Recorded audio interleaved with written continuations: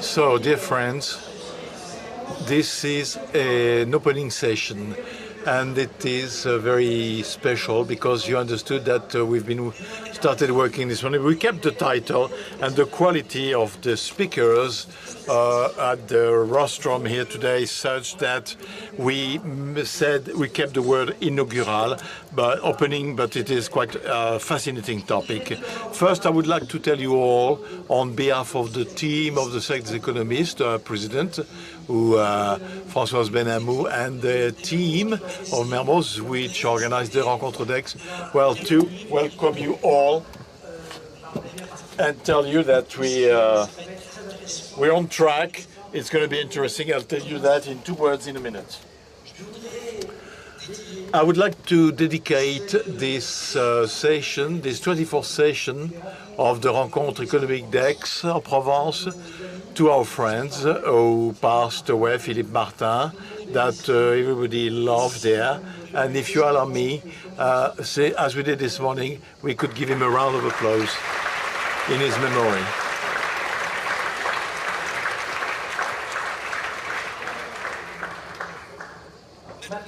Now, a couple of words about the history of the Rencontre as we experienced them for the last 6-8 months and the last 3 weeks with the, the rather random collapse of the parliamentary session of the parliament, dissolution of the parliament. We decided 8 months ago to have a very optimistic program, whereas we all felt that all forms of violence, international violence, in Europe, verbal violence, violence between,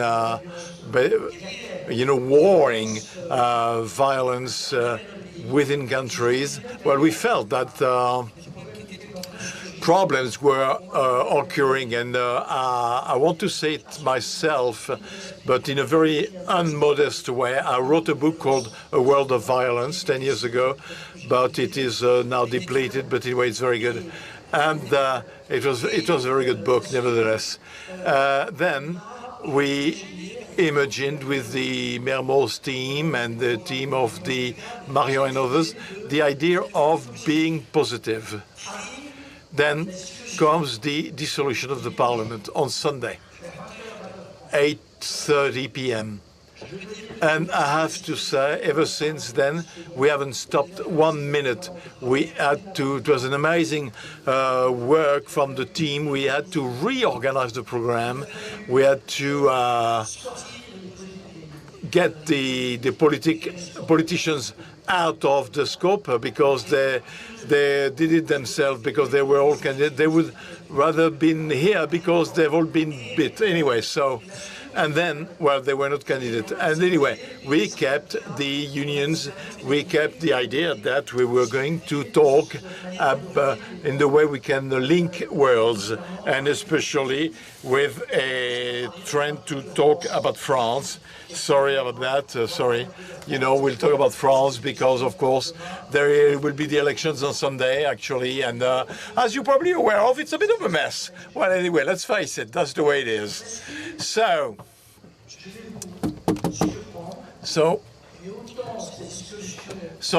this dissolution, stupid dissolution for France, for a country, but it's good for the Rencontre économique. It's a great thing for us, actually. It's a mess for France, but it's an opportunity for us. But for the last 24 years, with a lot of we've been coherent. We came up with proposals. We imagined solutions. And of course, 99% of our proposals, like any proposal from economists, they've been totally ignored by politicians who are not economists. And anyway, we thought, 2/3 of the French,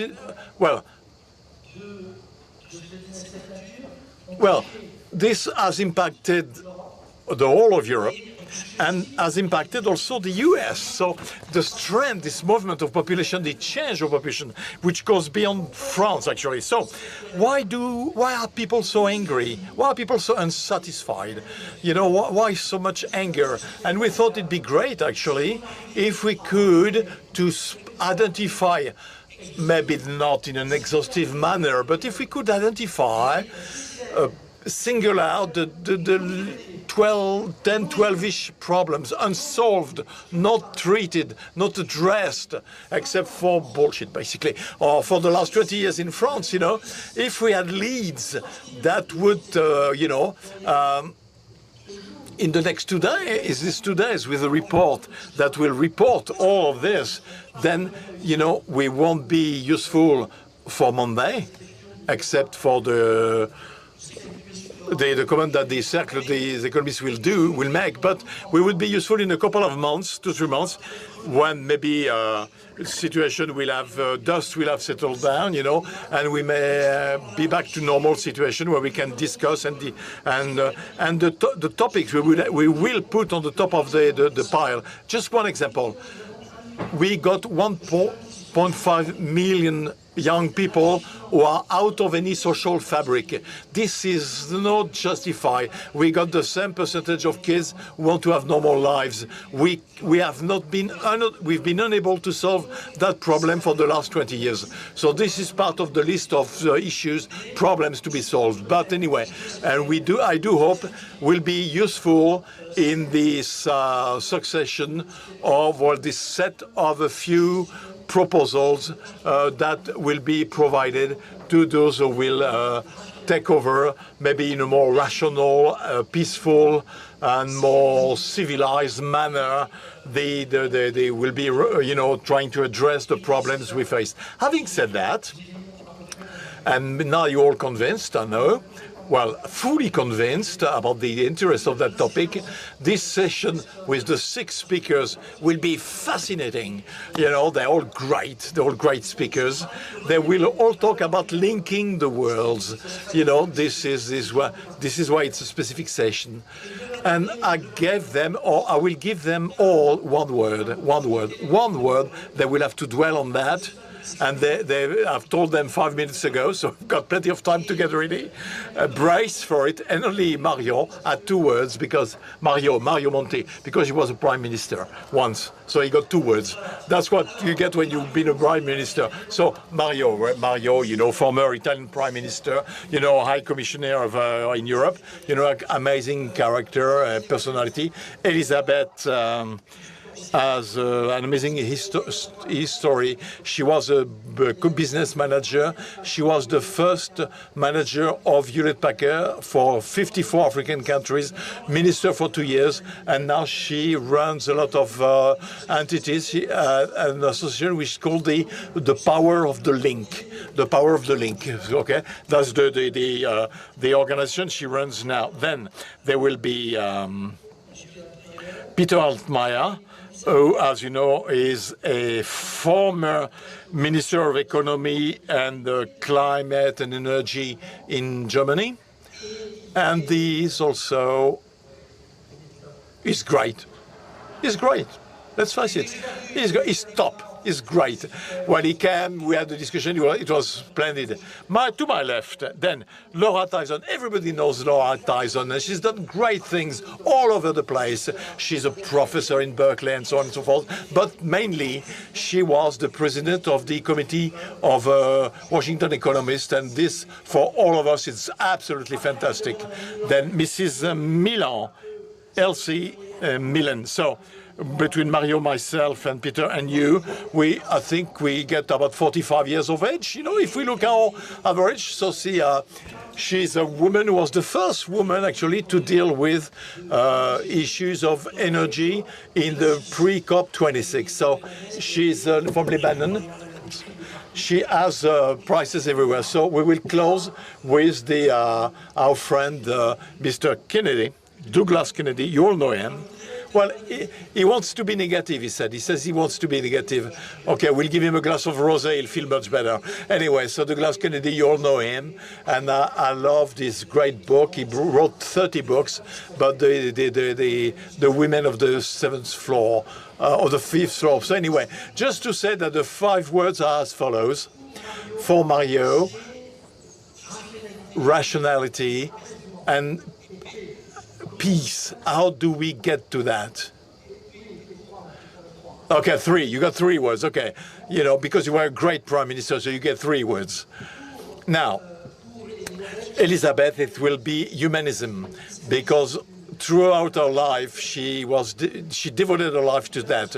Peter, cooperation, because he's quite worried about European cooperation process and the cooperation between France, Germany, Italy, all the major European countries.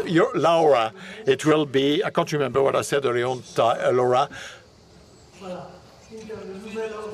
the new international order. New international development, very, very clever, very smart, so very precise. But then she does it in English. I made a mistake, says he. So for you, it will be youth. And for Douglas Kennedy, I've changed the word just now. Optimism. There you go. Deal with that. So it will be culture, of course. So 8 minutes each. Someone will be waving a flag. You know, you only have 7 minutes 30 because I've been too, talkative. Ah, says he. Yeah. Microphone. Could you tell him to take the microphone because I can't hear him? Okay. There is a much measure book. Mario just published a couple of days ago, actually, a book, amazing book, entitled Demagogy,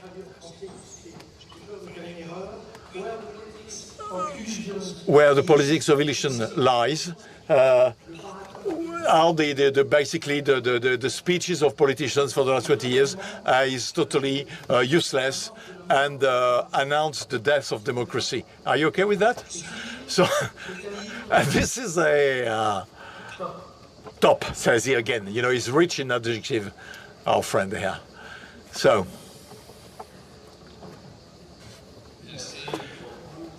thank you, Mr. President. Dear Jean-Hervé, I thought that by proposing a neologism, at least we instead of having 1 word each, you know, this neologism would have been assigned to me, but I got 3 words actually instead of 1, more complicated words: rationality, peace, and appeasing. So, and yeah, well, and in addition, I got. I will impose my favorite language, French, which is not the one I speak best among all foreign languages, but I'm very happy to be able to improve it subsequently. Rationality, and the general topic still is that of linking the worlds. Why linking? What do we need to link the worlds? Do we have to link the world? My initial comment is that the world has never been so linked up as they are today. But if I could shift away for a minute, lots of linked up connections, but with little understanding. You know. So I will. Well, we do have a lot of connections, increasing connections, networks, but decreasing understandings or connections. We know all about the connections, but I have a feeling that despite such growing connections,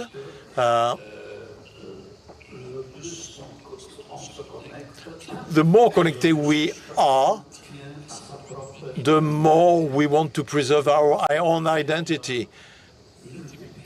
And we therefore multiply differences, divisions, and possibly conflicts. So indeed, also I consider that the worlds are highly connected.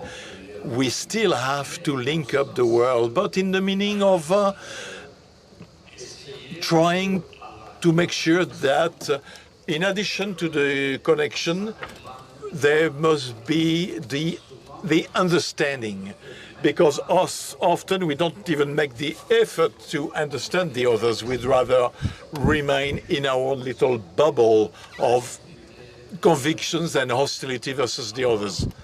So, in the 6 minutes left to me, I would like to explain the need to have better connections or linkages of the world at three levels. First, in terms of multilateral governance at the European level and at the national or domestic level. Concerning the multilateral governance, we are witnessing fractures within or existing organizations or entities. When I was a prime minister, at the time when I was a prime minister, I attended the G8 in Camp David, and now G8 has become 7 because Russia has been I've been invited not to come. So the G20 remains G20, but for the last 2 years, it is almost impossible to get cohesion or coherent results in international governance because of the lines of fractures between Russia, Europe, between China, US. So the need to link up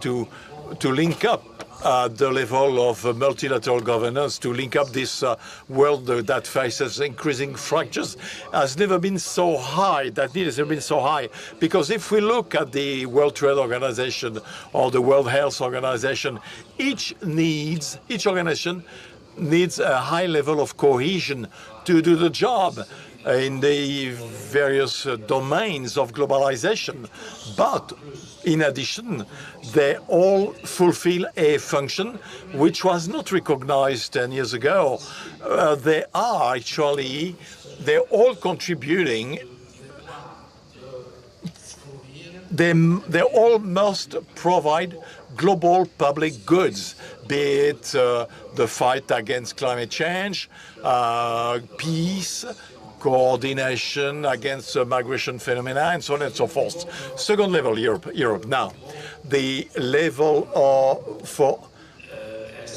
the level of that of French-German collaboration. So I don't want to move too much into that, but I would say a word. Let me say a word about Europe and peacefulness. Well, you know, in this world today, I will not advocate for achieving peace, form of peace, but for a certain level of actually insurrection, upheaval, because I think the need for Europe is as acute as it has never been. It is not clear enough that for the populations that the institutional construction of Europe faces a major problem that is at the top. There is the European Council, comprised of 27 heads of states and governments, designed by Louis Giscard d'Estaing and Helmut Schmidt to be a sort of a strategic cell. Now they make any little decision in a national-driven spirit. So, we got 27 heads of states or government who have to decide, but they go back to their little nitty-gritties. So we, citizens, we need to understand that if we want a powerful Europe, competitive, strategically, strong, well, big words are needed, but difficulties come at the level of each member state. So what form of upheaval of the national citizens against the national powers? Otherwise, we never get the Europe that everybody claims to be necessary. And also, as a sort of domain of reflection and action, are trying to link up the worlds at the national level. And this allows me to be fairly brutal. And to conclude on that note, with the concision associated with brutality, I think that two major countries are facing severe crises in the world. What they have in common is a decision-making structure, which is that the one that people of my generation study at school, at university, as admirable, presidential republics. And I look into this because in my country, in Italy, the current government is trying to change the constitution to borrow this essential aspect, but in a negative way, from these two countries. That is basically, that is the fact that the head of executive power of the state, the president in the US and the president in France, and the prime minister in the reform that is expected in Italy, are directly elected by the people. And this leads, I will finish, this leads to two necessities. Well, the fracture, the division in two of the society and political world, because there's those who have the power and the others. And then I had the opportunity to be called to save Italy at a time when there was a government run by Mr. Berlusconi, who didn't talk to the Democrats. Italy was gone to bankruptcy with an impact on all of Europe. So we have then discussed together. We were able to solve the problem. So that's why, all the, those new world zoological words, appear in the jargon now, ladies and gentlemen, or geological, like collision or fractals. But I think the stop signs have been waved in front of me, and they're about to be aggressive.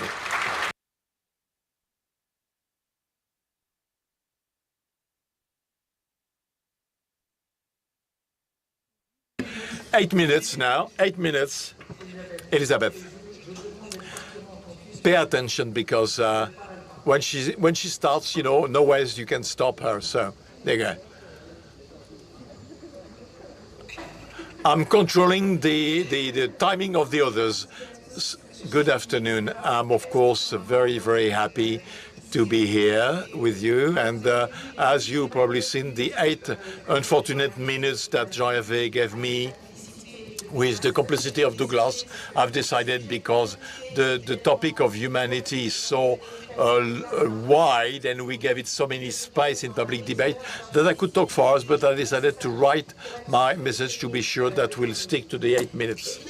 Now, let me tell you, to start, that it's very precious to be here, essential to be here together when dialogue, listening and exchange in the respect of opinions are so rare, where the noise of conflicts becomes, deafening, and the depth of our reflection has to shrink to damaging tweets of a few words. I want to tell you that I'm very happy to attend these discussions. Well, possibly we'll be able to say things clearly and without, and move on with humanity. For the last 10 years now, I come here to learn and to get inspiration from the experts.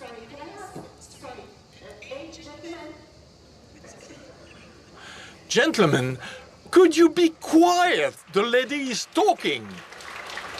Please. Thank you.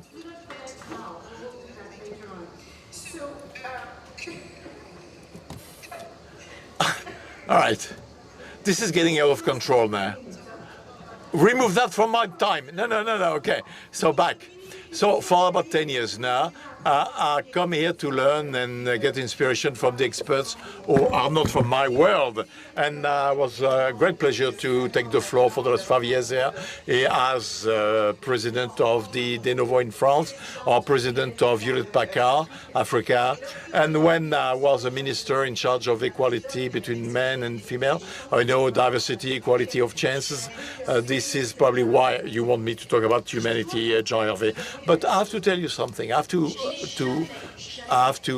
never felt as much as so many contradictory, scattered emotions when taking the floor here today in Aix, because like many of you here today, I'm fully, acutely aware of the changes taking place today. And I know today we are writing a new page of the history of mankind. The good news is that we are fortunate enough to decide on the chapter. Each of us will, or collectively, we will write. The bad news is that this responsibility, means that we have to take the responsibility, and not everybody seems to be able to accept this responsibility. France is crossing quite an abysmal period, and it is causing so much trouble to me that a few weeks ago I lost sleep. I couldn't sleep anymore. Everybody in the country today in France, people talk only about that with an excitement and a strange enthusiasm for some, and for fear, with a lot of fear for others. We could say that a lot of countries in the world will go through some such changes, fair enough. But our country is specific because it was very active in the century of light, the siècle des Lumières, with intellectual development, which was there to promote rationalism and liberalism against obscurantism and superstitions. This country was built on a philosophical, legal, and political concept based on which any human being has universal rights, inalienable rights, and sacred rights, regardless of the world this person belongs to, regardless of the gender, social origin, nationality, religion, or culture.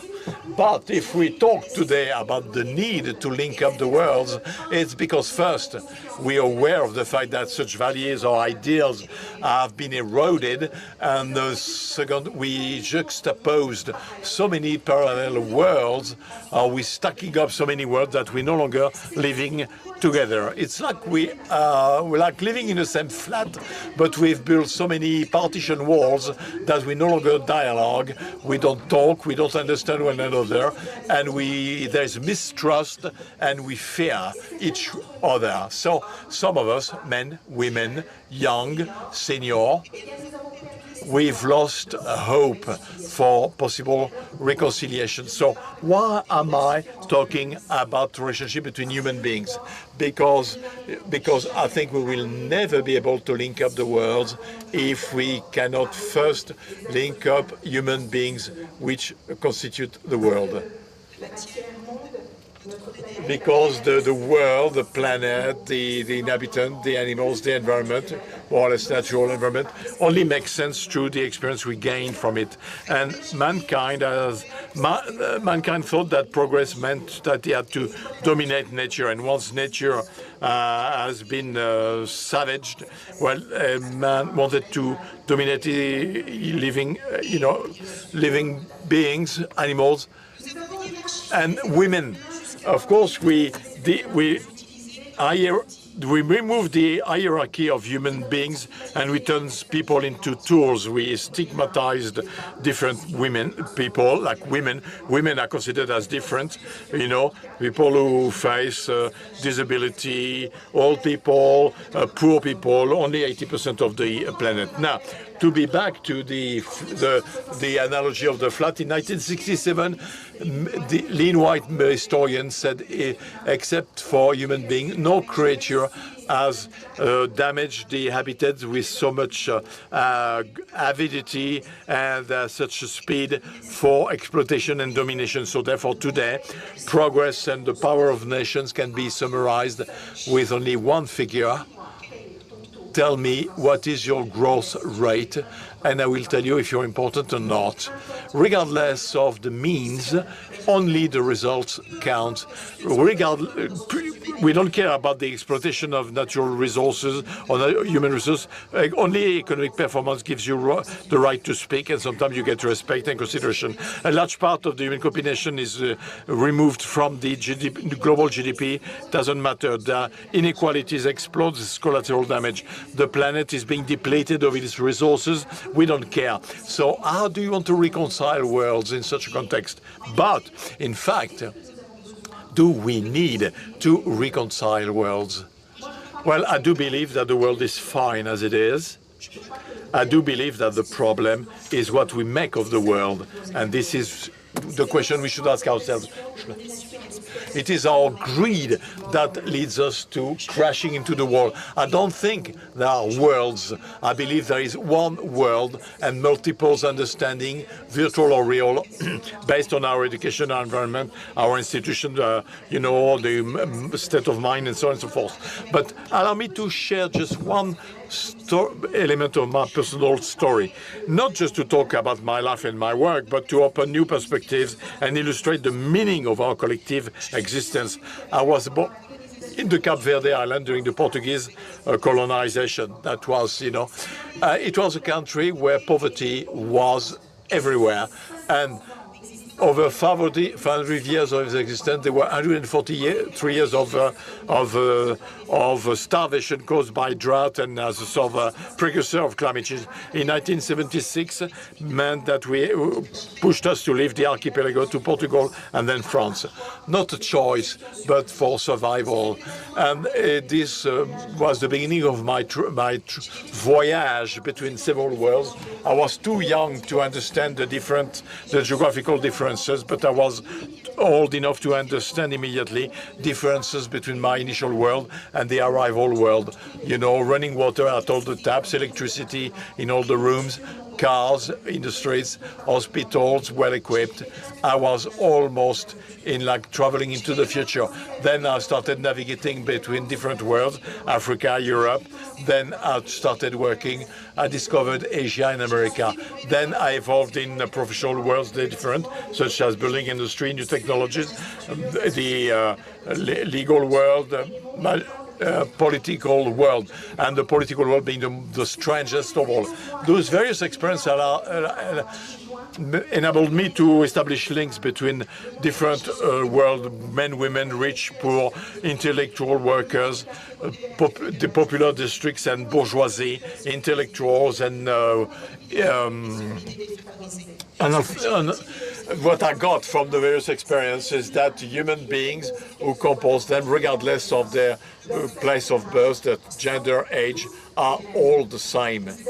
They want happiness, good health, recognition, respect, security, love, connection, and prosperity. And some of them fight with hope, because economic crisis, environmental, social, societal crisis, or political crisis bring to light the injustice of our system, and this is scary. And when we are scared, we tend to shrink back to our little corner, and we are looking for scapegoats. And this is what we're doing in our country. And of all the crises we're experiencing, the crisis of mankind is the most violent and the most dangerous of all the crises, because it shows the absurdity of our human mode of operation and our development model based on the limitless exploitation of natural resources and individuals. So the answer, Jean-Hervé, I have to your question. That is, why should we link up the world?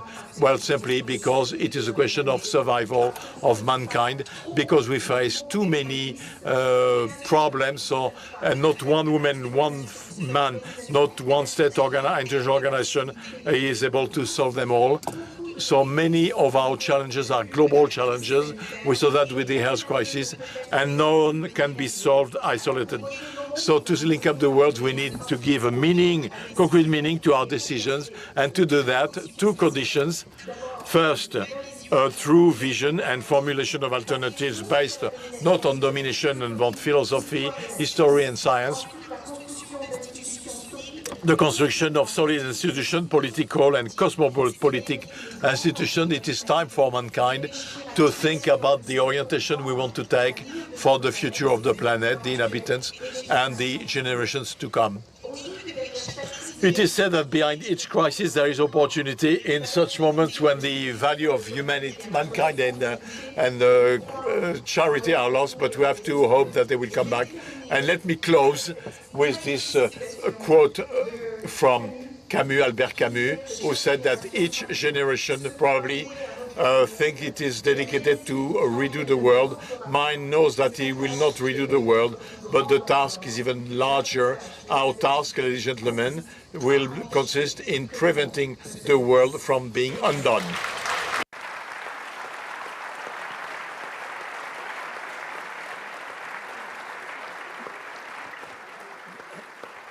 À mon avis, la seule personne avec laquelle j'aurais... The only person with whom I can have some type of authority is going to be Peter Altmaier. Now, Peter, 8 minutes, no more, right? Well, thank you very much. Thank you very much. Now, I see this unexpected German and Italian cooperation that you mentioned. Okay, the topic is to connect worlds, to connect the Italians with the Germans, but also to connect Europeans in general. I feel such pity when I look at the Franco-German cooperation. It's disappeared 2.5 years ago. It's always been tough, this cooperation was. My friends from Italy, Denmark, Spain, etc. were never satisfied. They were always careful about what we're doing. And now they're coming to us and they're saying, we are concerned because the Franco-German cooperation doesn't work any longer, and this will stop European cooperation altogether. And you're right when you say that. There's the global crisis, there's Russian pressure in Ukraine. Look at the developments in the US and other regions of the world. We need this cooperation. And we've worked for this cooperation for 7 decades. And we can't now accept the fact that our political leaders will perhaps turn their backs to this. Therefore, I'm asking you in this room to take initiatives and to work towards this cooperation. I'm saying this to our political leaders. At the time when Emmanuel Macron was elected president at the Élysée, Angela Merkel, the chancellor, had been there for 10 years. And he respected the cooperation. And now Mr. Macron's been here for 8 years, and we have to respect this president on the German side, where a new government was elected 2.5 years ago. So that's what we have to do. That's my second remark. So we're waiting for the November elections in America as well. That was clear from the word go. That is, former President Trump will stand again for these elections, and there are possibilities of him being re-elected. Are we ready for that? Do we have a strategy? Will Europe be able to support Ukraine without the support from the new Donald Trump administration, if necessary? These are questions I'm asking you. We'll have to discuss that. We'll have to solve problems. Number 3. Mario's used 3 keywords. Let me try and do this as well. So, cooperation, competition, and participation or engagement. What do I mean by that? Let's start with cooperation. Now, the extreme right and extreme left parties say we no longer need globalization. We no longer need cooperation in Europe. We'll do the job ourselves. No, it's impossible. It's never been possible to do this since the beginning of the 20th century. It was not possible after the Second World War. European integration started in the 50s. And the promise at the time was cooperation to have better living standards. It's in the Rome Treaty, and the treaty was signed, by the way, at the capital, or where the Roman Senate was meeting 2,000 years ago. And therefore, it is our duty, it's our mission. We have to deliver on that promise. And I have another observation. Why do we need to connect these two worlds, or the worlds? Well, there's something that we find everywhere in our peoples, in France, in Italy, in Germany, in the UK and elsewhere. People are disappointed, and also in Africa, in South America, because people are afraid. They think that we might have forgotten them, that maybe we're not in a position to answer the questions they have. So they're looking for another solution, and that's why they vote for the populist parties. But frankly, I know no populist government in Europe or outside of the borders of Europe that's managed to stick to their words. They start with promises, of course, but then at the end of the day, the situation is worse than ever. But it's not an excuse for us, for the centre parties, for the parties that are ruling. What are the questions that we're faced with in France and in Germany? The questions are simple. You know, we've always been working.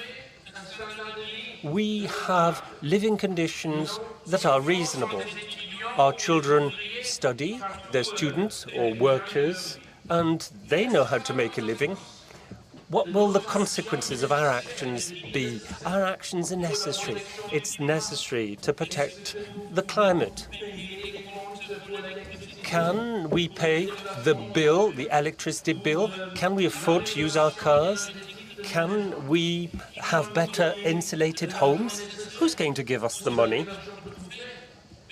You have the money, but what are you going to do for us? Can you give us some type of guarantee? These are the questions they're asking that we've not answered yet. Today, in Germany, the coalition has agreed on the budget for 2025. But I looked at it quickly. I couldn't find anything on this, and therefore the questions are still up in the air. In order to answer the question, we need strong autonomy. Now, you see, Jean-Hervé, les rencontres économiques are really good in terms of linking up the worlds. I really would like to thank you for this. I'd like to thank you personally. I'd like to thank your team and thank all those who've cooperated. But we need to do a lot, much more. We have Europeans in the room, the French, the Germans. I was invited by the Ankelsmans Foundation several years ago in Indonesia, because there was this conversation with young Asian leaders, the young Chinese, or coming from Vietnam, Bangladesh, and Thailand, all of these countries that are developing. And all of these young people, men and women, had the same ideas, same convictions, same needs as the ones we have in France, in Germany, and Italy. So we need to connect these worlds. We need to bridge up these worlds. And of course, there are countries that are not democracies. And I'm convinced, I stand convinced, that democracies are a lot better for our peoples than authoritarian, totalitarian regimes that still exist in the world. But so as to solve the global challenges and problems, we need to cooperate. We need strong economies. And to have strong economies, we still have to protect the climate. So we need to cooperate with Asia, with China.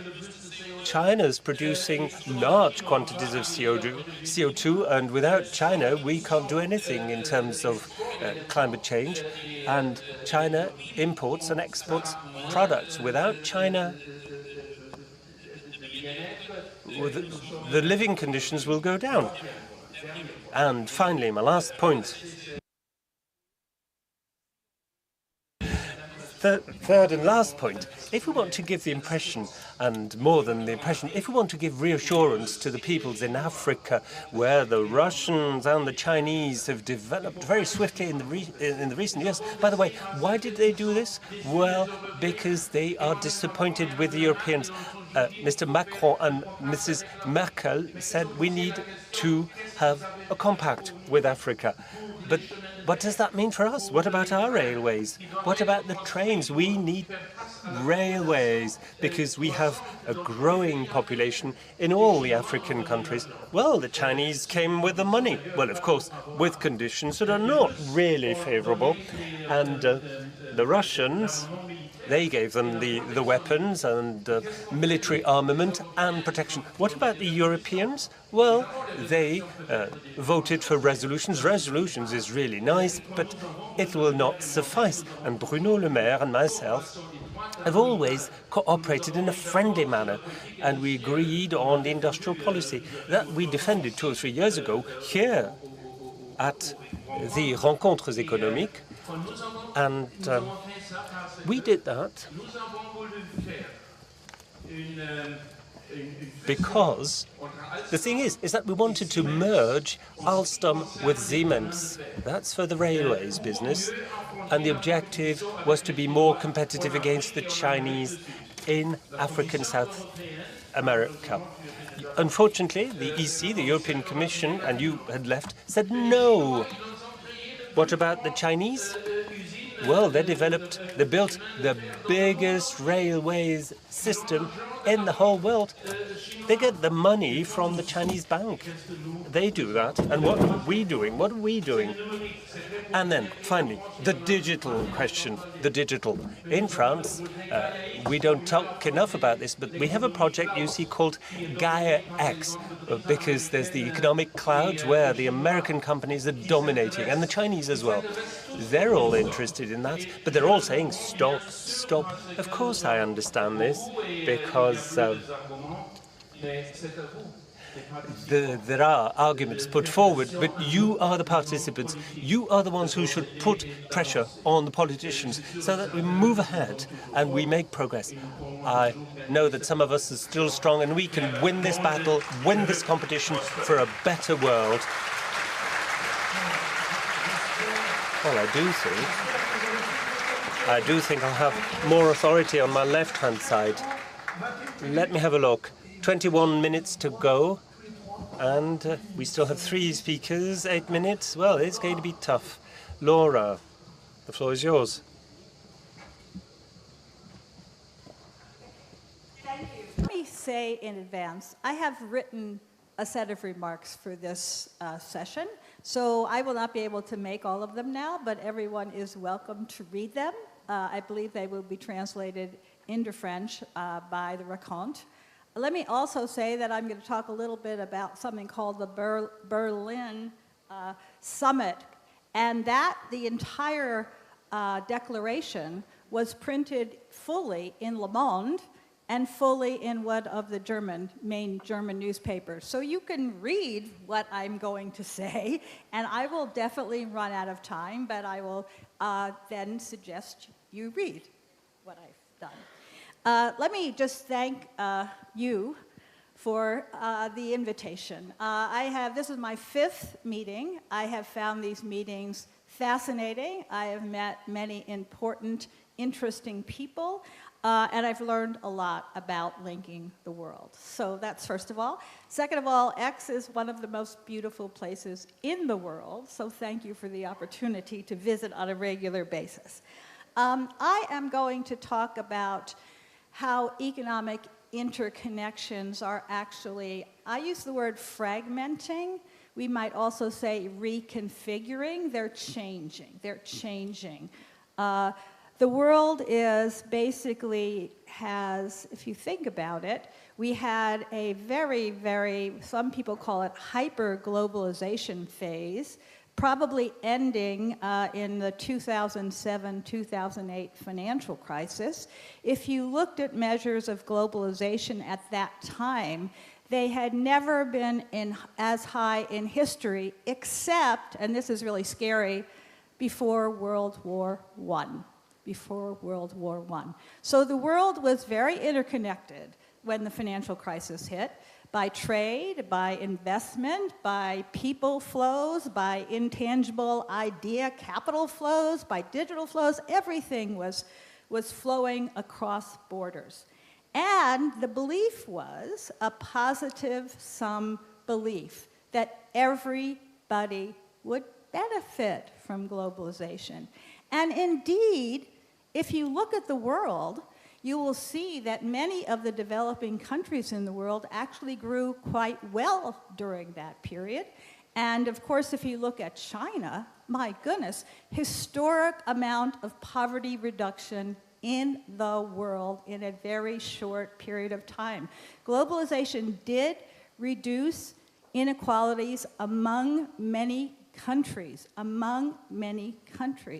but it did increase inequalities within countries, and it turned out for the middle class, and the middle class is, I think, from the point of view of democracy, representative democracy, the most important class. The middle class suffered. The middle class suffered. The share of the middle class in the total population declined.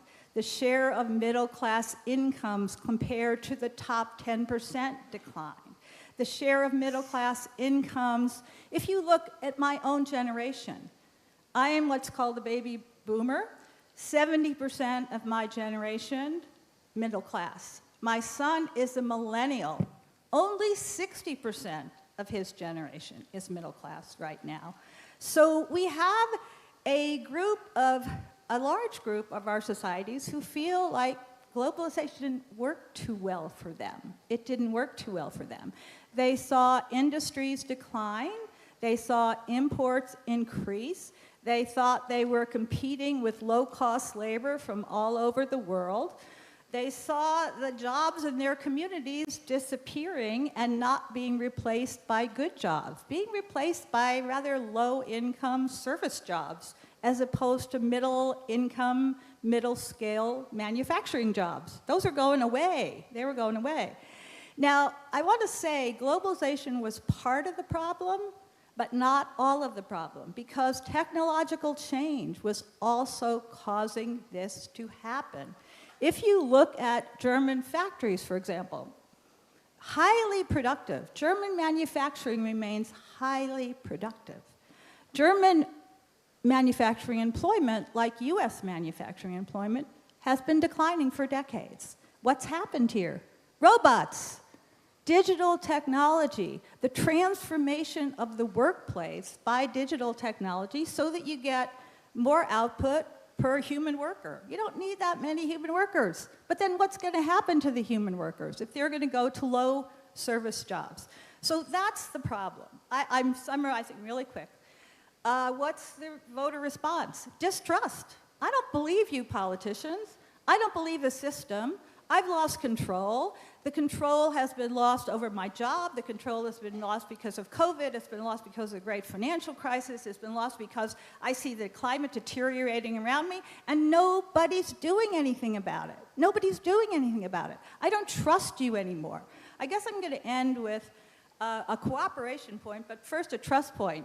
In global measures of trust, there are only 2 European countries that have more than 50% of the population that trust them. One is the Netherlands, the other is Sweden. France, Germany are like the US. You got like 39% of the population maybe support the politicians, maybe 40%. That's not good enough in a representative democracy. It's just not good enough. All right, I'm going to end on a positive note, though, despite all of that. First of all, cooperation? Come on. The Russian invasion of the Ukraine was a violation of international law. That is what it was. The Europeans and the US have worked together. They have cooperated to get this addressed. It's a violation of international law. And I want to say, nobody here has mentioned the amazing cooperation that the US and Europe have had in this. Amazing. We've had additional countries join NATO. So I just want to emphasize that. I also want to emphasize possible cooperation on climate, because we're going to hear next from a young person who's involved in the COP process. The COP process is very important. Things are getting done there. Yes, it is slow. Yes, it is painful. But the US and Europe have a tremendous amount of capital that they can devote to climate change. And by the way, the International Energy Agency says that we have about 70% of all the technologies we need right now to combat climate change. What we need is cooperation and finance. Cooperation and finance. We have the finance in the US and Europe. We need to work with the rest of the world, and this is where we have to cooperate with China. I haven't mentioned China, but cooperation on climate is key. And let me turn over to the young person in climate. She should be called climate, not young.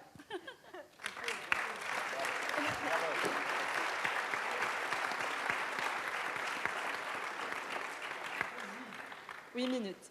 Alors. 8 minutes. Right. Well, first, I must thank you from the bottom of my heart. I'm very happy to be in France, a country that's dear to my heart, being from Lebanon, and I'm a young woman who's always looked at France as a model that's pursuing sustainable development goals at European level, regional level, and international level. Today, I have 3 hats on my head, to use this image. I'm a woman, a researcher, I'm young, I'm a foreigner. And thus, I'll be talking about 3 very specific points. To start with, I'll tell you how we can fund decarbonation. Well, we've talked about decarbonation, you see, and climate change, and the thing is, how can we finance this? Number 2, what about the youth then? Where are they? And those who are in the non-developed regions. Number 3, how can we connect the worlds in 2030? A crucial year when we all have to meet the common objectives that we set. First, I must say that I admire you all. I admire you all because I've seen that the conditions that people go through shouldn't go against any of our ambitions. Well, first, the prerequisite, the non-negotiable prerequisite, so as to succeed and fight against climate change, is decarbonation. Decarbonation in the heavy industry, that is oil, the oil industry. They're essential to our survival. We use them every single day. So how can we do this? Because we know that climate change is a major deficiency, if I can say, if we look at the current markets. We cannot factor in the costs on the environment of the CO2 emissions in our business models. How can we reduce the cost of renewable green energies? We need to break even from the economic point of view. And these sources of energy should be more competitive than the conventional sources of energy. This is where we stand. This is when renewables should be chosen. Some people don't prefer these, but all the stakeholders should prefer the renewables and the youth as well. I suppose that the European ministers will be thinking about the estimates given by the EU. In 2050, we need extra financing to the tune of 260 billion euros annually. That is 2.6% of the GDP of the EU in energy, transportation, and building or construction. Now, let's have a look at other regions. We don't necessarily have the numbers for Africa, the Middle East, or Latin America. So how can we assess the transition cost for these regions if there's no transparency in terms of the numbers? Number 2, people need to act in many ways.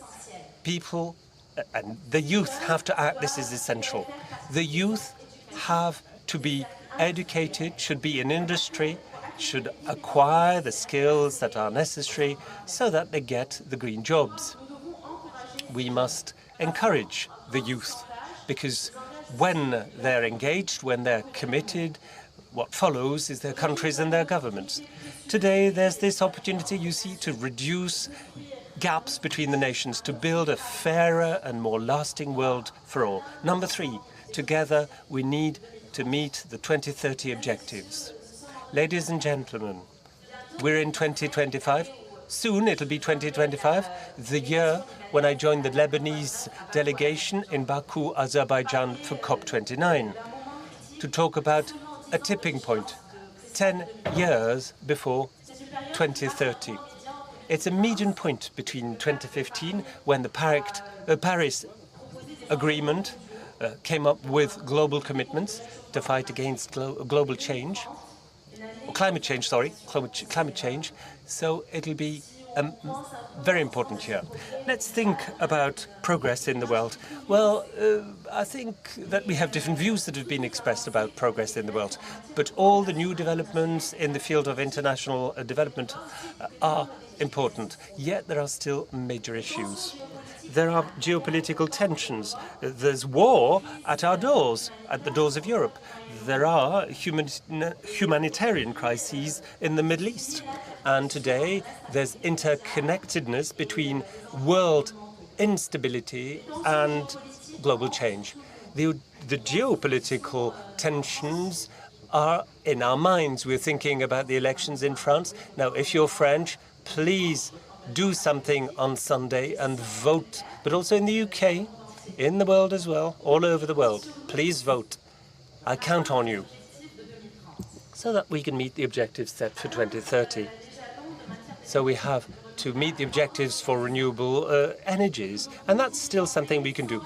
And we need to debate economic measures, such as CFDs, contract for differences, the green bonds, and now I must say again that I admire you all, and I think that together we can build a future for all of us.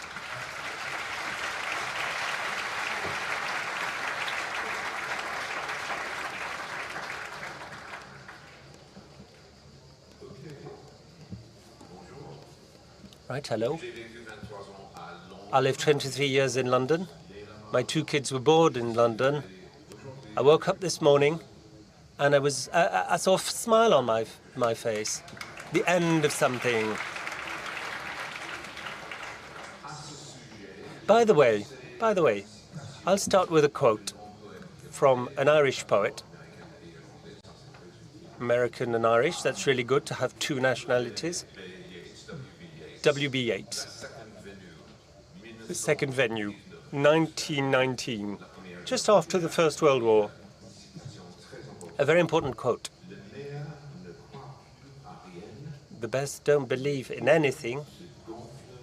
The worst is swollen with the ardor of evil passions. Something along these lines. Now, this is what's happening today, ladies and gentlemen. This is what's happening right now. Well, I have a number of assumptions about human condition. Number 1, human beings can stand everything as long as they have a BA. Well, that's personal. But also, we're repeating something, I think. Is this the base for human condition? We're repeating ourselves. This is what Freud said. I remember this mate of mine in the US, and in July, he's going to marry for the 4th time. 4 marriages. That's because he's very optimistic.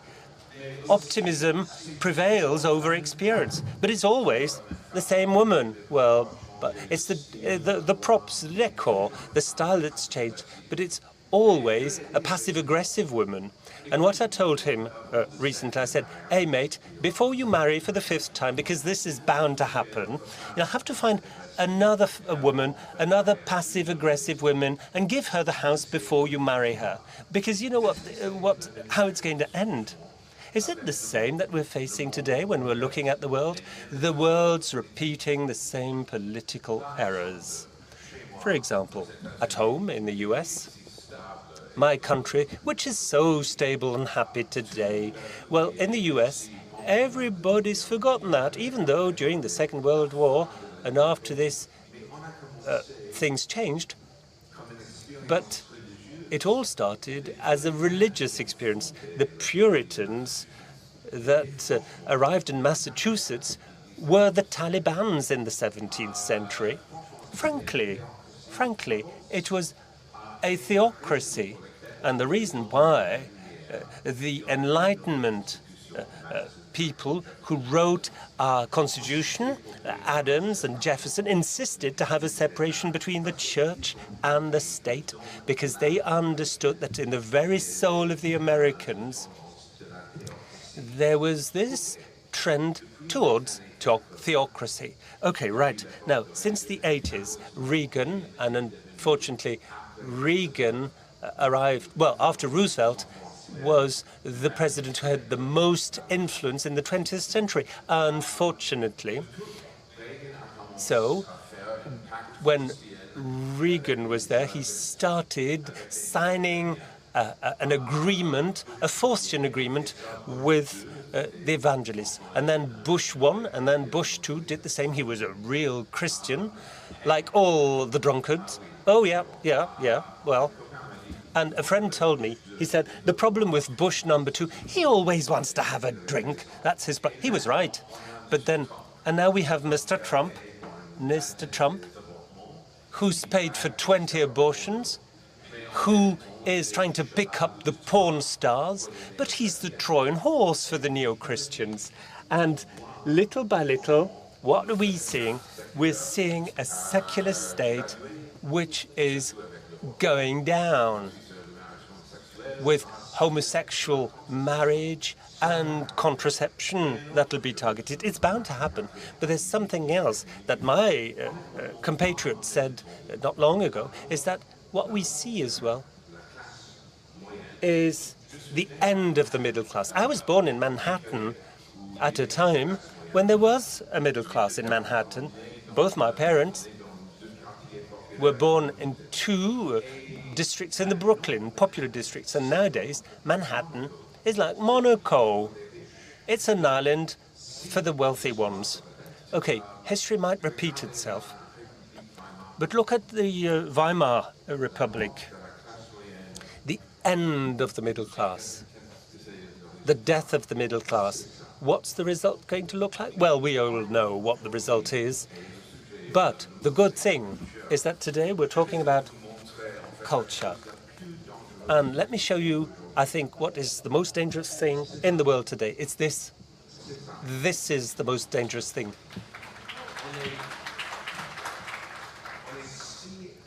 We're so connected and so disconnected.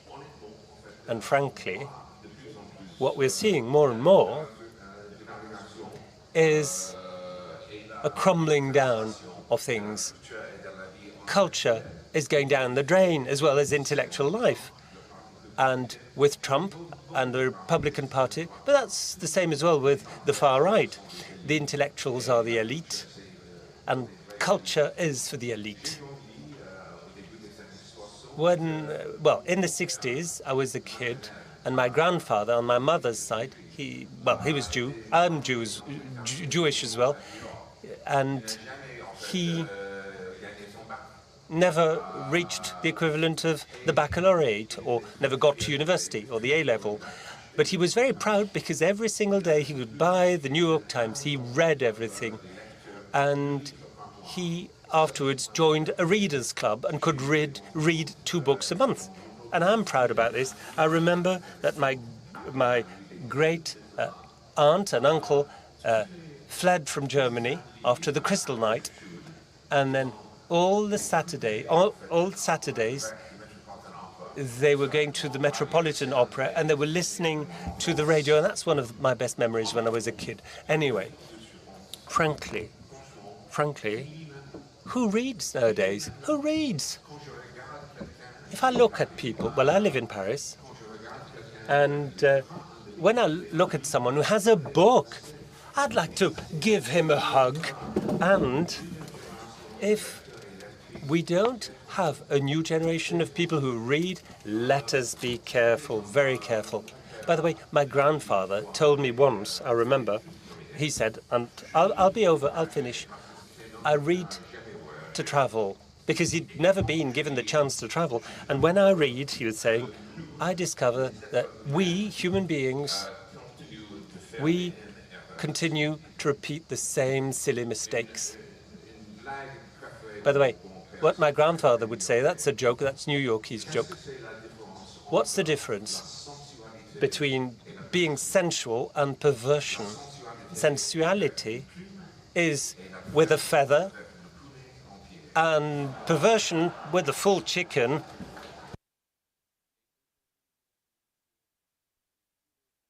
And today, the chicken everywhere.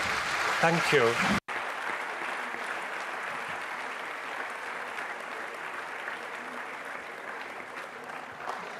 Bon, on a vraiment respecté l'horaire puisque chacun. So they've all respected the clock. So 12 minutes on average. So thank you all. And if you're fascinating, well, honestly, it was fascinating. Unfortunately, we could not get a discussion, and I'm not sure there were easy questions for that. Thank you.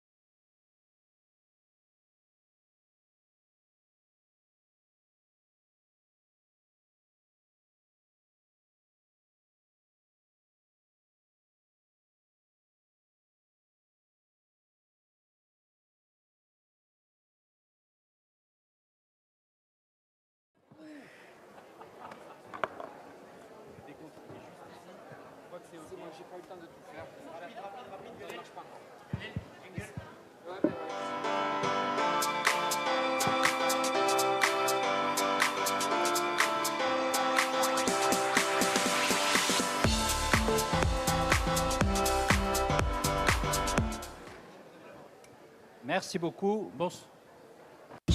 So, thanks a lot for being with us. So, take a seat, ladies and gentlemen. I'm just flicking over my notes, and we're going to start very shortly. It will be better than the inaugural session that was outstanding, by the way. So you're here to talk about the nitty-gritty, trust, confidence, how to restore trust. We worked quite a lot together, and we've managed to establish a climate of trust altogether. So it bodes well for the continuation of this session. 4 speakers will take the floor. I'm going to start with Sibylle Veil. Sibylle Veil is a student, an advisor at the Élysée Palace, and she's been working at Radio France since 2013. In 2018, she became the CEO, and she wrote a book. At the start, people listened, and to put an end to this society where people vent their most violent feelings. So all the books that I will talk about will be signed at the FNAC bookshop, because many people today have written a book. Gabrielle Alten, a philosopher from the normal school. She is a specialist in hybridization, and she wrote a book with a nice title. So, extolling hybridization at the Pommier publishing house. I don't know if it's an hybridized apple tree. Jacques Aschenbroich,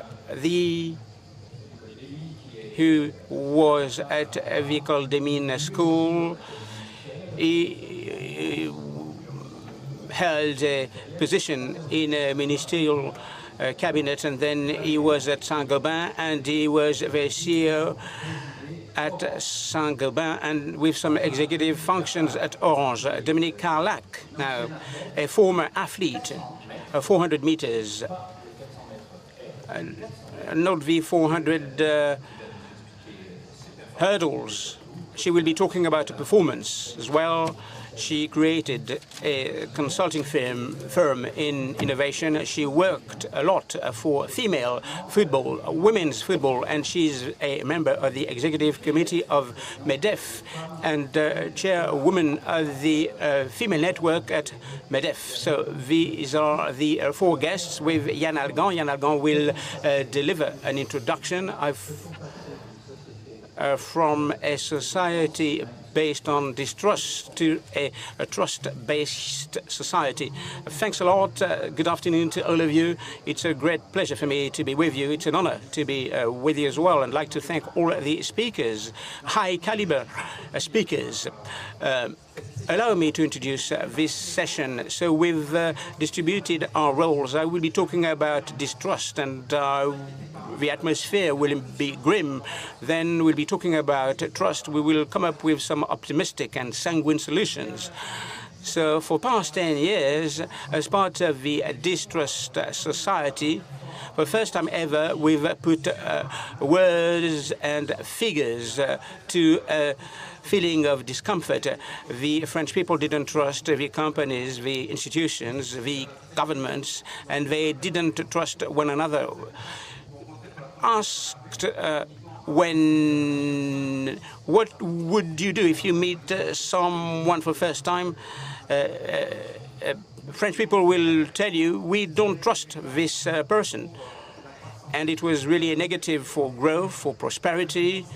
So trust is the pillar regarding economic trade and exchanges of views, with a strong impact on the poor well-being. So well-being is defined by good social relationships. So a distrust society boils down to a society of anguish. 10 years later, With the late Daniel Cohen, we analyzed the political impact of distrust, and we've shown that distrust in institutions led to a strong polarization of our society. That's why lots of people voted against the system. And a week ago, we published a memo, France, with the tweets, and we looked at the emotional distrust. So we looked at different conversations on the social networks, and the most significant emotions is anger.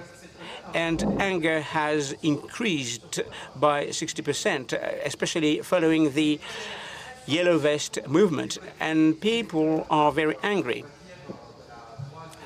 Radical right voters are angry about taxes and immigration. There's another type of anger with the radical left regarding inequalities. So what is at stake? How to transform anger into hope? And before I hand over to the different speakers, allow me to tell you what is at stake, what are the challenges. So the issue of distrust, the issue of anger is brought about by two momentous events, two momentous dimensions. People are resentful of the excesses of capitalism. People think that they were not sheltered enough from the big risks entailed in capitalism. So there's a kind of resentment, especially in the two extreme parties. But regarding trust in others and regarding immigration, for our citizens, they have a problem with the others because they are lonely at work, lonely in their areas, lonely at home. And this is what is at stake. From an industrial society to a post-industrial society, we ended up with individuals who are isolated. So at the end of the day, if you consider the concept of community is about emotions, resentment, anger, and this is the poison of democracy, and it is high time to transform this poison into positive programs and solutions. And our speakers will come up with those solutions and programs. Thanks a lot. Thank you, Jan. You alluded to a book that you wrote with Daniel Cohen, Marcel Foucault, Elisabeth Besselet, The Origins of Populism, a book that you can get at the FNAC bookshop, and you will be signing this book at 4 p.m. So, Sibylle Vell, let us start with you. You are in the media business. There's a climate of decreasing distrust. And what about the media? Did the media accelerate distrust? Thanks a lot. As a media person, we looked at the way people have behaved. And the world is increasingly complex, not more difficult. When it's more complex, it means that people can't understand the world. And it's totally different when you know the problems and when you know how to cope with them. You have social, economic causes. I'm not going to revisit them because these social and economic causes will be discussed. Then you have a catalyst, i.e., you have a media-based economy that has changed altogether with the advent of the digital industries after World War II. If we are to revisit history, there was a kind of consensus in order to regulate mass media, because in the 1930s, it was observed that radio was used to disseminate violent words. fueling the rise of extreme movements after World War II. Moderation rules were established: pluralism, impartiality, neutrality, and these values were supposed to manage the ecosystem of radio and television companies. As we moved away from World War II, there was an appetite for less moderation. New players came in. The economy of tension came to the fore, coupled with growing individualism, something that we are currently witnessing. And the tension economy has gained ground, and the social networks have prospered with that. So you have different reasons for that. So the most emotional contents, they go viral because you're going to spend a lot of time. And of course, you have emotions. So people will react when you have some contents based on anger, based on tensions. So anger is an emotion that is quite rampant in some social networks. Then you have anonymity, a lot of anonymity. So people don't feel restrained. Violence of words, violence of images, and violence is being disseminated across the other spheres of company. If you consider social networks, they are Uberized, or they have Uberized the communication systems. It was the case of the digital economy in other spheres. So anyone can express himself or herself, can mobilize the others, anyone can react. And this is a sea change because it means that public speaking is increasingly horizontal thanks to the social networks. And of course, the impact is significant. The Yellow Vest movements, after the young death of the young Nael, all these contents went viral. The politicians, they used the disintermediation. They wanted to have a direct link with the media. This is what Barack Obama did in a subtle way. And then Donald Trump popularized the word of fake news. He was the first to talk about fake news. And on his Twitter account, lots of people retweeted, so he stigmatized the media. And he said the media is disseminating fake news. So fake news abounded. Lots of criticism were leveled at traditional and conventional media, and they used some codes of the social networks. Moreover, people were more critical at the institutions and political leaders. This is the deregulation of the media system. It increases distrust, and it means that opinions are polarized today. So we have a strong responsibility. We attach a lot of importance to food, to healthy food. So what we put in the brain of people plays a key role, is absolutely pivotal. So it means that information should be a public good. The way information is disseminated, moderated, checked up, vetted is a key element of trust and a pillar of democracy. But what do we see today?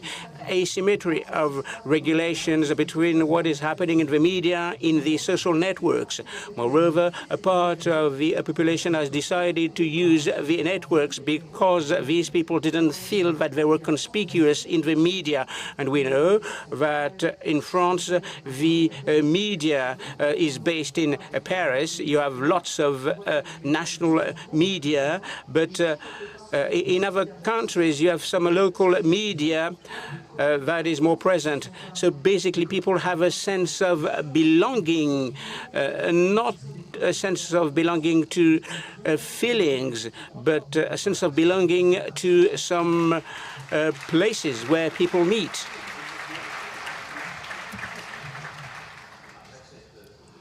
So after self-criticizing the system, can you tell me what you intend to do regarding trust? So you've said that people are in a kind of bubble, so everybody is swimming in his or own corridor. Hybridization. So before I talk about hybridization, allow me to talk about those swimming corridors. So allow me to share a sentence from a Japanese novelist. He said, Mr. Buzuro, the men who made the food that you eat, they built the house that you live, all of these essentials, all these people are unknown people. This is a sentence dating from 1937, and in 2024, things haven't changed. It's quite the opposite. I think we are quite unknown to one another. We don't know each other, and there are lots of biases, lots of mental reservations, and that breeds distrust. Why have we come to this point? So at the start of humankind, we were rational in order to build sciences, to understand the natural disasters and understand the world around us. But our rationality has turned out to be very rigid, and our brain is a kind of massive production plant or factory. So, for example, we put people in a box, our friends, and you have jobs and professions. They are put in a box. You have manual professions, technical professions, intellectual professions. You have young people, you have senior citizens, you have seniors. So we put people and elements in boxes, and we are building absurd boundaries across jobs, across businesses, across generations, across regions, and this compounds the rifts, and it means that this breeds distrust, and you will nurture people self-interest. So I looked at the Jean-Jacques Rousseau speech. He said, we have painters, artists, but we don't have citizens any longer. So people are fending for themselves, and they don't care about the others. So what about the common good? Something that I've observed in the past few years, that it is not something inexorable. In France, in other countries, you have some weak signals, positive signals, and they bear witness to the fact that things can be reconciled. I mean, there are things that can be reconciled, and these weak positive signals are hybridization based. We can build bridges across the world. So I will give you some examples. For example, in the different regions and areas, there are some places, third-party places. You will have a startup incubator, a residence of artists, and a grocery based on solidarity. You have third places. So you have design schools, research schools, engineering schools, and they are cooperating. We don't have. We have some players who are playing ball together during the energy crisis. At the peak of the energy crisis, hotel managers, restaurant managers, public canteen managers, and private canteen managers, they decided to cooperate and to pool their bio-waste in order to use methanization, to embark upon methanization and produce energy. This is what hybridization is all about. And these are weak and positive signals, and they are not scattered. And if we bound them together, if we add that up, they will show that hybridization could be the main trend of the world to come. So we will assess a company, a researcher, an elected representative according to his ability to hybridize and to connect the worlds and to bridge the worlds.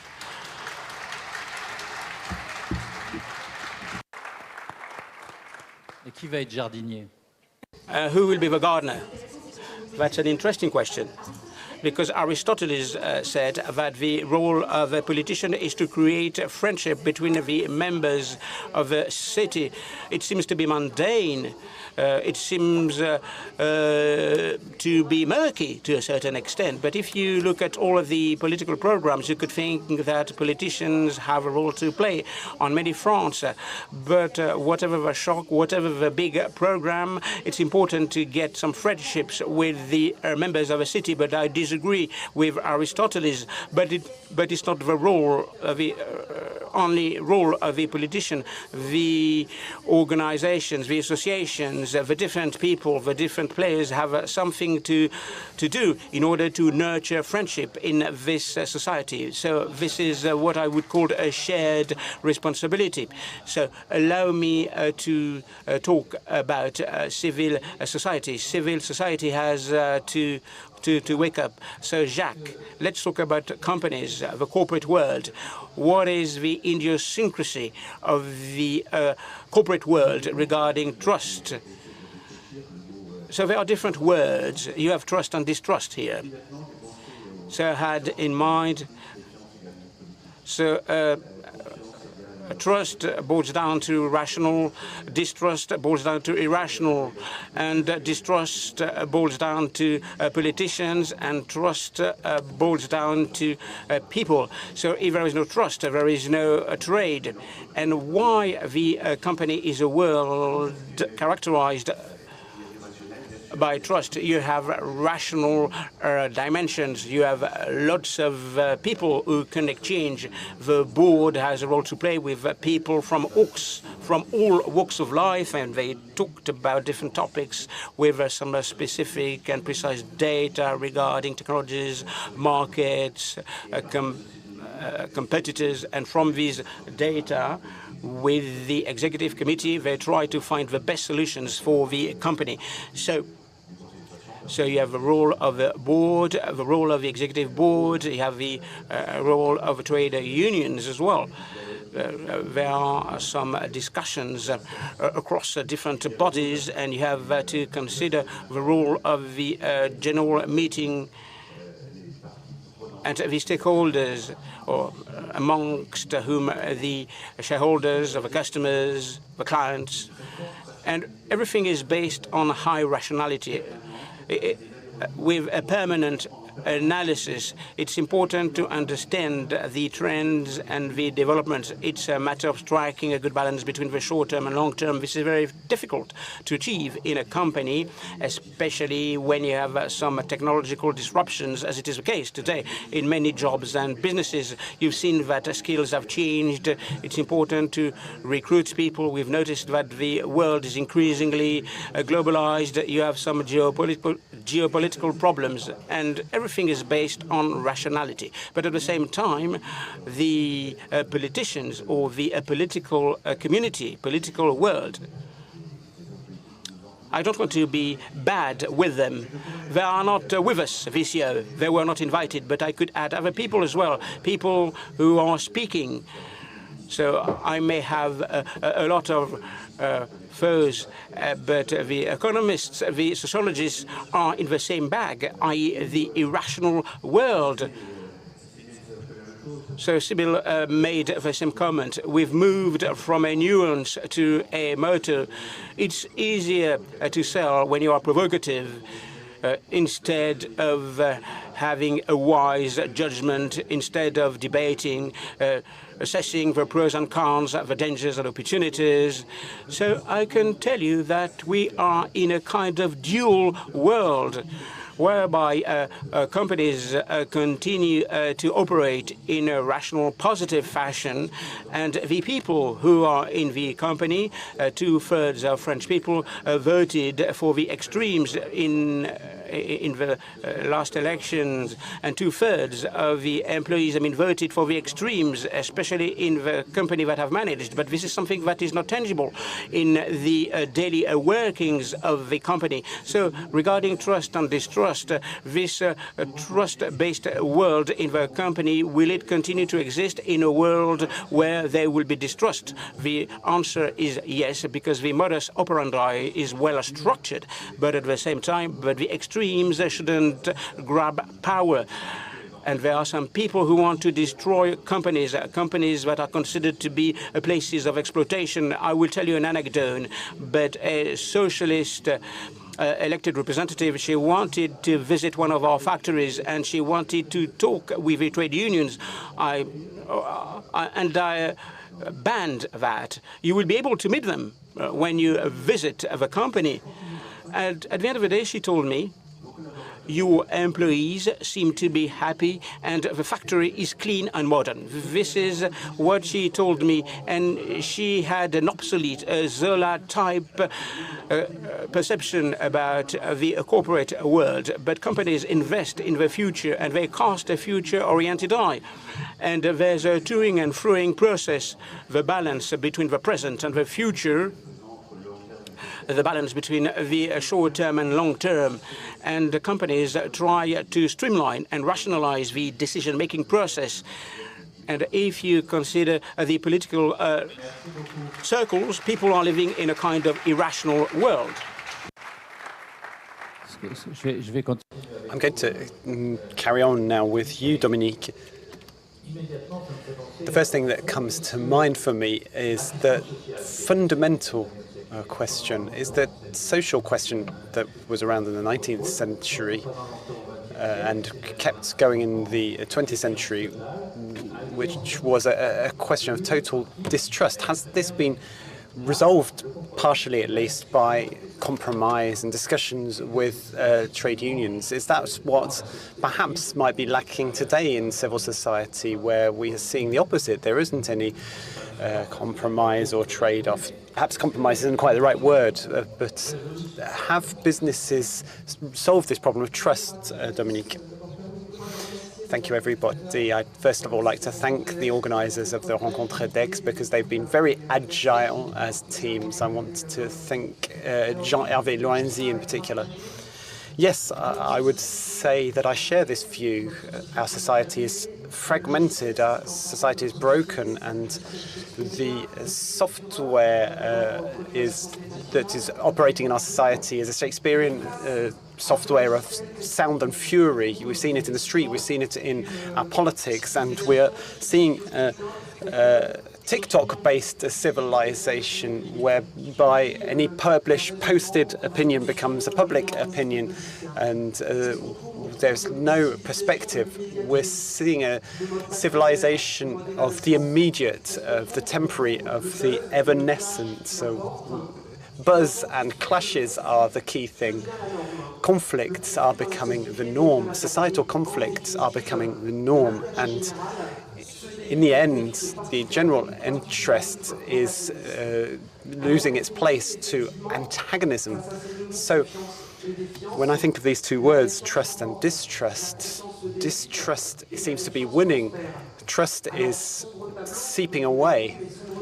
It seems to be a very dark picture, but we're used to it every day, and it's great to see that we're having a discussion here today, because it's increasingly difficult to find places where we will build society. Where are those places where we build society today?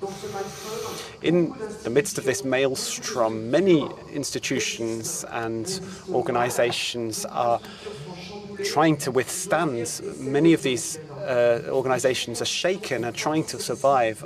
My belief is that some of these institutions are businesses which are not on the front pages of the newspapers every day, even though our relationship with work and labour has changed and has been challenged here in France. Nonetheless, when we look at public opinion in businesses, 75% of employees say that they are happy in their company. It's one of the rare places where people are still happy, because businesses have become a place of stability and sustainability.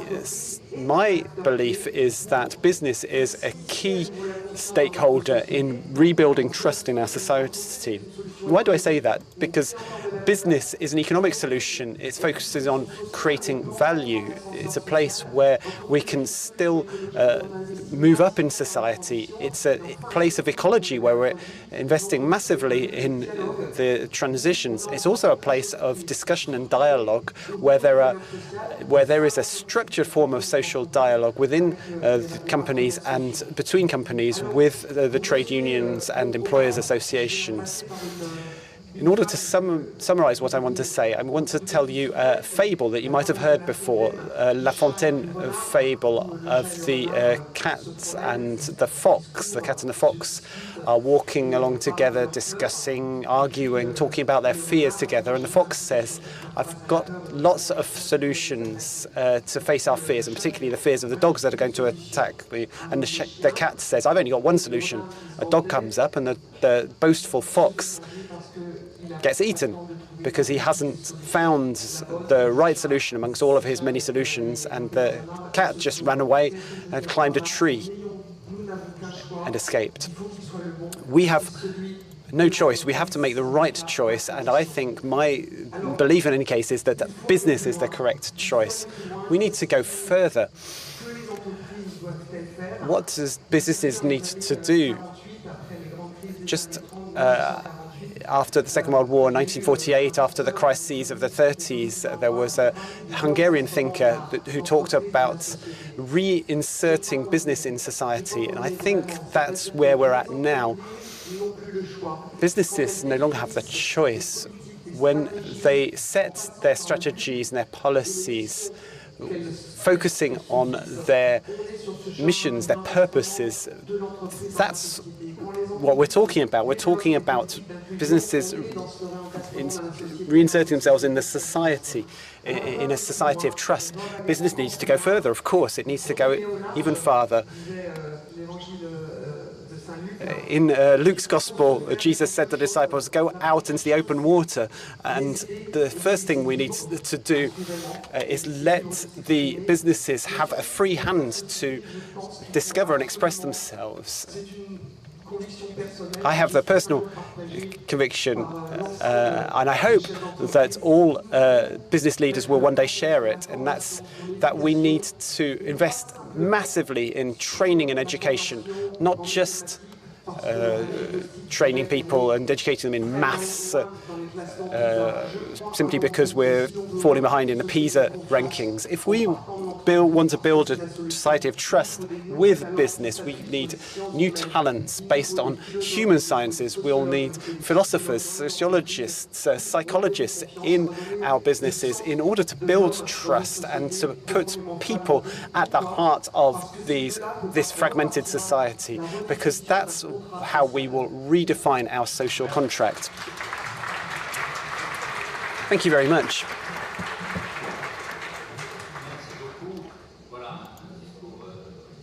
Thank you for this very optimistic speech about business. Gabriel Halpern, do you share this point of view that businesses is a place where there's a lot of boxes, if you like, the bosses at the top and others? Yes, I'd agree with you. That's why businesses and research centres need to ask this question and learn to think differently, think outside the box. For things to work differently, there needs to be a kind of transgressive way of thinking. I think we need to take this transgressive way of thinking on because it's a generous transgression. When we were going through the pandemic, a number of businesses opened their doors at night time and during the weekends to host homeless people. I know there's some that are carrying to do it. This is a kind of transgression of the physical boundaries and the mental boundaries that there are. And I think there's a path we could follow which would enable us to rebuild trust in this way. In order for that to work fully, we will also need to think about the way we relate to time. This trust-distrust continuum is related to the way we think about trust. I've worked with some ministers and some number of political speechwriters were also historians. I think that it's quite important. It's to think about who is writing the speeches. Historians will always refer public policies back to the past, as if the past history was a way to read and justify the present and the future.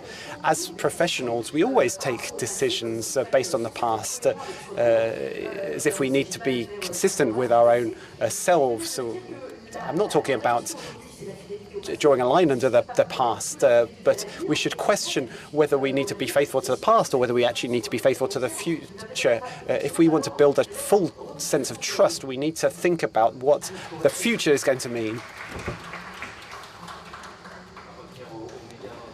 Let's go back to the question of media in a moment, but Jacques, when we talk about business, do we see distrust in business? I know you've got a number of foreign subsidiaries. Do you see some similar questions coming up, or is France a bit different?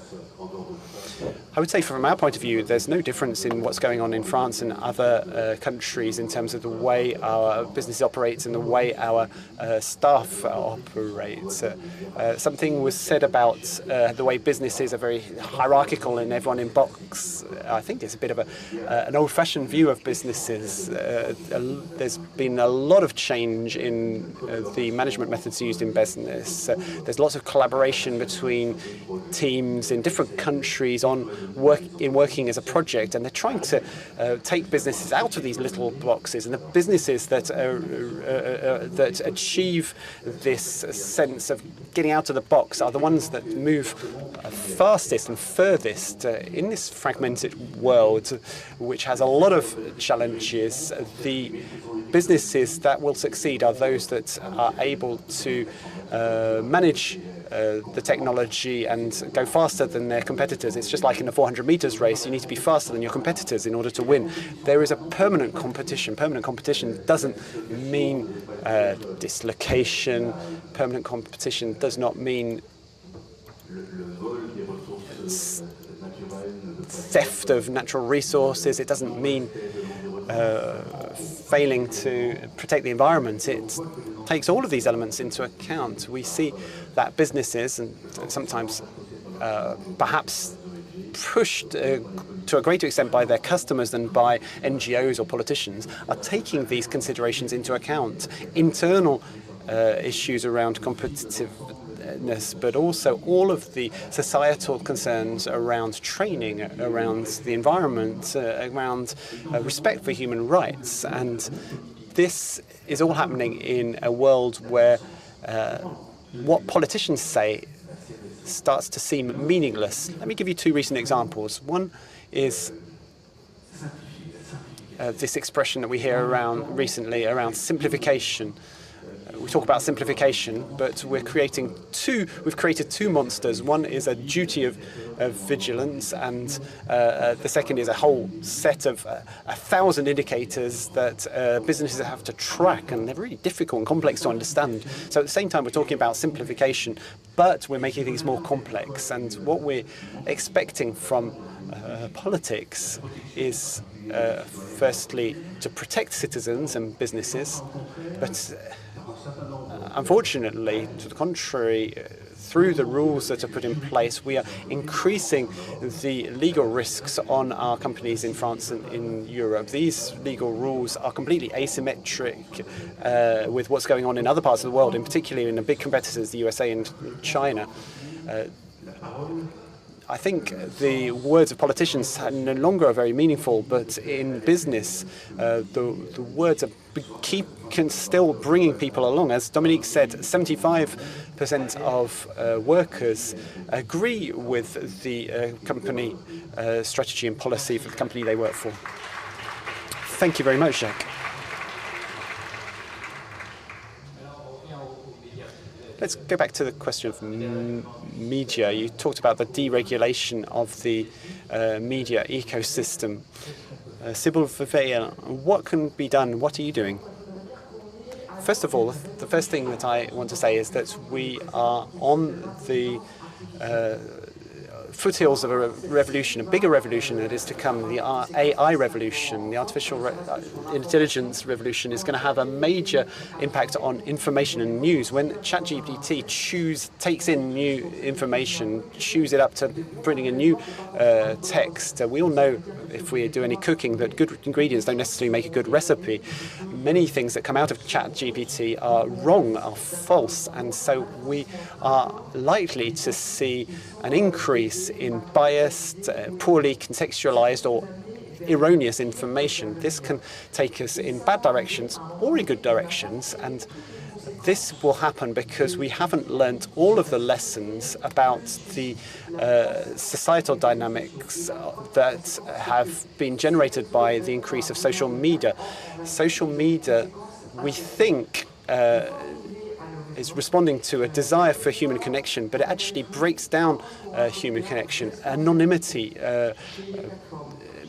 allows for anything, but how can we make people more responsible? How can we bring a better philosophy to those who are described as super spreaders? We need to think about this, otherwise we'll face individuals such as Elon Musk, who's reducing moderation and makes more space for community. That means that the people who are in the biggest group will decide for everyone. So we need to go forward without being naive and being responsible and accountable for the consequences that all this is happening on our young people, our teenagers, all of those people who are growing up and learning to live with people in this society, and particularly in this world of social media.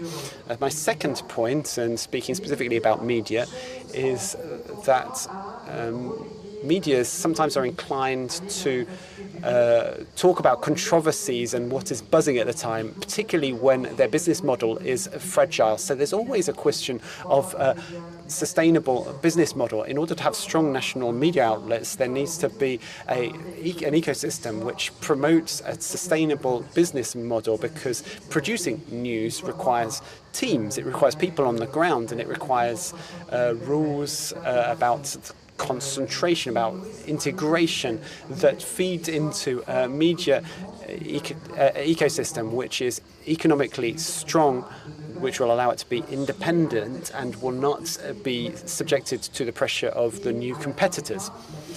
At the end of the day, the question for all of these stakeholders is how can we connect people together? How can we make sure that part of the population which uses social media because they didn't see themselves reflected in other spheres can find a place, find themselves reflected in the content that is presented, in the speeches that are made by our political leaders? How can we ensure that all of the feelings that are present in society are expressed in a positive way, not simply to generate buzz, but in order to explain things, to understand things, and to help us to find our way through an increasingly complex world?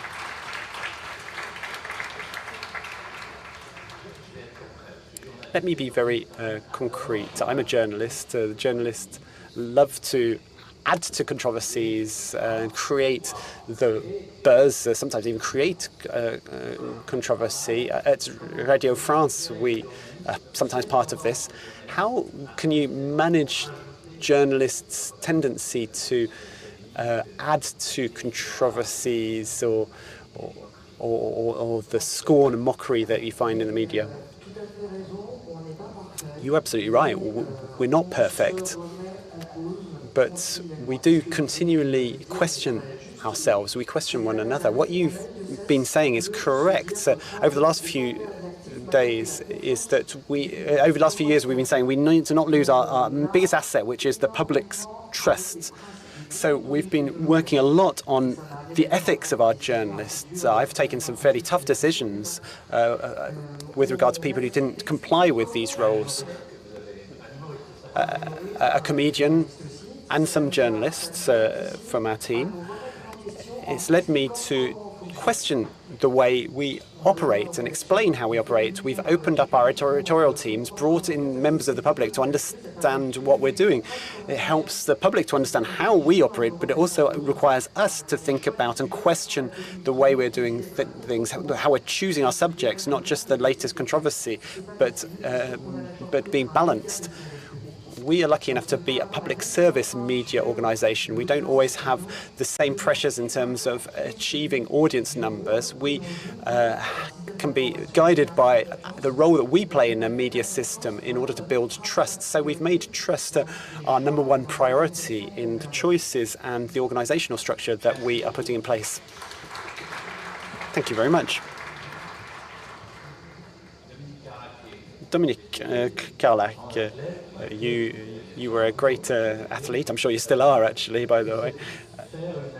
Would you be able to make an analogy on the theme of trust between the world of sporting achievements and our society? As I was listening to the different speakers on this panel, I was thinking how efficient is trust or distrust? And I was thinking about my sports career. As the moderator said, in the 1990s, I ran for France in the 400 meters alongside Marie-Jo Pérec, for example. We sometimes were roommates together, and I watched her career develop. To what extent did trust or distrust feed into our performance and our career? Distrust can be useful if you're winning. If you are going to do the pole vault in the Olympic Games and you have three Germans trying to make Renaud Lavillenie fall down so he's not champion, it might work, but it will only work once. But trust is something that's built over time.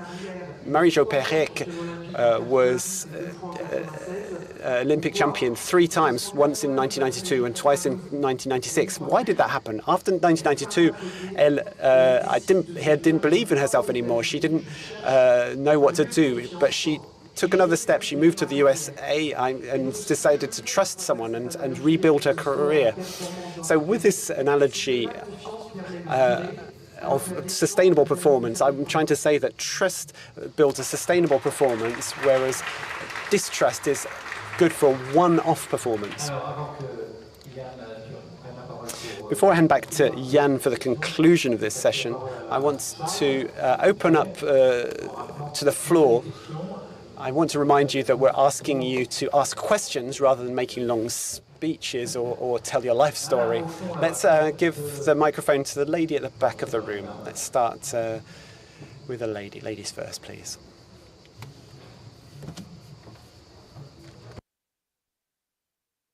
Thank you very much for giving me the opportunity to speak. I'm German, but I followed things in France for a number of years. Mr. Aschenbruch, the question that I've wondered about when you say that around 2/3 of people in the businesses that you have managed may have voted for the extreme right or left-wing parties. How would you explain this? How would you explain this phenomenon? We think that business is a place of rationality. We know that 75% of employees are happy in their businesses, but nonetheless they vote for extreme parties. Jacques, the question is for you. I don't have an answer to this question. I just used it as an example, an analogy. Politics don't come into the business. The debates are there. We can agree or don't agree. Even in boards of directors or executive management committees, there are discussions and debates. We discuss things with the trade unions. We don't always agree, but our workers are part of they're members of the public. It's not. What I should have said is it's not impossible. I should have been a bit more careful in the way I spoke, but. It's not impossible that as citizens they voted for the extreme parties. I don't know that because political debate doesn't come into the world of business. For me, the most important thing in business is trust, and in particular, the trust of your customers. If you lose your customers' trust, your business will die. So trust is a permanent feature of business. It needs to be there with the customers. When you listen to politicians, they don't understand that the most important person in a business, the most important people are the customers. Without the customers, there will be no business. After that, the next most important are the staff. But you need to make your staff understand the most important are the customers. The bosses are less important than the staff and less important than the customers. The boss is just the one who makes sure that you maintain a steady direction in a complex world. But the customer base is the most important asset of any business. And what I was trying to say is that I don't know how my staff vote, the staff in the companies that I lead, but it is not impossible that in our society they vote just like other members of our society. But the important thing is that that doesn't come into our business world. Dominique. Just to add to that answer, I think we need to distinguish between the employee and the citizen. Our employees and staff members are generally happy as employees. Why is that? Because trust in a business is based on three things: setting a good example, maintaining a healthy dialogue, and the ability to look to the future. That's the opposite of the political context, which says that our employees or our citizens turn towards extreme far right or left parties.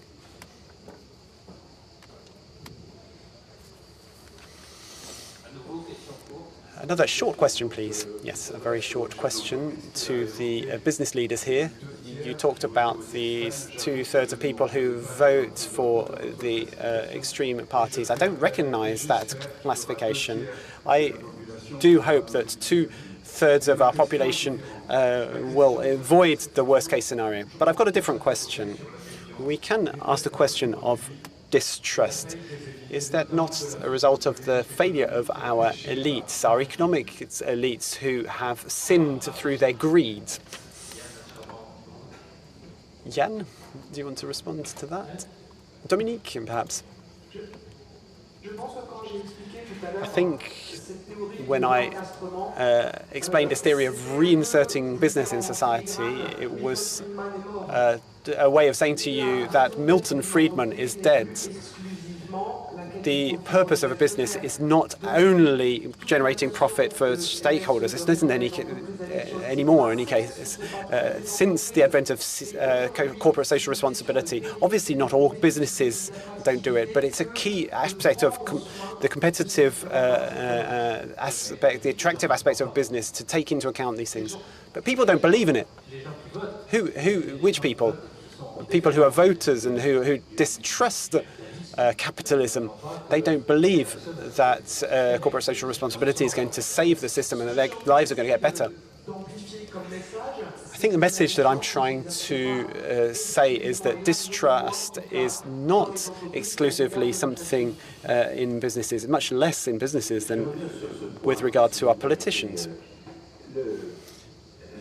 Jack Ashenmoor. Let me come back to this point. Greed. There are studies carried out, surveys carried out every year with respect to the sharing of value. Who takes the greatest part of the value of the business? Of course, it's the employees. Next, it's the investments, then the state, and in a very marginal manner, shareholders. I think when you talk about greed, we need to be very careful because it's a controversial way of speaking. They're filling their pockets, etc., etc. I hear people say that business leaders decide their own salaries. You will have never heard a discussion on a board of directors about the fair pay for the business leaders or the staff of the managers of the business. It's a real discussion, a real debate, which is to do with how value is shared. But this discussion about sharing value, which says shareholders take all the value out of the businesses, that goes against what the figures show. It's not rational to say that. These are arguments, controversies that are put forward by those who want to destroy businesses and who, as I was saying earlier, want to make businesses places where there are no rules. The strength of a business is the very rational way that they operate and the fact that they are organizations that follow a number of very strict rules. It's a very broad discussion.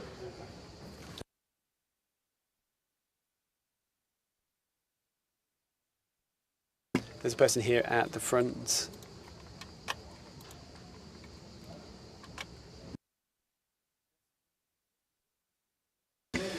I've got two questions for Mrs. Vey and Mrs. Karlash. I've got a question about public service for young people. In order to build trusts in young people who are turning away from institutional frameworks, I wanted to know what are the initiatives that you're putting in place to offer opportunities for young people. Mrs. Karlak, what initiatives are taken in order to build the young people's trust in businesses in the world of work? First of all, Sibyl Bay. I couldn't explain all the things we do, but if you want to come and talk to me later, do. What we are trying to do today is based on this observation that there's a gap between the different generations. And my generation watched the TV and listened a bit to the radio, but today there are no longer separate swimming lanes. There are separate pools. Young people operate differently depending on what generation they're part. So what we're trying to do is how can we reach them? It's a real challenge, a major challenge for us, for traditional media like ours. It's a major challenge. So we've got a media which is called Le Move, which is being used on social media quite a lot. We are also looking at the questions that public opinion is asking, and we see that this feeling of anger is fed by a bunch of feelings that have developed over the last few years. There's an increasing feeling that some are winning from globalization and others are not winning. And the sense of where living standards are at when you're in a time of inflation. Some people feel that they can't access some of their leisure activities that they would like to. All of these factors feed into the pressure cooker of society, and we need to be able to look at this, describe it with our words, describe this complex society in order to eventually find solutions. Dominique, a few words, and then Jan will conclude. Very quickly, please. I'm going to probably give you a very frustrating answer, because the things we offer young people, we don't offer only to young people. Since the end of the COVID period, what we're seeing is in businesses is increasing desire for autonomy, people to make their own choices. There are new forms of organizing the work based on flexible working. And there's a second point which is a bit tricky. Because we've been through COVID and everyone was afraid of dying, there's not only an individual approach, but also a sense of collective protection. It's really difficult for managers to work with this desire for individual approaches to organising the work, particularly on the part of young people, but not only young people, but also this sense of needing to protect the collective, protect the community. It's very tricky. Gabriel Hampton. Let's remember the work of a philosopher who said that the biggest fear of humans is irreversibility and unpredictability. We've developed lots of technologies, but the two big fears are still there. In order to face this, there's a first key, which is to forgive, and the ability to give and keep promises. If forgiveness and promises are not available, these two big fears go even further. Thank you. Jan, over to you for the conclusion. On behalf of all of the speakers and on behalf of the Cercle des Économistes, I want to thank you for your participation. Thank you to all of our speakers. We've covered a number of key subjects. We are facing a lot of headwinds, but there are a number of hopeful approaches, particularly in businesses. So in a big integrated business, who are the people who are less well integrated in society, in nurses, lorry drivers? How can we create trade union structures for these people? There's questions around education and how we invest.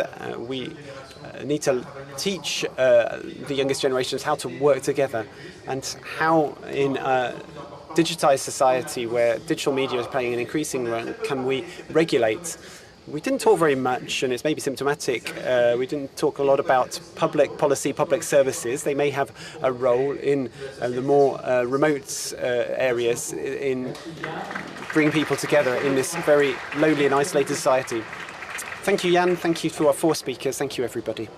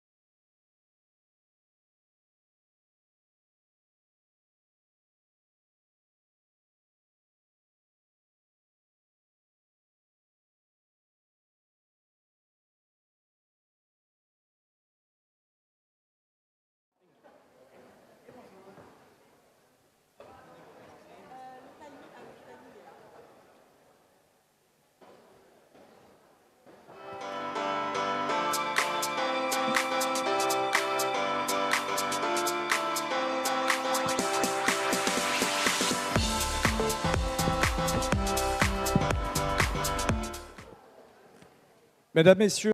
Ladies and gentlemen, good afternoon. Take a seat. We will start very shortly. It will be a 1-hour working session. It will be an interactive working session. I do insist on that because you will be able to take part in the discussions. So we will devote 10 or 15 minutes to a Q&A session. You will be able to express yourself. So there are some people here in the room, and I'd like to say hello to the people who are listening to us and who are watching us behind their computer screens at home across the world. I know that people follow us online for the Aix-en-Provence rencontre économique. So, man and nature, what is the modus vivendi? We have to make sure that human beings and nature coexist, and there are lots of threats on biodiversity. There are lots of players. You have the socio-economic needs and environmental protection, energy transition. So this requires a subtle equilibrium. Before I hand over to Catherine Schubert, an economist, and she prepared this working session very diligently. Kathleen Schubert is a professor at the University of Panthéon-Sorbonne, and she's a member of the High Council for Climate.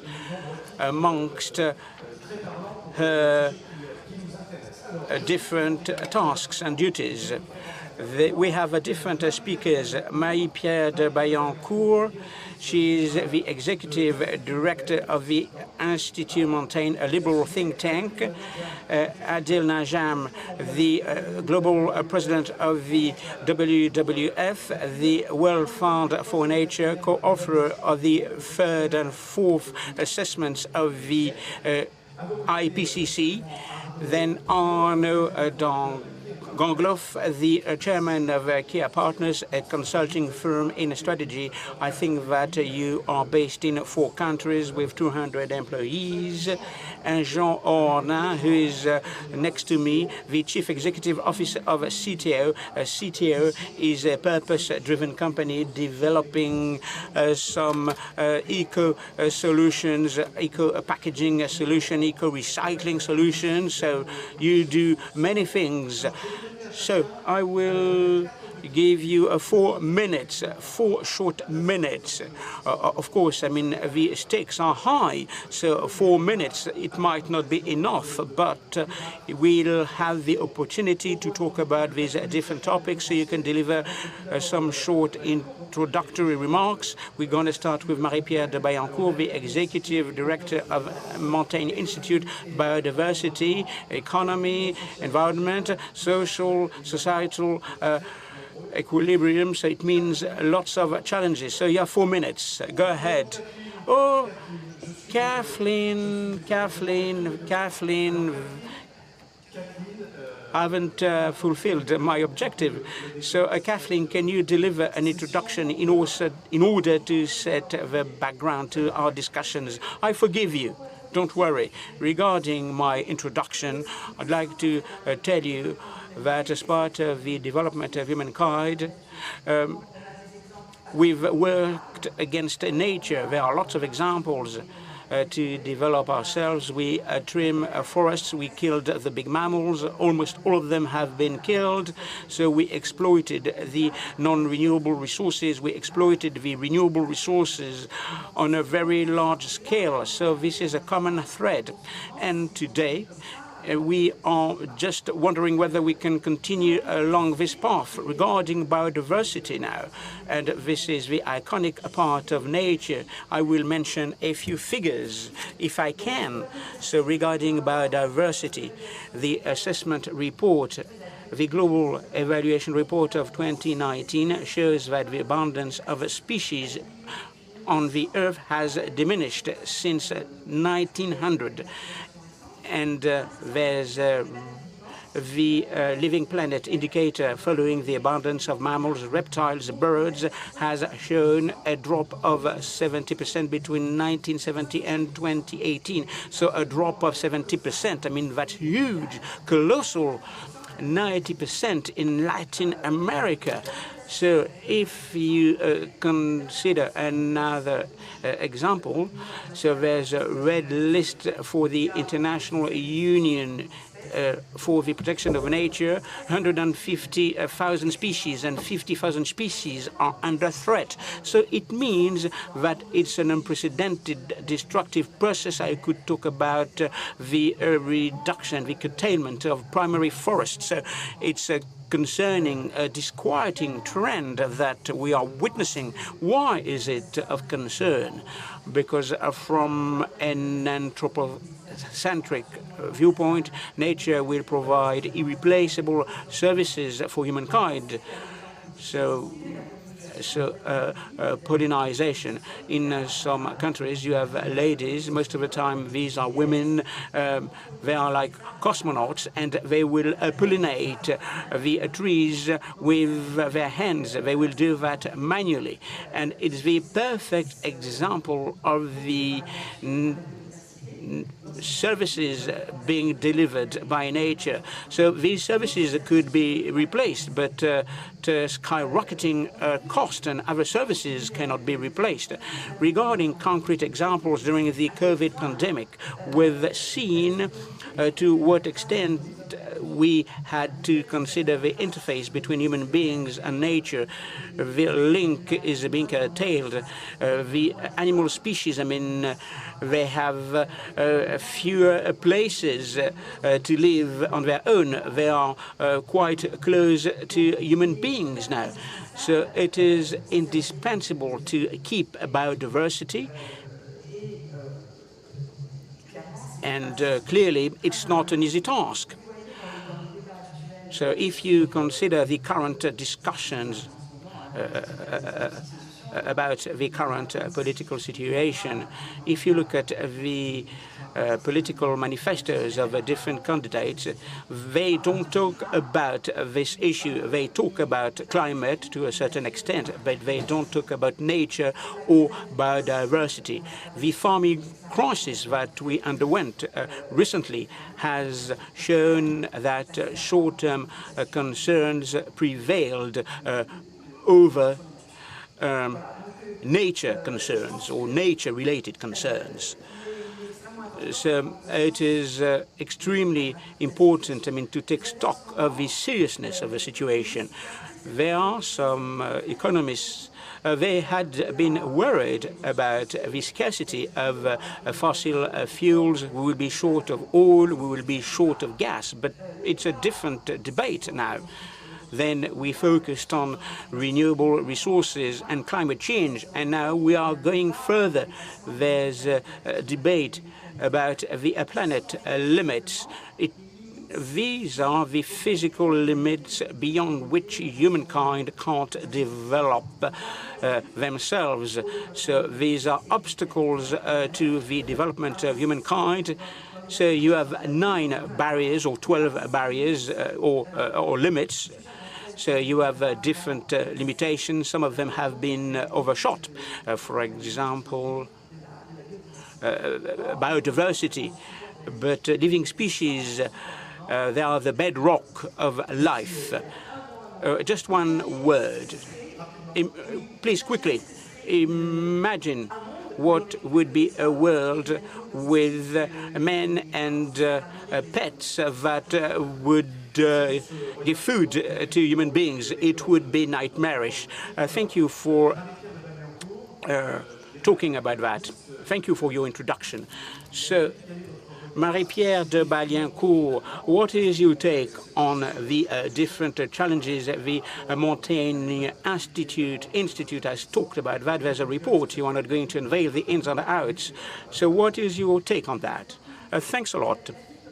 So as Kathleen pointed out, so biodiversity is imbalanced, and of course we need to invest in sustainability. If we want to survive, we need to invest in sustainability through 3 main challenges. First, awareness-raising process. You need to consider economic development and ecological green sustainability. So these concepts, shouldn't be mutually exclusive. They go hand in hand. Then you have to consider biology, biodiversity.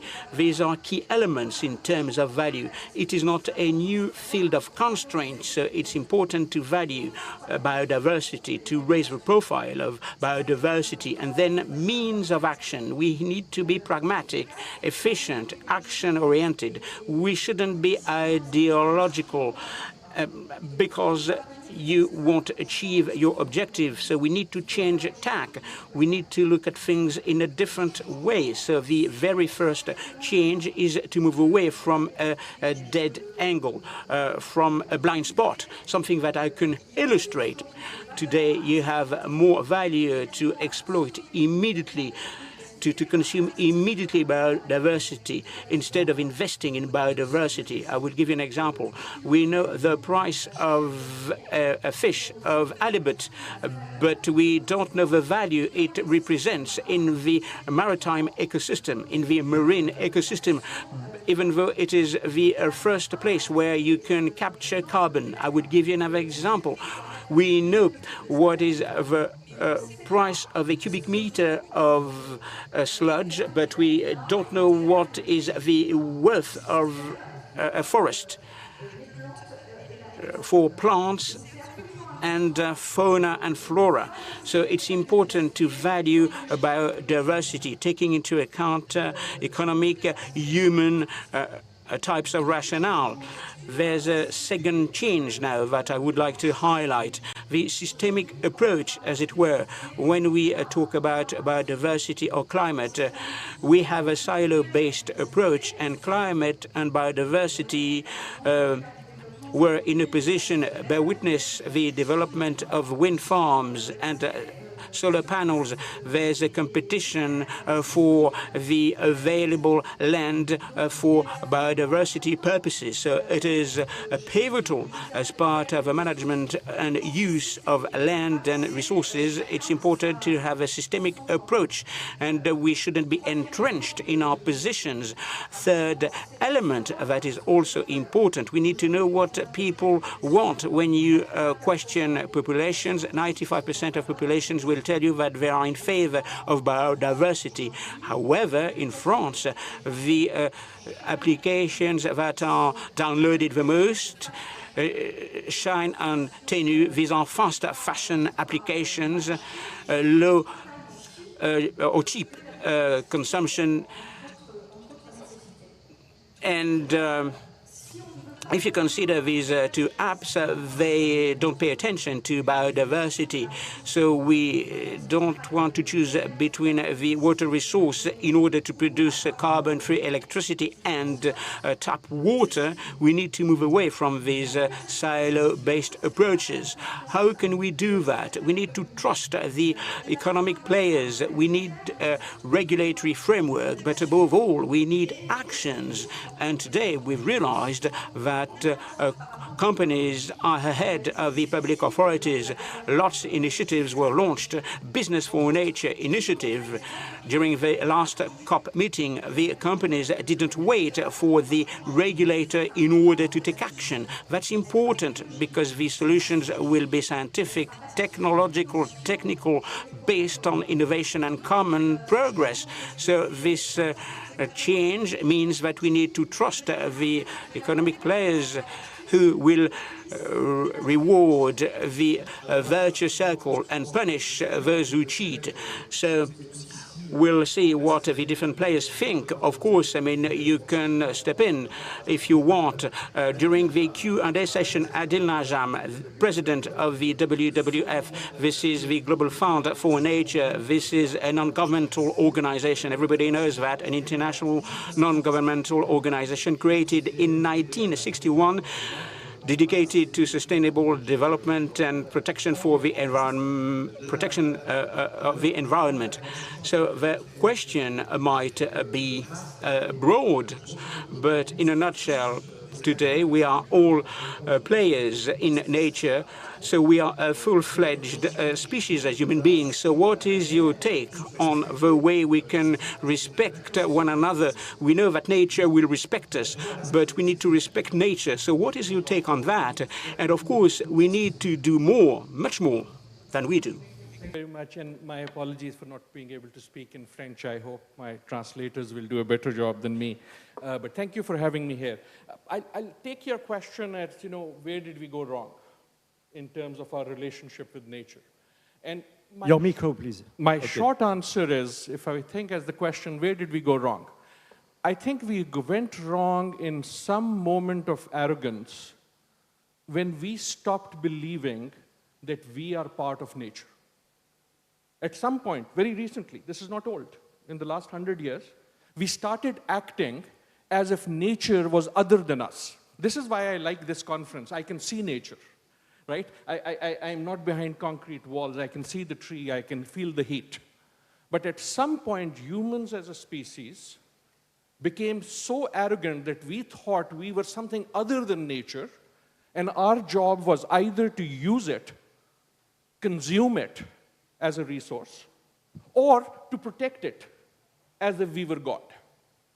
And I think our job is both different from both of them. Let me try to explain that with a little story. I know I have very little time, and I hope the story translates well in French. Supposedly on some other galaxy, in some other planet, there were these two aliens with telescopes looking at the whole universe, trying to find intelligent life. And one of them put their telescope on Earth and said to the other, something very interesting is happening there. And he said, what? He said, these guys have this thing called AI. And they have just developed a system where they can send through AI missiles that are automatic. And so the first one asked, does that mean they are intelligent? He says, no, they're pointing at that themselves. Think about this. There are very few species who spend as much time, whether it is in security, whether it is in economy, whether it is in environment, trying to destroy themselves. We have become not only our own competitors, we have become our own enemies. In some ways, it's like the film character Hulk. Hulk, when he grows big, he tears his own clothes. And at some moment, again, I think in the last 100 years, our power became so big that we didn't realize what we could do, right? Our power was great when we could cut a tree. But now, we can destroy the whole forest without even knowing. Now we can decimate entire rivers. And we are not realizing that what we are doing is really an assault not on nature, but on ourselves. Just one sentence. That is what requires a new economics. That's what requires a new sense of what business does, what we do as business. One last fact, and then I shut up. There is, according to estimates, in the year 2050, which is not very far, in the year 2050, there is likely to be more plastic in the ocean than fish. Think about that. We would have changed the ocean, unless you do your job, which I hope you will, so much that there will be more plastic than fish. That is the question. Oui, les enjeux sont nombreux. Merci beaucoup. Alors, on va poursuivre. Allez-y, oui, vous pouvez effectivement...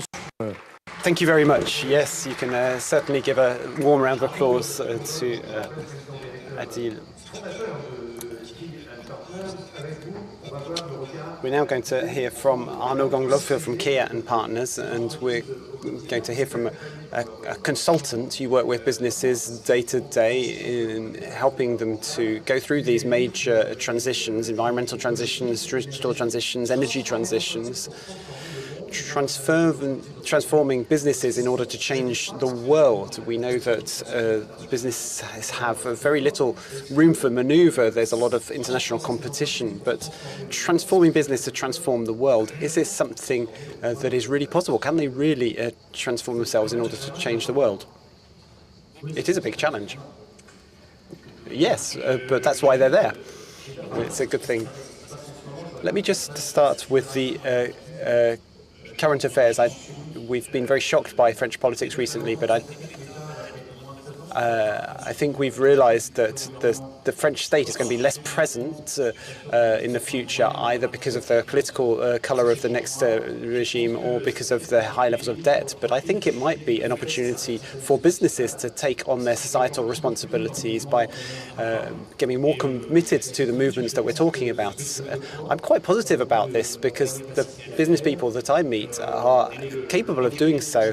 We are the leading consultancy firm, mission-focused consultancy firm in France. I know that exists elsewhere in the world. There are a lot of businesses here in the town of Aix-en-Provence, and I work with my partners to very energetically to bring this level of responsibility into businesses. And with respect to today's theme, when we look at the relationship between humans and natures, we cannot avoid talking about businesses. Businesses are at the heart of this relationship. Kathleen said that we've caused a lot of damage to nature, and business has played a big role in that.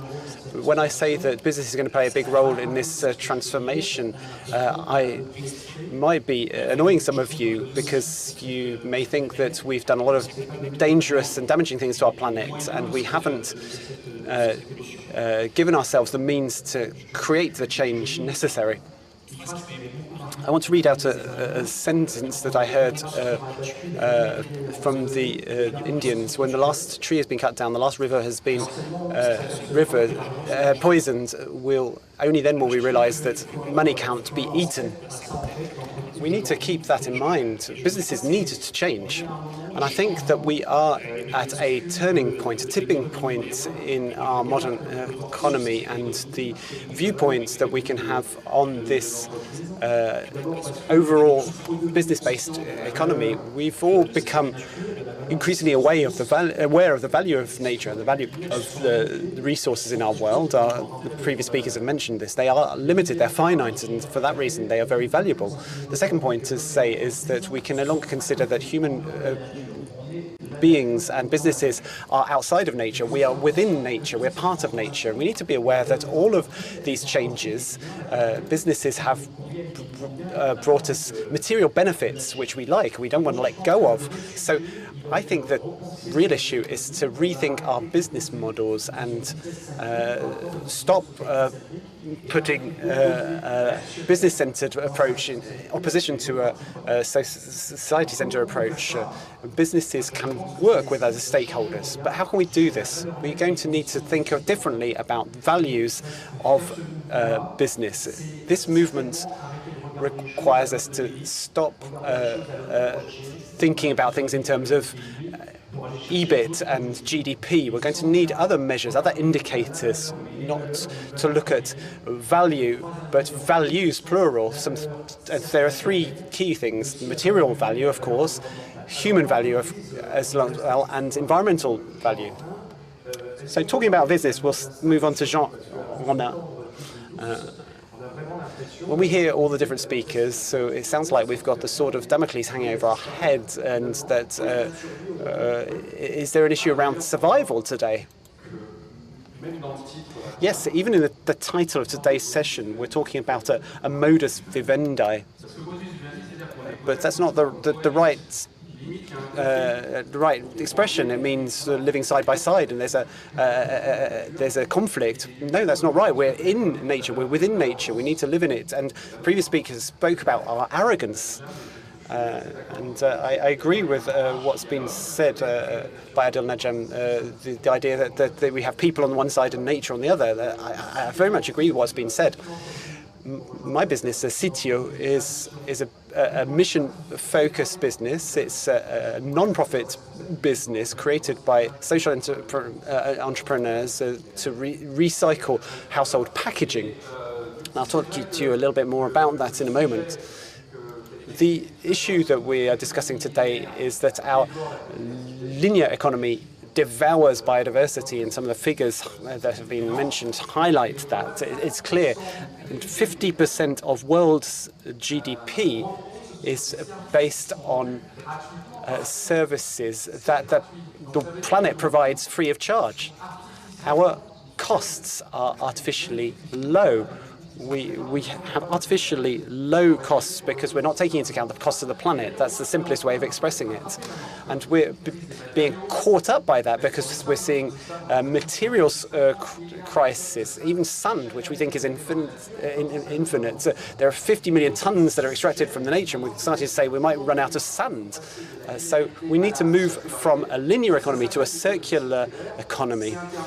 This is a bit of an abstract term, if I'm very honest, but it means something very simple. It means we need to use less resources, we need to use them for longer and not turn our resources into waste. We need to recycle them. This circular economy is very local, it's a collaborative economy, and it brings with it businesses, local communities, scientists, and so my point in all of this is that businesses, as Marie-Pierre said earlier, need to take a role as leaders in this area. Businesses have a leadership role to play in the economic field, but also in society. And they also need to take a role of leadership in the environmental fields. You need to be strategic. We need to take a long-term perspective. That's sometimes difficult for businesses, but let's say that a long-term perspective isn't about looking so far ahead. Businesses that don't do this will have a sustainability issue. The costs of acting now are much lower than the costs of future inaction. As Arno was saying this, we're running out of public finance. Our political leaders aren't always motivated in this, and I think that business leadership is a real opportunity. Businesses have an opportunity to move away from purely shareholder value towards stakeholder value, where we understand that we're here to serve the ecosystems and the environmental and social fabric that we're part of to ensure that our businesses last and humanity and the environment lasts. We can see our very significant micro and macro issues here. Thank you to all of the speakers for speaking very clearly and within the appropriate times. We're going to now open up the floor to debate things together. We'll talk about some of the solutions. I'm going to just go back to Marie-Pierre de Baillancourt. Your institute, Institut Montaigne, is thinking about future solutions. You've made some recommendations in a recent report. What is the main recommendation that you would cite, the priority that will have the biggest impact in terms of solutions to the various issues we've heard about? The leading solution is about the way we are organized. We need to organize ourselves on the basis of awareness. It's a very simple thing, despite how serious what we've been saying is. I think we have reasons not to despair. We can be an active generation that makes a difference for a very simple reason. Firstly, biodiversity requires global governance, but it's something that can be experienced and put in place locally. Climate has a very long-term path, but biodiversity is something that can be managed over quite a short time period, 3 to 5 year cycles. So there's no reason to despair. We shouldn't say everything is lost. We have the opportunity and the duty to act. So Institut Montaigne has gathered together public and private stakeholders and scientists and researchers, and we've come together to say that if we agree on the definition of public goods, positive and negative things in society, we can agree together locally to have a very pragmatic governance approach that will work. So that's the first element of answer. That's the first solution. Adil Nejam, I saw you were nodding when Jean Ornin was talking. There's a lot of similarity in the things that both of you said. But I'd like to ask you about possible solutions. So what are the key splits that you see between humans as a species and nature? What of these splits do we need to overcome to achieve harmony? And I totally agree that the answer is not despair. The answer is ambition, and the answer is action. So there are many solutions. One of the things that we as a species are good at, which made us a superpower, is that we can count. But it turns out we cannot count very well.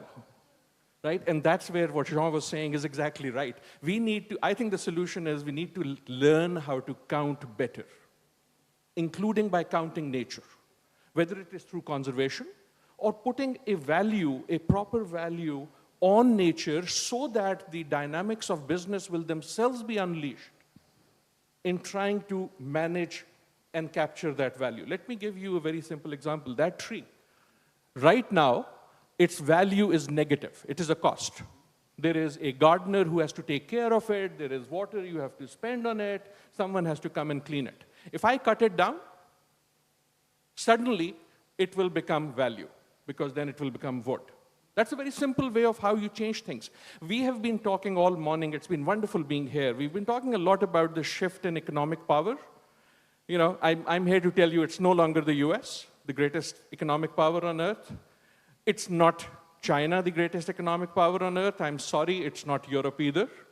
The greatest economic power on earth is still nature. I'm not making this up. We did a study in WWF on the economic value of water. The overall water economy is $58 trillion. $58 trillion. That is the economy of the US, plus the economy of China, plus the economy of Japan, plus the economy of Germany, and half the economy of France. Now, what I'm saying is, I understand this is easy to say, but the first shift has to be, we chose how to count things. And one of the most important things happening this year, one of them is what happens in 2 days. That is for you to decide. Another really important thing happening is that boring statisticians in the United Nations right now, this is happening now, are trying to figure out how to change how we count GDP. No one is even talking about it. What is decided in those negotiations will change how we think about global economy, how we think about businesses. That will unleash the power of business into itself. Alors justement, le propos est très clair. Arnaud Gangloff. Thank you very much. That was very clear. Arnaud Gangloff, how can businesses start moving in a direction to enable them to meet these challenges? You're a consultant. What are you saying to your businesses? On a micro level, to tie up with what Adil Najam has just said, we focus on guiding the action for businesses. We've developed a guide called the Positive Business Map to help businesses make these changes. We need to be humble enough to say that if it was easy to do, it would already have been done. So it's not by carrying on the same that we're going to make this change. First thing I want to say, Nick, follows on from what Marie-Pierre said, is to think about governance. We need to think about decision-making processes to make sure that all stakeholders are properly represented. I think that there are some business groups that have been very innovative who have invited someone to sit on their board to represent nature, to ensure that decisions are taken in the light of how they're going to impact nature. A second point, which Jean could talk about, is the way we relate to ecosystems. There's a major switch we need to make in the way we see the economy. We need to move from a model of cooperation on shared resources to a cooperation on what is common while maintaining a competitive market economy. So we need to think about the distinction between what we can do with shared resources and the market rules which will currently take precedence. There are changes to business models, and we could say a lot about that. But the third key point is that all of this will change because each one of us has a role to play, and there's a major issue around cultural transformation. Both leaders and staff members in businesses need to be encouraged to make this change. They need to have incentives. They need to see the role that they can play within their business in order to achieve this. Awareness raising, training, will that require additional budgets for businesses, from the smallest to the largest? Will these objectives cost monies for the bosses who want to do it? Does that require money, or is it just about managerial willpower? Yes, it does require money, but is this something that can be assigned. There is money in businesses, and the question is how we allocate the money to these different issues. So, of course, resources are needed, but I think that it can be done. If we look at training, there are some areas where investment is required, but many businesses have understood that they will draw economic value if they invest in the environment and in people. Is there always positive return on investment? Yes, if we change our understanding of value. In a few minutes, we'll go back to the floor for questions, but I've got one more question for each of you. Jean-Anna, if we broaden our perspective, can we internationalize the idea of environmental impact? Can you give us an example? What we're talking about is internalizing negative externalities. It's a bit of a mouthful. Sitio was founded 30 years ago on the basis of a simple principle, which was to say that a business selling a product needs to bear the environmental impact of what it's producing. So it's a very simple issue of responsibility and accountability. So we started with packaging. We said you will pay just a small contribution to collect and sort through and recycle the waste that is produced from your products. So we've now got 80,000 businesses who pay 1.3 million and who are helping us to reduce waste, reuse waste, find new uses for it, and also to recycle that waste. And this is something that they then integrate into the price of the products that they sell. The product includes the price for putting in place the recycling bins and building the factories that are used to develop reuses of these packaging items. And this is a model that we're developing on an international level. The 800 million tons of plastic that's thrown into the oceans from the Earth, if we put in place a producer responsibility method, we would provide ongoing sustainable finance for recycling, reusing this waste, and this will push businesses to eco-design and new designs of their products. We want to discuss with the UN in order to push this idea. It is a real solution. I agree with what Marie-Pierre said. We shouldn't despair. It's a fairly concrete and tangible solution. It's quite effective. It's not perfect. Businesses aren't perfect, but it can be implemented. And a final point, it's another very concrete idea for the businesses who are here. It's not my idea. I'm not blowing my own trumpet. But in businesses, if we say that we no longer have a CFO, but a chief impact officer or a chief environmental officer, so the person who represents business performance is measuring things with not a financial metric, but an environmental metric. This will really shift businesses towards a combination of environmental impact. So ordinary citizens agree with that, don't they? Yes, I'd agree. Yes, our teams, our staff push us to do this. I'm part of a generation that come from the 20th century, but we're being pushing by our teams, and particularly younger members. Citizens as consumers is a bit of a different thing because they're very driven by the price they pay. Marie-Pierre Dibariancourt, when we talk about business and companies, how can we convince them to work? What levers can be used to convince the people who are least convinced at the moment? Is there a toolkit? Sustainable development is a good example. It took us 35 years to move from sustainable development to corporate social development, to the European directive. This European directive requires them to publish their social and environmental indicators. It's going to go into law in 2025. So are we going to see this as a norm that's imposed by Europe, or are we going to be proactive and invest in our common future? Obviously, businesses are a very specific species of animal. They have their own rules for survival, and their approach to sustainable development is around risk management. When you talk about risk management, financial business will understand it's something that is very tangible.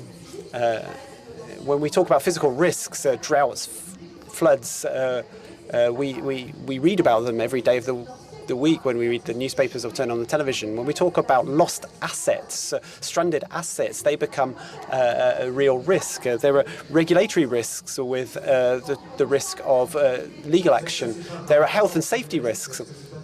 Yes, we know the list, but is it not difficult for a small business leader to put that in place with their teams that don't necessarily have the training to do that, who will require training?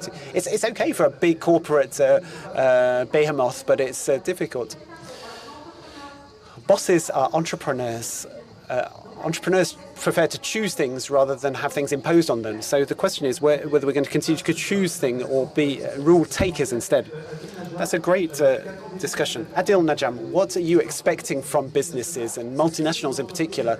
Are the businesses that you talk to, listening to, where are things at in terms of the dialogue with multinationals, which I know you are discussing things with? I think you make a very good distinction between large business and small business, because the dynamics of small business are different, and we should not be forcing the cost of change on the smallest, most vulnerable business. But once the big ones shift, that shift does seep through. Whether they listen to us or not, I don't know. Some do. For examples, this year there is the negotiation on plastics. It's again one of the most important negotiations happening. We as WWF co-host with other organizations something called the Business Coalition for a Plastic Treaty. And that is mostly because some companies see benefit in counting nature positively. So I think the change will come not by everyone, but by those forward movers who can see that value. The last very short thing that I hope businesses will think, multinationals, is it turns out we as a species are not very good at counting, and we are not also very good at keeping time. So the reporting requirement of every quarter, nature works to a different clock than the stock market. Now that doesn't mean we don't respond to the stock market, but if the reporting is also on the long-term impacts in the same annual reports, then you as journalists, consumers who they do listen to, will start reacting differently. Merci. Alors, chose promise, chose due. Thank you very much. I promised this. You're going to continue debating, but are there any questions from the floor? I won't be able to take all questions, but do take the opportunity to go and see the different speakers after the session. We'll bring a microphone round to one or two. I'm going to ask you to introduce yourself very quickly and ask a very brief question. I'm working in a small environmental association in Avignon, and I'm an agronomist as well. Allow me to chip in following what Mrs. Bayancourt said. So to quantify biodiversity elements, to count them. When I listen to you, I'm under the impression that nothing has been done. But at Inogurale, scientists work on that. We quantified financially the amenities, hedges, streams, tributaries, the ground, the soil. So lots of things have been financially quantified, and public policies, should take that into account. And it's not done. Last remark. And this is in line with what you've said. A few weeks ago, insurance companies at a global level have drawn the attention to decision makers. When you don't take into account environmental dimensions, this will have a negative impact that will be taken into account by insurance companies. So, Mrs. de Bayancourt, what do you think? You're right. At the Montaigne Institute, we've worked with agronomists, researchers, scientists on the report. We worked with farmers, with entrepreneurs. There is no common repository about the statistics, about the criteria to be followed. Unlike climate, we have different indicators. The ton per CO2, we don't have a biodiversity repository system. So it's important to get a global governance system. Of course, there will be some criteria, but we need to agree on what we measure, on what we gauge and quantify.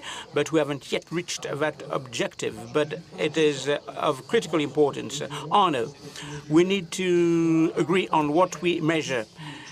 We need to agree on the metrics regarding biodiversity. So there are lots of studies and surveys, and they talk about public repositories, but it's important to look at the value and success in the company. So you talked about the integration of negative and positive externalities when it comes to gauging value. Things will change because when you consider the value creation of company, it has changed on the basis of those elements. Of course, we are in uncharted territory regarding the measurement system, but we will switch to another approach because it's important to look at value in a different fashion.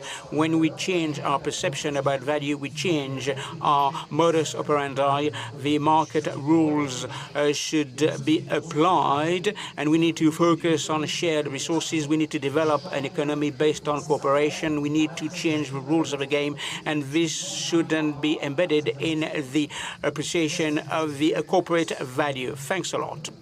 So, any other question? So, Madam, two last questions, and you will be given a mic very shortly. So you introduce yourself, and a short question, please. Good afternoon, Marine Gros. In a previous life, I was a consultant at the executive level. I've taken part in the drafting of the national strategy on biodiversity. I'd like to thank you for your comments and observations, especially the idea to move to a circular economy, from a linear economy to a circular economy. But there's something at stake. We have three pillars in the economy: natural, financial capital, and the capital of labor. And the different pillars, could be changed.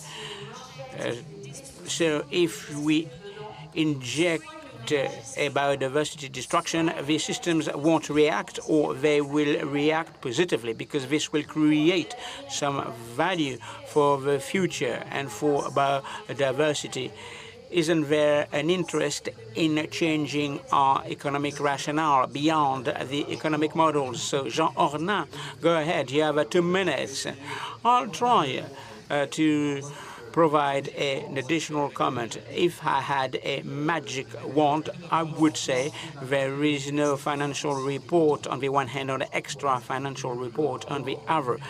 But at the end of the day, impact is key. So impact measurement should be embedded in the financial report.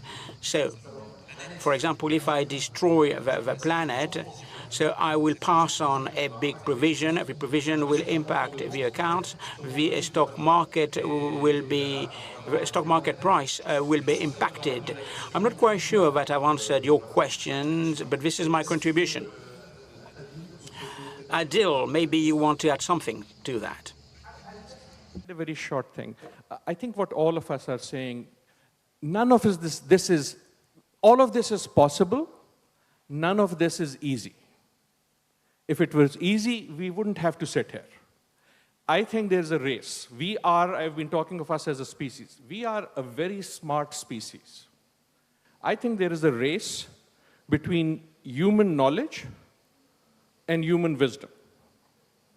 I think we have the knowledge.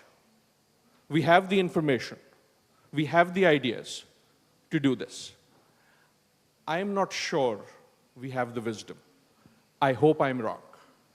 Merci, ça a le mérite d'être clair. Madame, nous vous écoutons. It is crystal clear. Thanks a lot. I'm part of an association dealing with the rights of nature. So, human beings and nature, what type of modus vivendi or vivendi? Why not give rights to nature in order to improve biodiversity? There are some ecosystems. We know that rivers play a key role. Rivers play a key role for nature. So what can we do for nature, in favor of nature, for nature? What can we do? Nature economics with a human sense. Adil, do you want to answer that? That's a very, very good question. Point. One of the nicer things happening is there is a movement around the world to start thinking of legal rights for nature. A number of countries in their constitutions, Vietnam has done this, my own country, Pakistan, is thinking of doing this, is giving a legal status to the river. Right? Now, this is not a silly idea. It gives you, some countries have started talking of giving legal rights to forests. You can do that, and again, I think the poverty here is not of money. You had asked, whether there's enough money. There's never enough money, but there is always enough money. The poverty we have is of imagination, of thinking of nature differently than the thing out there, and thinking of it as the thing we live in. Merci beaucoup. Nous arrivons au terme de cette session. Peut-être en guise de conclusion. Thanks a lot. Kathleen, maybe you can conclude. I mean, I didn't allow you to deliver your introduction, but over to you for your conclusion. So everybody insisted on putting value to nature. That's pivotal as an economist. It's important, to compute things in a meaningful way. There's another point that we haven't yet addressed. Public policies, beyond the role of companies and businesses, it's important to have a strong public policy. It's not easy. In France, we have the zero net artificialization. It doesn't work. Localities are very reluctant. Municipalities are reluctant. There are some tax-related issues. Tax system is not adapted. Lots of problems with the public policy that haven't been sorted out. But you need to consider the budget. There are lots of budget constraints. Of course, political will is pivotal. So we can give them a big round of applause. And of course, you can continue to talk. So you can pop out of the tent on the left or on the right. Thanks a lot. For all of you in the room, thanks a lot for all those who followed us online. So we will have a session in a few minutes' time, another session in a few minutes' time. Thanks a lot.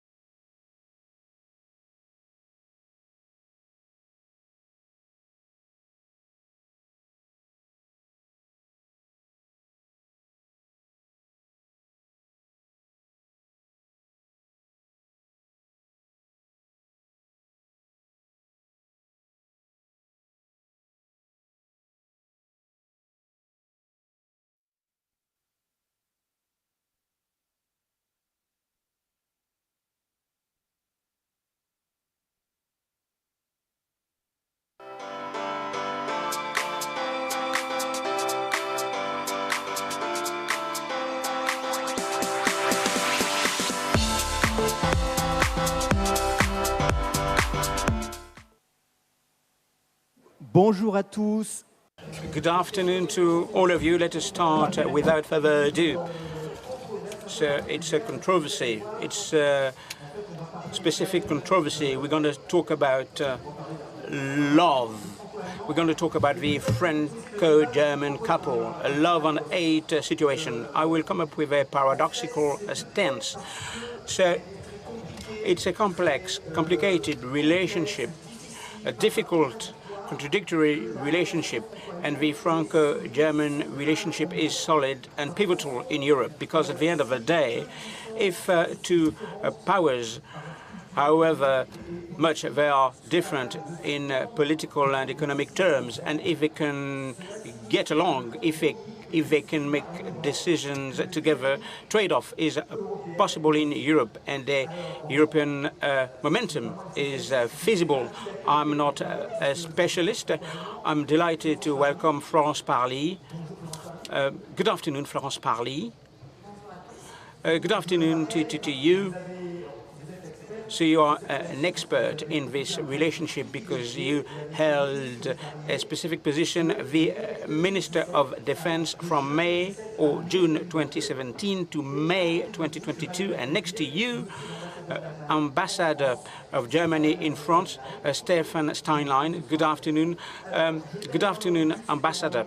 So love and hate situation, love and hate relationship. It's a song from Serge Gainsbourg, and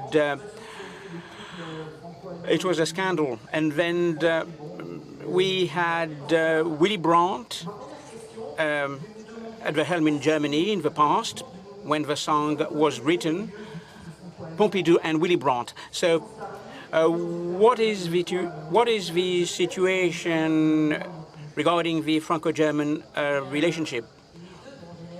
Is it a love and hate situation? Love or hate? Both, I would say. In France, we tend to use the metaphor of a couple. It is not often used in Germany when we talk about France and Germany. But regarding the couple metaphor, we are an old couple. And like all couples, I mean, we are crossed, we are irked. But of course, we can't do without one another, even though we are under the impression that we know each other well. We learn from one another. And this old couple, this is something that I've experienced for 5 years as of 2017. And I started my term of office with a first international meeting, the Council of Ministers between French and German representatives. And Angela Merkel, the Chancellor, and President Macron launched large-scale projects, a future air combat system, the combat tank, and they launched a new modus operandi. I knew we were working. I had to set some objectives. This is quite conventional. But at the end of the day, you need to consider the chemistry, how the chemistry is shaped. I was quite fortunate, by the way. My colleague, Ursula von der Leyen, she is a personality who considered that this tandem had to work. The method that has been said by the Chancellor and the President had to work, should work, so our roles had to do with overcoming the obstacles along the way. So we did lots of things together. And I will give you an example of this complementarity approach. We went to Sahel repeatedly together. And we met the different armed forces. We went to Gao together. And at a given point in time, we parted ways because she visited the German operators who were there. And it was in line with the mandate of the Chancellor and the President to have co-funded development projects. And I spent some time with the troops stationed there. So the cooperation went on with another personality who took over from her. and we did two things. We managed the COVID period, and she was very generous because she called me so that we can get some beds in Ulm in Germany. The military planes were transporting sufferers who could get a bed. So the Luftwaffe fetched some patients who had to be hospitalized because of COVID. The relationships between people, does it matter or not? When you consider a relationship with a state, relations are pivotal. So you have also relationships between states connected with history, and personal relations, do not harm. If you consider this relationship, trust is pivotal, but trust doesn't come overnight. It has to be built. You need to consider the different circumstances in order to nurture trust.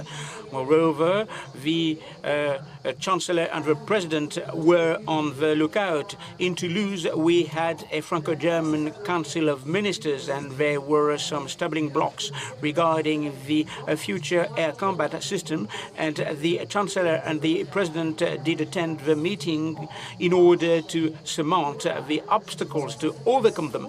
So I think that this relationship cannot be summarized to my experience, but there are a few anecdotes, and they do bear witness to what we are. Ambassador in Germany, we don't talk about the Franco-German couple, it's a French concept. Despite that, what do you think of it? It will be very difficult to bicker on this panel. So, for example, to the question, do you like Germany? I like my wife. Countries, they don't have enemies, they have interests. So we need to be careful of a feeling of sentimentalism, especially when you consider the love and hate relationship. You've said that the Franco-German couple, this is not an expression that is being used in Germany. In France, or in Germany, we say the Franco-German engine. When I think about the relationships about our two countries, I prefer a more down-to-earth expression. French or German cooperation, more effort, more work, and dynamism. Of course, cooperation is crucial if we want Europe to work well. Without Franco-German cooperation, the European project will peter out, or might peter out. After the defeat of Nazism, after World War II, Adenauer and Mr. de Gaulle decided to open up a new chapter in our relationships.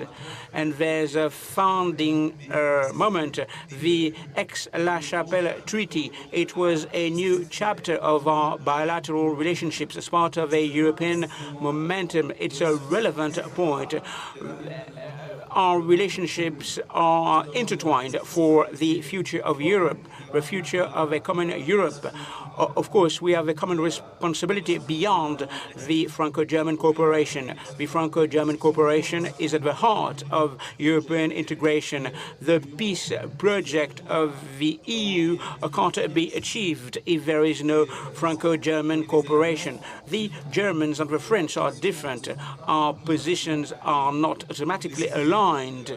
But if you consider the secret of the Franco-German cooperation, means that we are French and German. Despite our differences, we can find some trade-offs or accommodations after lengthy discussions, and these trade-offs could be used as a basis for solutions in Europe. So we've managed to find some trade-offs as part of the energy market design, despite in-depth differences regarding the energy policy of our countries. So we've managed to find a trade-off regarding the Stability Pact, thanks to the commitment of the two finance ministers with Christina and Bruno Le Maire. So personal relationships are of the utmost importance. So we launched 2 projects, MGCS and SCAF, and Boris Pistorius and Sébastien Lecornu were fully committed to that project. As an ambassador, I've always met in both countries at all levels people who are committed to fostering cooperation between our 2 countries, because these people are convinced that without commitment there can't be any progress in Europe. So a trade-off on Ariane 6 in Seville, this shows how our 2 countries with different approaches can act with a mutually devised approach. Extra funds had to be mobilized for Ariane because Europe needs a big launcher, and France is ready to accept more competition in the field of space, paving the way for more innovative and mobile companies, which is the case in other countries. So we have to be pragmatic. We have to focus on strategy, and we are quite complementary.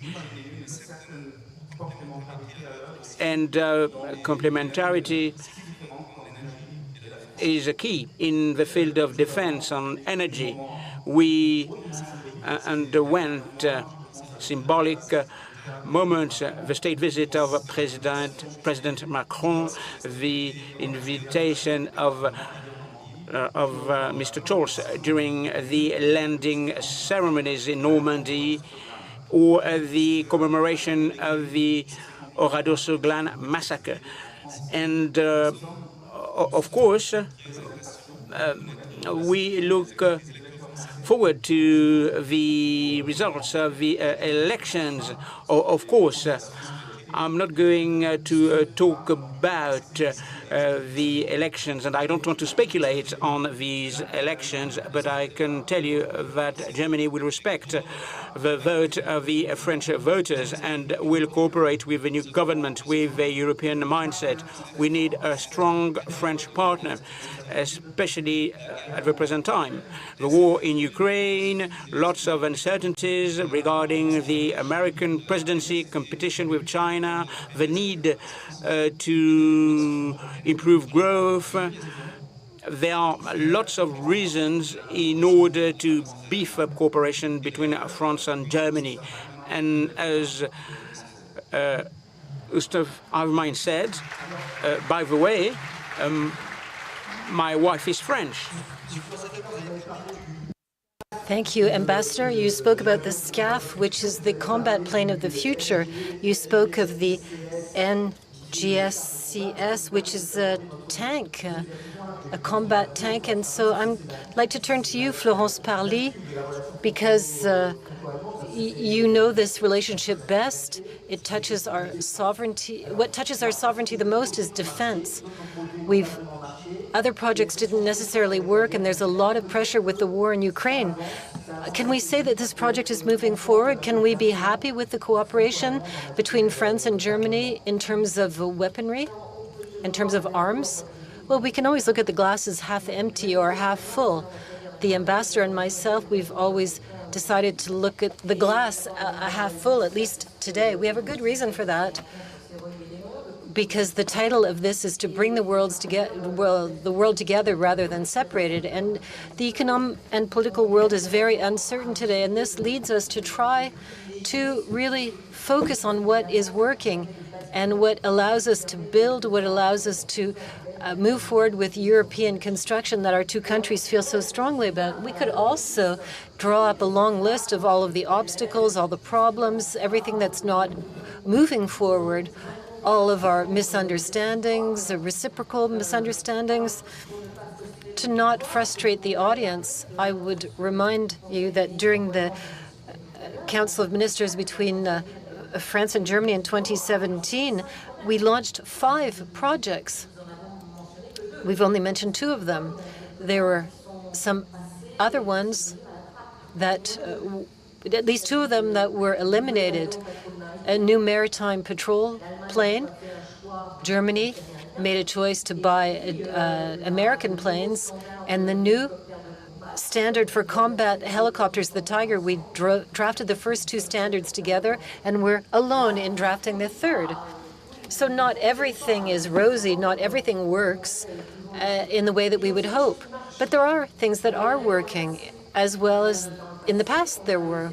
In the past, we created this magnificent transport plane that it's called the Transal, and it's finished after many years of loyal service. We have this magnificent company called Airbus, and more recently in the field of weaponry, it's getting low noise, but it's very solid and resolute. We have a co-company called 10DS for land weaponry. That is the marriage of Nexter and KNW. And since the war in Ukraine, this project that was not really being developed so much in previous years is now accelerating and is becoming a real success in its own right in the field of the defense industries. Yes, it's complicated, but things are moving forward. As the ambassador said, what is preoccupying in this current situation is that beyond the bilateral relationship between France and Germany, what can play out as of Monday is European construction itself. Because if I come back to our love story and our relationship as a couple and the notion of us being an engine, if the engine slows, if it sputters out, it's European construction in one way or another that will be affected. So to come back to the method, we're not spontaneously aligned on all topics. There are some topics where we disagree. But what is interesting is to see that when we cannot do certain things alone, and frankly, the future air weaponry of the future is so huge. There isn't a single country today that could imagine launching themselves in this type of project alone. It's really breakthrough technology.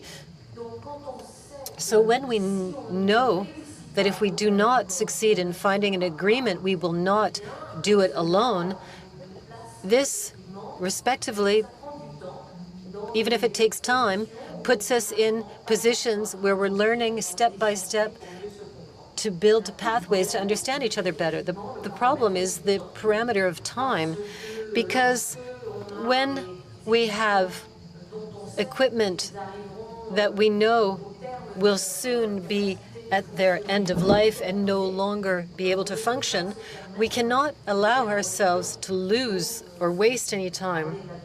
So to talk about the Rafale fighter jet, it's known many lives, but one day it's going to have to be replaced by another. Our combat tanks also, and we have combat tanks that are older than the Germans do. So we're in a bigger hurry to have a combat tank that can take over. So we cannot forget the time factor. The time factor normally constrains us, but it can be in an unequal way, and the energy of the engine is not always completely balanced. Ambassador, there's also an opposition, a fight between the US and China, and Europe has to find its growth model between these two big blocs. We know that for China, for energy, for competition, for the ecological transition, there are many differences between France and Germany. Here again, can we find a way forward that will allow Europe to reach cruising speed and be competitive? Sometimes we feel it. There are two different atmospheres, two different possibilities. At the last Franco-German Council of Ministers, the governments agreed that we will work on a competitiveness agenda with the next commission in Brussels. So there are many common points. We have to move the project forward. We have to go more quickly. to work on innovative projects, and I completely agree with what Mrs. Parly said about the major armament or weaponry projects. We now need to move up to a higher speed. Around us, the world is changing very quickly, and we don't have the time to develop projects in over 20 years. Europe and our two countries are dealing with a different strategic environment. There are new threats, and we have to deal with them. And what is very important, all of this costs money. We need to mobilize additional funds, either at the national level or at the European level, in order to be able to deal with these challenges. And we're not yet aligned. We don't yet know how we can mobilize these additional funds today. Today, our coalition, a very mixed coalition, found a compromise on the question of the budget for next year. And it was very difficult. And I know that in France, each government, with its composition, is going to be obliged to find additional funds for innovation, for armament, to deal with the American and Chinese challenges. The funds have to be public-private. There's a lot of saving, but the savings don't always stay in Europe. That's the subject. That's what our respective heads are talking about, how to attract more private financing, because the public financing is limited, and increasingly so. So how can we make the European Union, which is a land of consumer saving, how can we use these savings to make our most necessary investments? There are different fields. There's energy transition, of course. There are technological fields like AI. But we haven't yet talked about the context of Ukraine, which plays on the time factor and which makes it even more urgent. The fact that we have to find agreements and move forward quickly on the question of weapons. I was glad to hear you talk about intimacy. The questions of defense concern our country's intimacy. It's our national defense. But what gives me hope is that during the Mesber meeting, the two heads of state and government agreed together to work on a topic that had never been possible in the past, despite service offers from France, and that is nuclear dissuasion. And urgent topics because of the war in Europe, so strikes in the interior. So sometimes the necessity creates law, and the context means that we need to progress even on topics that are extremely sensitive. And I can tell you that nuclear dissuasion, I've talked about it several times with German members of parliament without any success. And the situation is changing even in this field. Thank you, Minister. Thank you, Ambassador. We have 5 minutes for questions from the room. This is a controversy, but it's full of hope, like in couples that build together.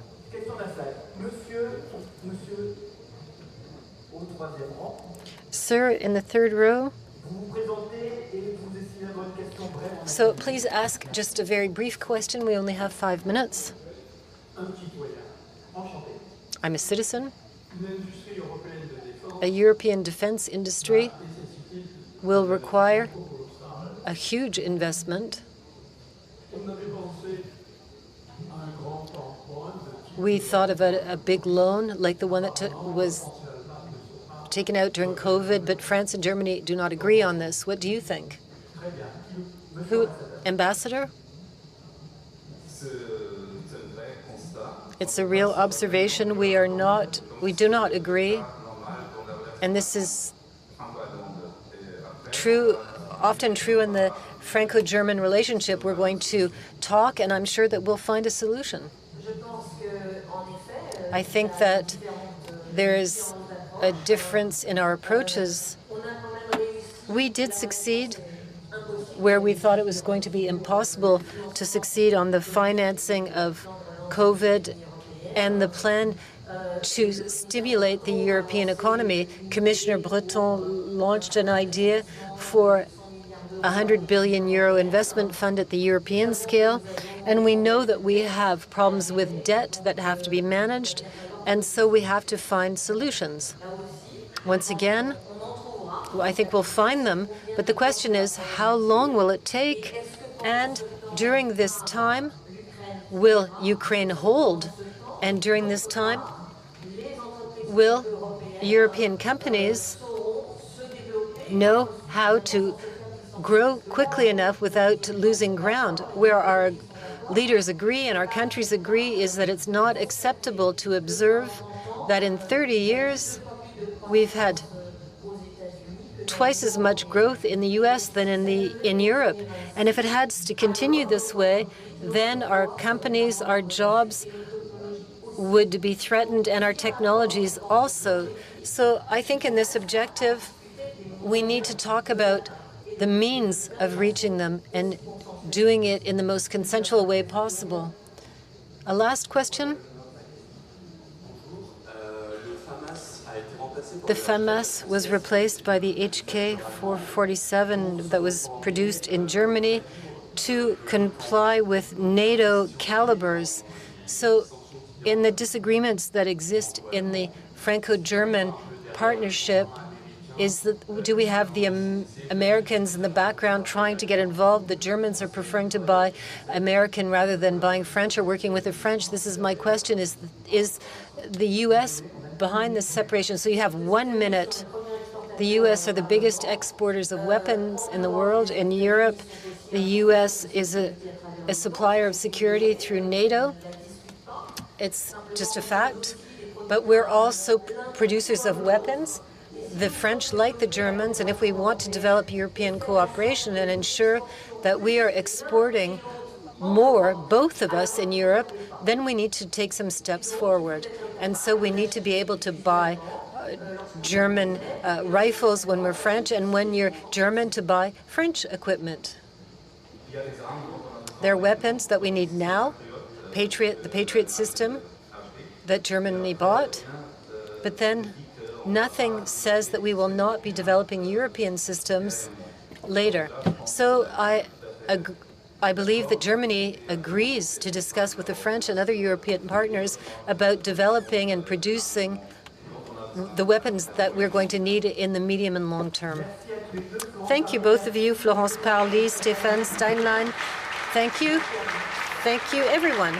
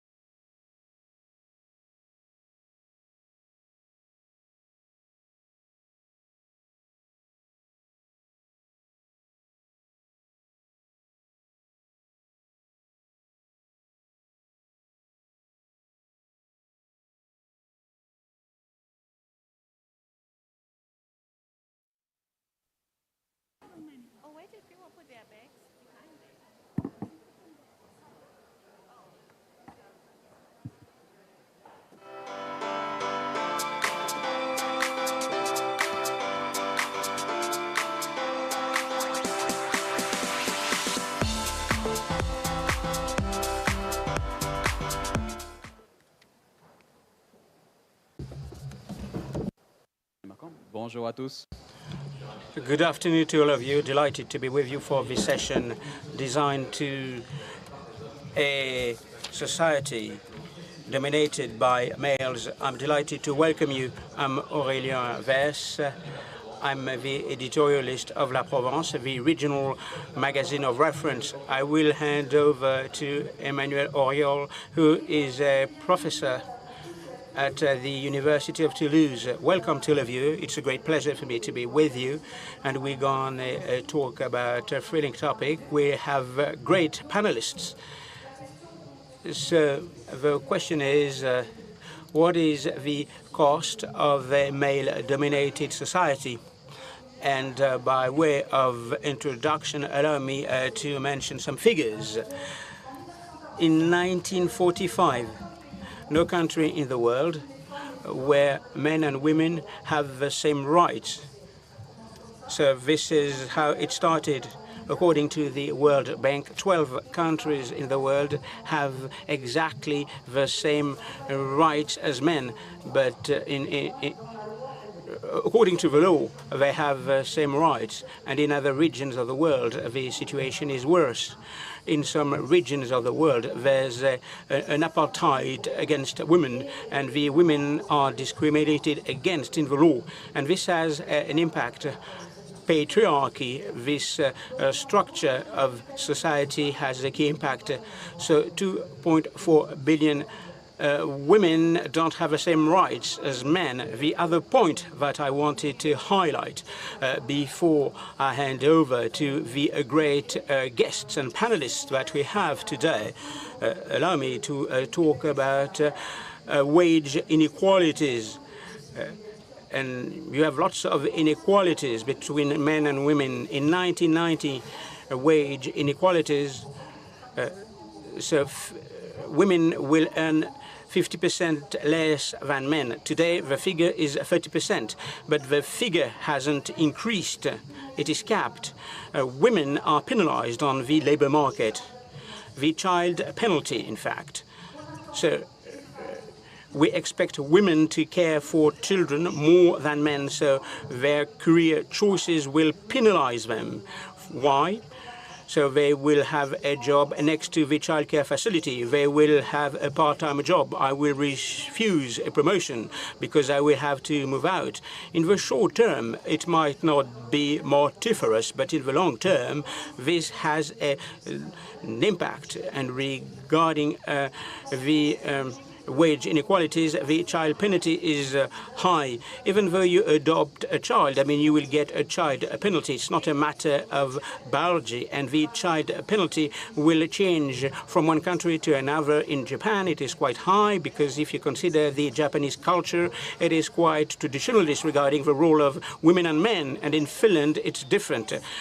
So we can act on that. But we are facing lots of obstacles. In France, there's another problem. The choice of higher education for girls. So inequalities start at a very early age, and women are less paid than men. They don't do the same types of jobs. Women won't embrace the hard sciences. Few women who are engineers or economists. I mean, for those who are listening to us, I mean, I encourage them to be economists. And of course, you can make a better living than being a psychology or studying law. That's why there are lots of wage inequalities. So you have part-time work. They stop their careers early. And when you consider the choice of higher education, you reach the 30% bar. So we will listen to our different speakers, and they represent different facets of this issue. And I will give them the floor without further ado, because their experience is great, irreplaceable. We'll be able to take stock of the situation. And of course, they will come up with some recommendations. Thank you, Emmanuel. So, for example, Chuta Batu, you are in... You are working at the Trade Union Congress. Connecting the world means that we need to reduce the gaps.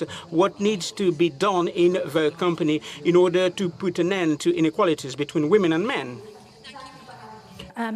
I will start by saying I'm really tired. I don't know if you know, but we had an election yesterday.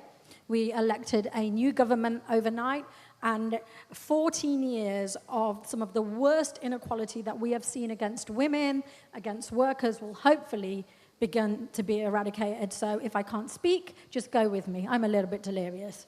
But I do want to talk a little bit about what action is needed to combat the discrimination women face in society and in the workplace. Because without it, and we've seen this in the UK, we're only across the pond, so listen to us, right? We see a real rollback of the hard-won rights and progress at work.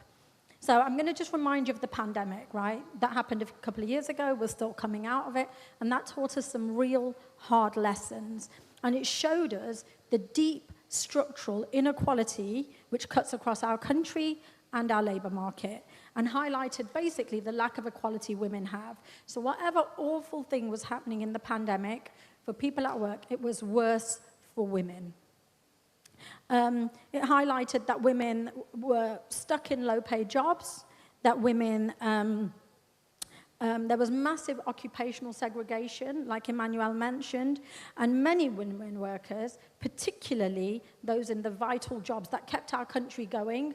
We used to stand out on a Thursday night and we used to clap for them, right? Social care, retail, all those important jobs were paid poorly and treated badly. Nearly 2/3 of our key workers, so we have 10 million key workers, and 2/3 of those were women.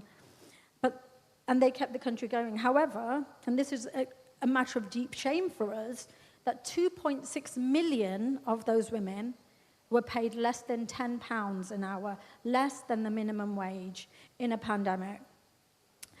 And that's only part of the issue. Women whose lives are shaped by other aspects of their identity. So black women, disabled women, LGBT plus women, women in insecure jobs, in zero-hours contracts and low-paid, they were really badly hit, and they are still feeling the effects of that inequality now. And it's no secret that in the UK, we have one of the worst gender pay gaps in Europe. Women work free for 2 months of the year compared to men. So they stop getting paid in October, and November and December we do for free, like we do everything else. And we only know that because we have forced companies to say what the gender pay gap is, and it's a step in the right direction, but we're not saying, what are you doing about it? We're supposed to give them a pat on the back for saying, hey, there's a gender pay gap. What we should be doing is burning their feet because they're not closing the gap. But I'll talk more about that later. And we know that women will only start to get paid properly when we have better paid part-time jobs, better paid and more flexible jobs, and high wages in key sectors like social care. There is this myth that the jobs that women do are, unskilled, low work. It's not true. It's that they are victims of the patriarchy, and they need to be recognized for the jobs that they are. I'm a teacher. My old job, I was a teacher. I taught for 20 years, but I stopped teaching. And in the pandemic, I had to homeschool my son. I love my son. He's a great guy. That was the worst 6 months of my life. And it brought home to me how hard it is and how hard women have it. Because guess what, guys? You have to do it all. And you have to do it all while recognizing people don't think it's worth very much. And so we have to change that.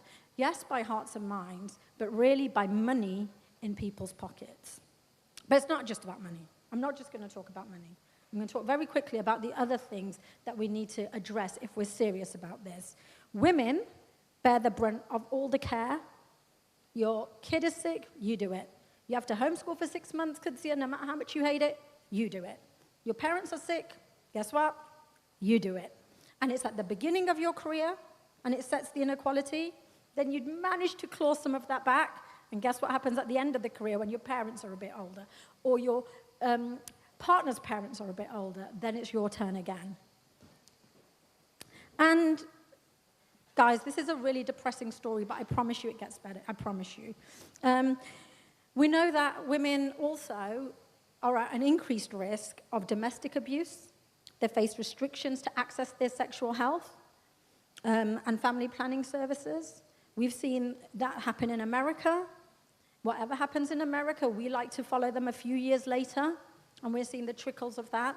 And any nationalist or far-right government that's elected will also go down that road, ... And we know that women are most likely to be affected by job losses, and they're always, first ones to be affected by redundancies, first one to be affected by cuts. Violence against women and girls is rooted in structural inequality. All of these things that I talked about, pay, about segregation, they are linked to violence against women and girls. You can't detangle those. And power imbalances between men and women are a main contributor. So if we're serious about addressing that, we have to be serious about women's work as well. And we know that sexual harassment and other violence against women happens on the street. It happens in workplaces, it happens in public spaces, everywhere. And I'm going to give you a really upsetting statistic. We did some research recently, and it said that 4 out of 5 women experience sexual harassment at work. 4 out of 5. However, we don't think that number's right because it then said most women don't report the sexual harassment they experience. So that is a shocking statistic, and it is everybody's responsibility that if we want to make work better, then we have to eradicate that as well. And women aren't responsible for men, and we're not responsible for ending sexual harassment, but we have to come together to challenge male-dominated structures in work, in education, in our trade union movement, which is beloved to me, but it's full of men, and in public, digital, and government spaces. And our government, your government, and our trade union movement has to lead on campaigning for safer workplaces for women, free from violence and harassment, along with pay, along with pensions, along with terms and conditions. There can't be women's issues and other issues. There are only workplace issues. And where the government failed, our old government, we have got a new government, which is called the Labour Party. Now, we are the Labour movement, and the job of the Labour movement will be to hold the Labour Party to account, to be brave, and to start tackling the structural inequality. Justement, Kutsabatul, merci pour votre intervention. Thanks a lot for your intervention. You've talked about elections. You've alluded to those elections. The Labour Party won the elections. You talked about health as well. In the manifesto of the Labour Party, any measures for carers, for female physicians, for all those who work in the field of health to improve their working conditions? What is your take on that? Do you think that things will change with the new Labour Party at the helm? So, yes, I do think they will change, and they will change significantly. The Labour Party have committed to what they are calling a New Deal for workers, and they have committed to implementing this New Deal in the first 100 days. So in 100 days, we are going to be seeing some significant changes, and it just so happens I have a list of them here. And I have a list because I'm going to check. Right? And I'm going to check, and I'm going to hold them to account. Thank you. So I'll go through them real quick. Just one sentence to finish. Juste pour finir. Just one sentence. Just one sentence to finish. 0 hours contracts. At the minute, women are employed on contracts, not guaranteed hours. Right? So if your shifts are cancelled, you don't get paid. They're going to end that. They're going to give day one rights against dismissal. They're going to stop women who are off on maternity leave being exposed to redundancy. So while women are off having babies, they cannot be sacked from their jobs for 6 months, which is really, really important. They're going to make sure flexible working is a day one right. They're going to make sure that parental leave is good quality and parents have access to it from day one. Sick pay, so women can be off sick when they need to without being penalized for it. They are going to look at paid carers leave. They're going to look at a menopause for women. Merci. And so there's you. plenty. And yes, I think there will be a difference. Merci pour votre réponse détaillée. Thanks a lot for your detailed answers, and hats off to you. Sylvain Denain, vous êtes directeur général et membre du... So, Sylvain Denain, you are the managing partner, CEO and board at Practice Europe and Africa, EDRIC and Struggles. So, a male-dominated society, what is the impact in terms of governance and corporate governance? So, allow me to talk about governance and the general management of companies. Of course, you need to consider the economy and the impact on the different economic stakeholders. But I will tell you a short story that does illustrate what women can experience in managerial positions in modern companies and in France. 1 month ago, one of our consultants was called by one of our customers in order to recruit an HR manager. The client wanted to have a woman. He was a man, the general manager of a listed company in France, managing a significant business. So he wanted to recruit a woman, so he greeted her. She's a Franco-English, a binational person. And the first sentence after saying hello to her, "Oh, you've seen the film, the movie, À nous les petites Anglaises." I don't know if you've watched the film. It's an old film.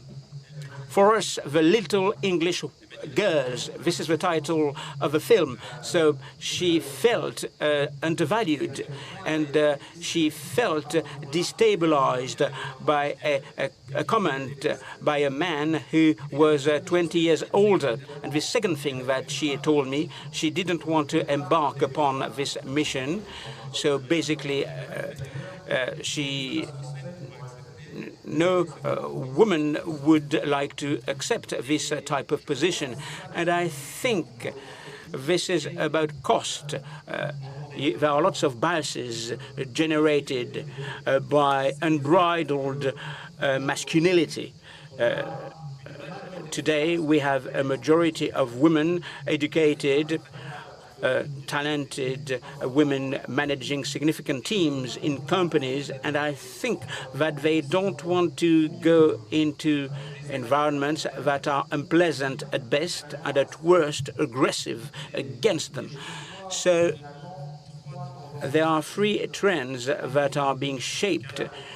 If you consider the senior executives that we discussed with, today, there's a talent war in order to recruit the best profiles, and the women who have those skills, who are educated, they can find companies that are quite progressive. And I think that this creates a distinction between the companies that are making progress, making some conscious efforts in order to curtail the biases that we've witnessed for many centuries, and the other companies which will become has-been companies, I would say. If you consider the young generations, men who are progressists, they are not eager to work in those environments, and the cost for these companies will skyrocket. So beyond this little story, there are lots of positive things in the corporate world, and France is a pioneer and is leading by example to a certain extent. The Copé-Zimmermann Act, whereby listed companies could get more than 40% of women in boards. This is a real success. The CAC 40 companies have 45% of women in their boards. And honestly, the companies are doing quite well, by the way. 33% of women in the executive committees, according to the law, it should be 40% by 2030. And today, there's a conscious effort that is being deployed by big corporations in order to promote women, to develop women within the organizations and corporations, and to help men understand their biases, and the objective is to avoid repeating the mistakes of the past. It's a message of hope in France. This is a strong message in Europe because the European Commission enacted a law last year whereby there will be 40% of women in 26 countries in the boards. Lots of women will be able to join the boards of many European companies. Nevertheless, there's still a lot to be done. And when I prepared this panel discussion, I was shocked by a survey that was published by the European Commission in 2020 in technological companies funded by a private equity. 92% of the capital that has been allotted to companies where the managerial teams are male-dominated. And the French tech companies are lagging behind. Of course, they create jobs, they are innovative, they are the future of our economy, but they are lagging behind in terms of governance, only 20% in the board and less than 20% in their managerial teams. And I think that in a developed world, the only way to get more women in managerial positions is to make a constant and conscious effort in order to increase the number of women in companies. Just a sentence. So there are some great companies doing this effort. And of course, this effort, should continue. So we've noted your example about the startups. Des efforts à faire dans les startups. There are further efforts to be made for the startups. Divika Gopal, you're an artist. You've worked on a number of issues such as feminist art and so on. I just want to go back to what Emmanuel has just said. There are only 12 countries in the world where there are equal rights between men and women. 12 countries out of the 193 that are recognized by the UN. The leading country for that, in terms of executive leadership, there are 9 women who have been elected as heads of state and 13 women who are heads of government. So that's around 6 or 7% in a population which isn't actually a minority. In France, we deal with issues of women with all of the other rights of minorities. It's a human right that is not respected for a population which is larger than the population of men. It's more than 50% of the world's population that are women, and it's 50% of workers. I want to talk about this notion, feminicus economicus, that we mentioned. It's in the study by Claudia Goldwyn, Nobel Peace Prize, and she's recently been Nobel Prize for the Economy, and she shows us that there is a U-shaped curve which shows the invisibility of women's work. Not that the work doesn't exist, but there's a kind of a kind of glass ceiling. When we talk about someone who's a wife isn't seen as a worker. Instead, someone who's a wife will see their work becoming invisible, not only because she's working on the domestic chores, but when she worked alongside her husband in the 19th, 20th century on a farm or something like that. These tasks, this work was never documented, and Claudia Goldwyn documented this work. It's an incredible study which says that women have always worked through the centuries, that there's a U-shaped curve. The lowest point was in around the 1930s, the early 20th century, where women were starting to see their work recognized, because it was no longer just manual work which was seen as degrading work, but it was increasingly recognized and valued as white-collar work, and women started to get into the world of business. So as UNESCO Artist for Peace and Ambassador for Peace, is to work on feminist diplomacy. First of all, let's stop our victimhood. It's a difficult thing because women have a lot of things to say about all of the many centuries of abuse and struggle for equality. But when I say we need to stop assuming a role of victim, we need to move forward with diplomacy, a feminist diplomacy. We're focusing on issue for education of women, girls and men, education in equality. We're aiming as well through this initiative to better understand how to give women financial independence. It's all about entrepreneurialism. This diplomacy also focuses on creating female role models to head up governments, and it's also diplomacy which aims to ensure that women are more present in negotiations. I initiate a project which is called the Sarah and Hajjah Accords. They are the feminist part of the Abraham Accords. I knocked on the door of the government in Morocco, United Arab Emirates. It was before the 7th of October, it was in May 2023, and I asked the women in those governments to sign up to principles of feminist diplomacy, and they did so. They were delighted to be able to stand together to commit to showing countries of the Middle East that it's possible for feminists to agree and move forward. After the 7th of October, things have been more tricky, of course, but our aim is to work towards African feminist accords, so with significant support from a number of African countries. We have 54 women that we're looking to bring together to sign these agreements, and we also want to put in place international agreements with the First Lady of Iceland. What I'm trying to do there is to try and create a different form of diplomacy. With the various successive crises, we can see that a different diplomacy is needed: artistic diplomacy, cultural diplomacy, feminist diplomacy, economic diplomacy, and through these means we'll create alliances between countries, alliances that will be different to the politically correct alliances that we try and manage through political and traditional diplomacy. That's what I believe in. We want to try and get things changed, not through civil diplomacy or purely political diplomacy, which is stuck in politically correctness. The results have been good so far. Thank you very much, Julia Jesus. Feminist diplomacy in action.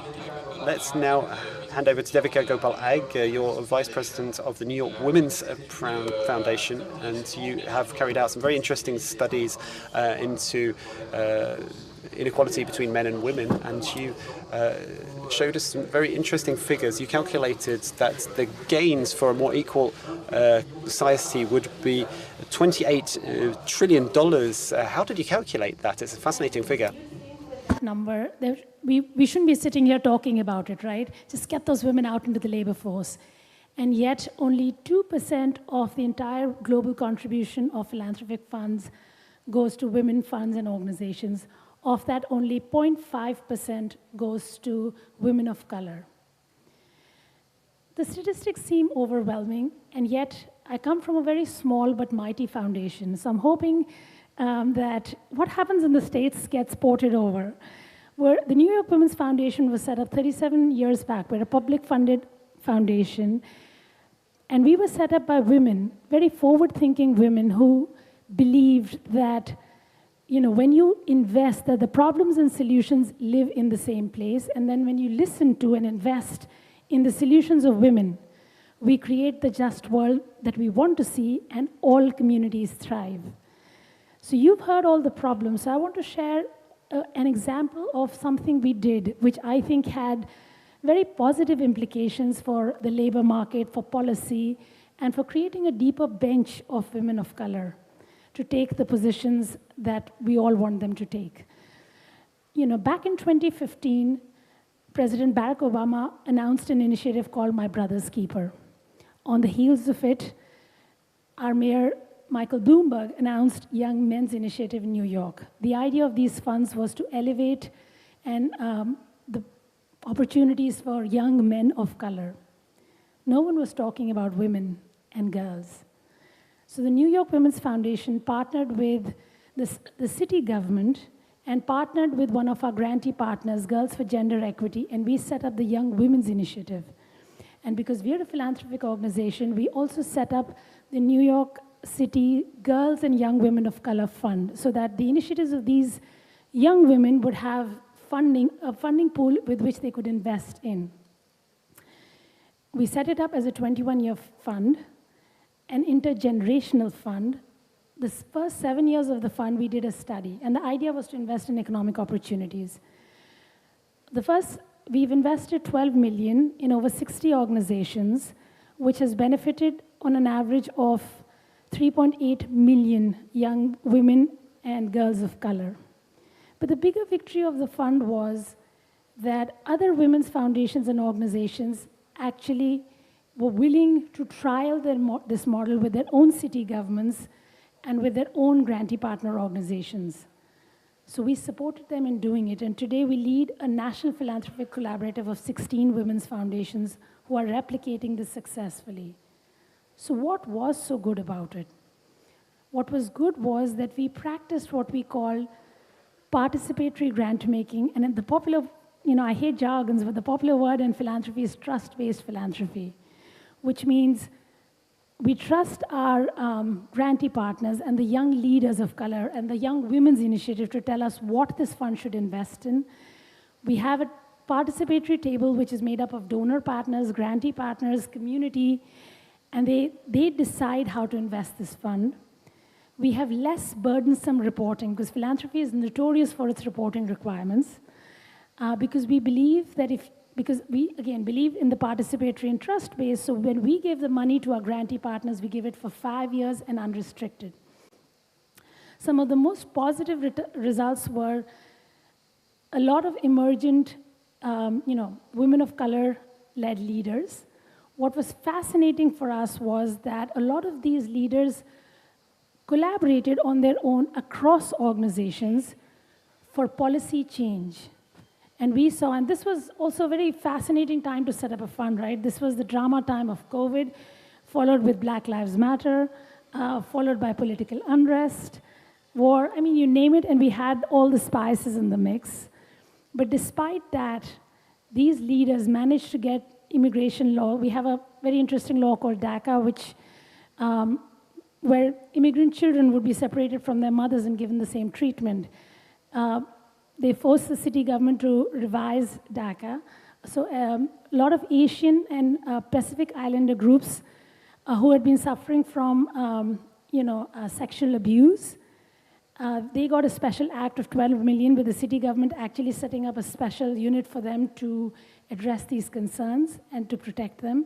So there were a lot of laws coming out. These were not laws we could have anticipated. We knew there were problems, but the grantee partners, as they worked with the communities, found these problems on their own and found solutions, whether it was advocacy solution, whether it was movement building, whether it was organizing. And what was also very positive was that city government and the lawmakers had a better pipeline to understanding the communities that they represent and to find better laws to help them. So I'm going to stop here, actually, and give you some time back so that you can hear from Emery. Thank you. Thank you very much.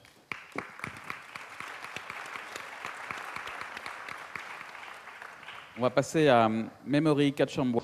We're going to move on to Memory Kachambois, your Executive Director of the African Women's Development and Communication Network, FEMNET.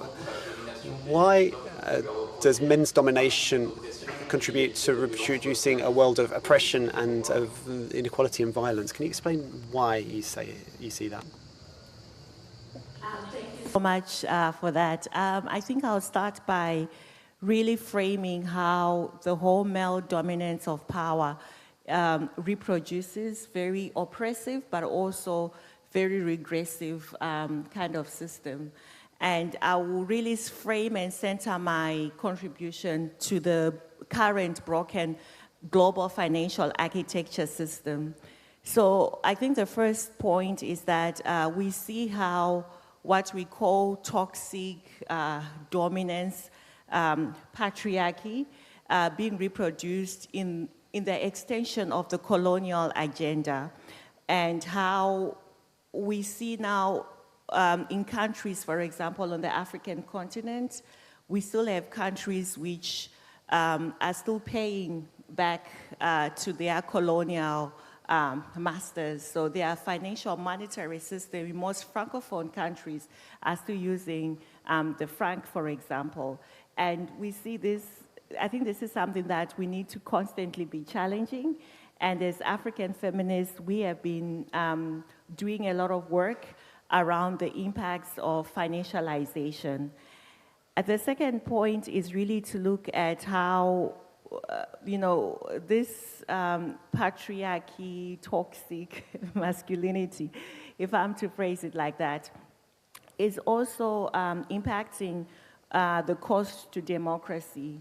So we've seen an increase in an anti-gender, anti-rights movement, which is financed mostly by organizations and companies that are pushing for regressive policies. And we see how that is also impacting on the hard-gained rights that we have been, and freedoms that we have been fighting for. We see this on the African continent, but we're also seeing it, I think, in Europe. It's also growing. So we see it when we talk about protection of the planet, protection of a climate-just transition. It's actually the opposition coming from fossil fuel-funded, mostly owned by male, white companies, and ideology also pushing. And they are really pushing towards an agenda which is taking us back. So I think it's really important to also mention that the whole militarization that we see more budgets being allocated for military spending and no transparency as opposed to social services and for security and for peace. And when we talk about peace and security, we don't see much budgets. We actually see more cuts on that.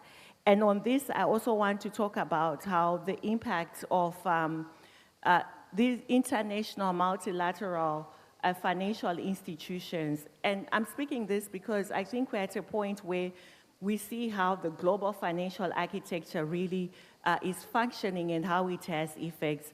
I live and work in Kenya, and for those that might know, we are actually going through a crisis where there was rejection of a financial bill. And in this financial bill, it's interesting that there were austerity measures being pushed because of the high debt crisis. Africa has got the highest number of countries in a debt crisis. Out of the 5 countries that have abstained from paying back their loans, 4 of them are on the African continent.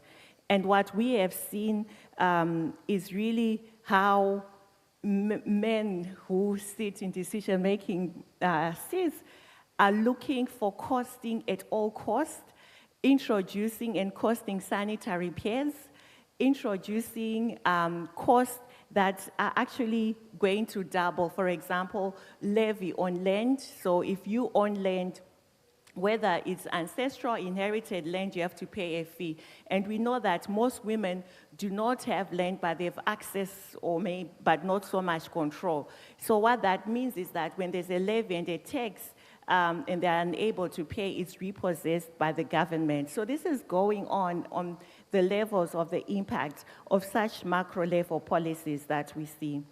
And I'll just share another example from my country, Zimbabwe, where we've also seen issues around sovereignty. We talk about intellectual property rights and trade, and how that, for example, in, let me say, Kenya, for example, there are laws that you can't exchange seeds. So indigenous communities usually exchange seeds, but now there's an intellectual property rights on it. In my country, we woke up one day and our government of Zimbabwe had given 70 million hectares in the form of carbon credit land. And this is about 20% of the land mass of the country. So decisions, I think there's a great interconnection around the reproduction of oppression by a system which is really driven by toxic masculinity and patriarchal ideology. And I think we need to disrupt that in solidarity. We need to continuously analyze it using feminist tools. You talked about feminist diplomacy, feminist foreign policy, which the government of France has actually signed up to. And I think there's certain ways I'll give an example, for example, in Burkina Faso, really using methods of economies like Ubuntu and some of those alternative economies that count women, that see women, that are inclusive, and that are also very much progressive. Thank you. Merci beaucoup. Memory Kachamba. Kutia Batul, Kutia Batul, I saw you nodding as Memory was speaking. Can you hear the interpreting? Is it working? Of Memory Kachamba. Do you recognize yourself in these struggles, in this, in what you said? Yeah, everything Memory said was resonating with the work that we've done, particularly around dismantling those structures and recognizing that it isn't, when it's not happening in isolation, it is connected.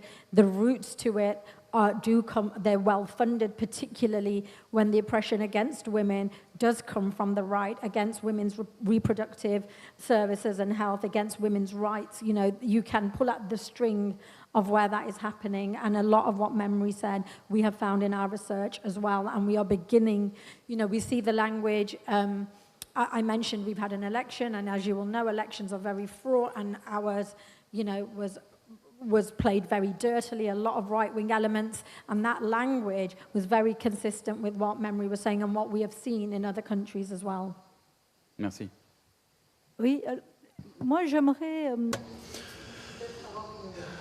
I would perhaps like to ask a rather provocative question on this point. If we look at the civil rights movement in the USA, for example, women tried to say there's discrimination against the black men, black women, but there's also discrimination against women in general. But people said to them, it's not the time to talk about that.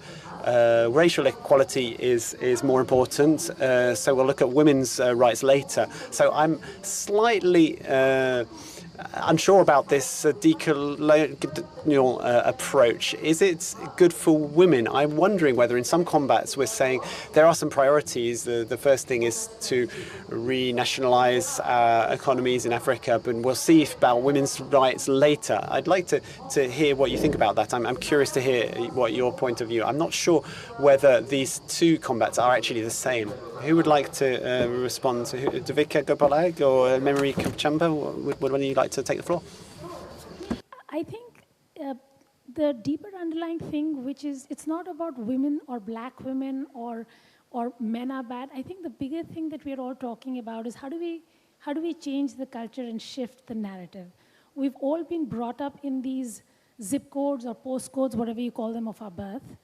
And we've all had a certain mindset. It's very hard for each of us to break away from that, to be open-minded, to actually think differently. Think about it. You go to school, you study subjects, and you're told that you have to stick in your lane. You go to do a job, if you're doing HR or business, you're expected to stick with that because there's a specialist to do something else. And yet when you go to your own house, you do everything. You're the generalist, right? You cook, you balance your books, you clean the house, you do everything. So that time you don't say, I'm sorry, I'm not a specialist in this, so I'm not going to do it. And it's hard, but that's what I was talking about, is applying a very intersectional lens to saying there is a problem and we need to solve it. And I think one of you made a point about there is a historic level of oppression, inequality, and equal wage. So in the United States, it's 0.3 cents for every dollar earned for a black woman.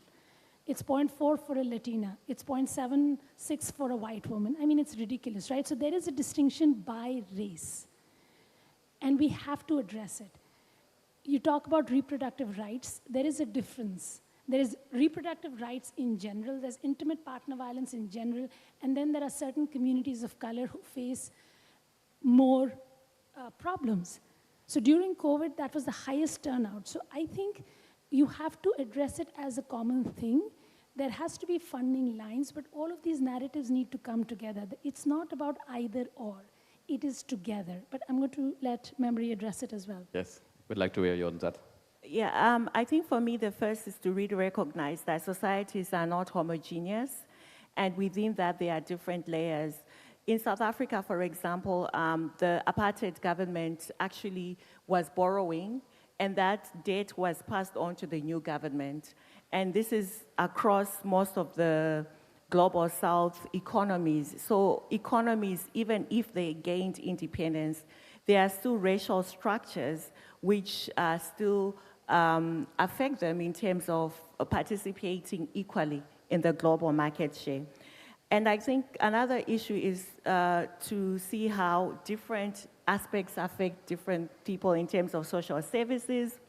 Kudisa talked about menstrual, that the Labour Party is going to have a menstrual, talk about, not menstrual, about menopause.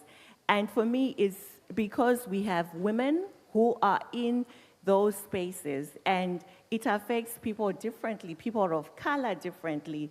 So I think it's really to say the intersectional approach is so important because it allows us to be able to bring those debates, to be able to bring that in the discussions of economies. We run what we call the African Feminist Macroeconomic Academy, which sort of like tries to break down economies, because economy is seen as a subject which is complex, which doesn't affect the lived realities of women and girls in all their diversity.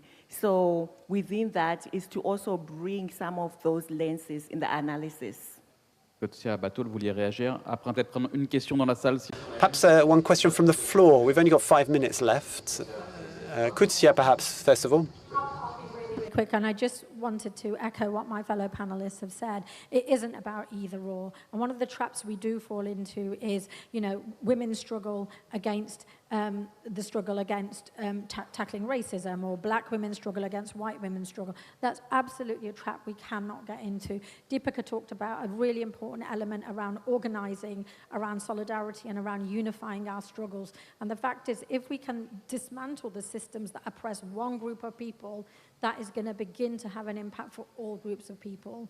And that is a really important message, I think, that we should take away today. And that intersectionality of people is so important. Thank you very much. Une question dans la salle, rapidement. One question from the floor. What is the cost of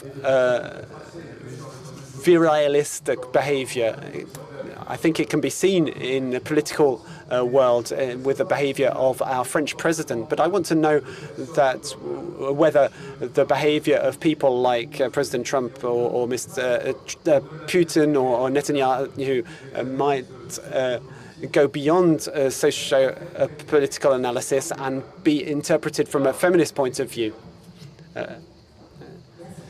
Gula, would you like to respond to this? Thank you. It's a very interesting question. The cost of a male-dominated society is war. Why is this not said in the media? There are tens of thousands of women protesting outside the Kremlin to ask for their boys to come home. In Israel, there's Women Watch Peace, Women of the Sun, groups of Israeli and Palestinian women who are nominated for the Nobel Peace Prize, who are working ahead of the 7th of October and since 7th of October for peace. In Liberia, we're seeing that women have made a difference in peace negotiation. And when I ask men who are in power why there are so few women in the negotiations, the answer comes very quickly: because they negotiate. Men want to win, women will negotiate, women find compromises, women think about how to make peace, so men think about how to end the war. And I think that touches something on the masculine and feminine identity. Would you like to respond, Emmanuel Oriol? let's think about prisoners. 5% of prisoners are women, 95% are men. Violence may be linked to something biological, testosterone perhaps, but it's not necessarily a feminine response. I'm very impressed by what all of you are doing here in businesses. I think the climate would work better if there were more women in power. We've talked about sexual harassment in the street. All of these things are societal issues. Feminist diplomacy is an answer to some of these questions, and there's a feminine way of managing conflict, deadly conflict in society. So I think all of these issues are relevant to businesses and to society. Let's just think about this statistic: 5% of prisoners are women. If there's no more questions, we're going to wrap up there. I want to thank all of our speakers. Thank you very much to everyone who's been here. One final question. We've got 1 minute left for our last question. There's a microphone here. Let's hear. Good afternoon. With respect to the theme of cost of male-dominated society, I don't have the cost for France, but in my country, Ivory Coast, Ivory Coast would gain 6 billion CFA francs if we put in place better equality between the sexes. If we achieved gender equality, the society would be better. But are men aware of this? Are men prepared to let things go in order to achieve this equality? When I think about men, they've got two choices. Either they continue in the existing system and losing things in their economy, or they could move towards sexual equality and improve their country. So what can we put in place to help men understand that could improve the common good? Memory Kachamba, do you have an answer to that? Yes, just before that. Let's be aware of gender fatigue. I'm an executive coach and I go into businesses to coach men and women. 10 years ago, women were saying to me, I don't want to get in a lift at about 10 p.m. because I'm worried about a predator. But now I have men say to me, I'm worried about taking the lift at 10 p.m. because I'm worried there'll be a woman who might say to me, say that I had done something wrong against her. So this kind of tension after the Me Too movement is there. We're still talking about terrible rivalry between men and women, but what we should talk about is reconciliation. And I think it'd be really good to hear a man's point of view, to hear whether men would be ready to make concessions in businesses. I would like to give a message of hope because I see in our businesses, in the largest and most successful international businesses, there are some signals which suggest that there are some CEOs that are taking this problem seriously and are trying to bring men and women together, reconcile them to make things better. I think the Michelin tire company is not a particularly feminine example. Tire making is not something that you see as typical female, but it's a company that's doing a lot for equality. They announced a worldwide decent wage and equal pay agreements for men and women, and this is something that's put in place by the leaders of the organizations. And just to respond to what the gentleman asked, from a political point of view, I think it would be the same things. If male leaders were to take this problem seriously, we might be able to move things forwards. Those that you mentioned probably are not in that category. You talked about an expression by Dr. Mukwege, Nobel Peace Prize winners who worked in the Panzi Hospital in Congo. He said, there is something called positive masculinity. There are men who are allies working to ensure women's rights, human rights, and this positive masculinity will help men to commit to working with women. That's going to be the last word. I want to ask everyone to applaud our panelists. Thank you very much.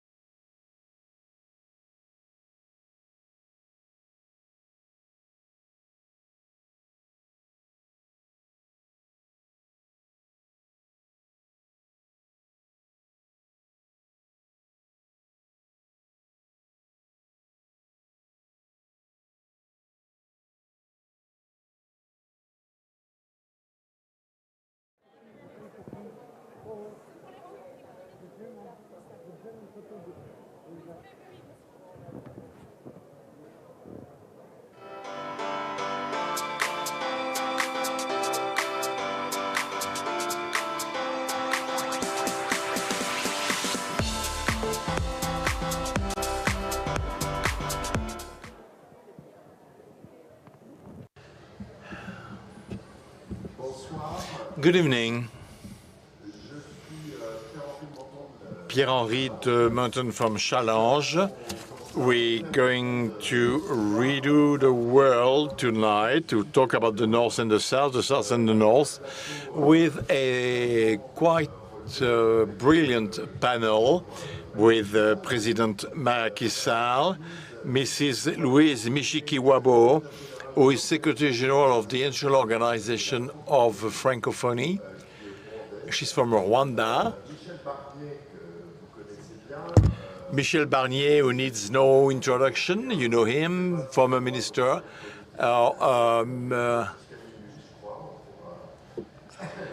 He can talk about domestic policy until midnight, but anyway, we'll see. And Ambassador Pierre Sellal, who for a long time represented our interest in Brussels for a long time, and he was Secretary General of the Quai d'Orsay. I will with no further give the floor to the Cercle, Christian Boissieu, who is Vice President of the Cercle, and who will summarize in 4 minutes the state of the world. Good evening. The topic, if I understand it well, consists about discussing the North-South cooperation or situations, and we have to see the dose between cooperation and conflict. First thing I want to remind you that this conflict, the South-North conflict, or North-South, adds up to the East-West conflict. The world economy is crossed by the two problems, China, USA, and North-South. And one of the discussions that would come at the end in the 4 minutes will be the role of Europe versus such conflicts. Is it passive or is it present enough? Before saying a word about Europe, let me mention 3 points. First point, we discussed it this morning, and I'd like to come back to this because this is the background. The fragmentation of the world economy we're witnessing, and which is not over yet, is not a deglobalization. We have to make a difference. We are not rolling back the film of globalization which has taken place for the last 50 years. What we see is the rupture of some supply chains, COVID and what followed. This rupture was stopped with the post-COVID recovery. Then there is still a supply chain problem, and there's the advent of blocks between sort of brackets, because when we talk about blocks today, we somewhat exaggerate what goes on. We got regional solidarities which become stronger in some regions, some continents, than in others. But when we think about blocks, that is regional solidarities, in order to keep the trade flows, intra-block trade grows faster for the last 2 or 3 years than the inter-block trade. The global trade grows by about 3% per year, so it's not a disaster. Global trade grows at the same pace than the global GDP, around 3%. There is a difference between intra-block trade and inter-block trade. The constitution of the blocks was increased by the impact of the sanction on Russia. I'm not criticizing the sanctions against Russia. All I'm saying is that sanctions against Russia caused compensation movement in the East with increased solidarity, which I call the South-South solidarity, found in the figures. I'm amazed by the gross bilateral trade between China and India, between China and Russia. I'm not saying it, the figures say so. Such regional solidarities and this fragmentation of global flows take place in a context where the referee,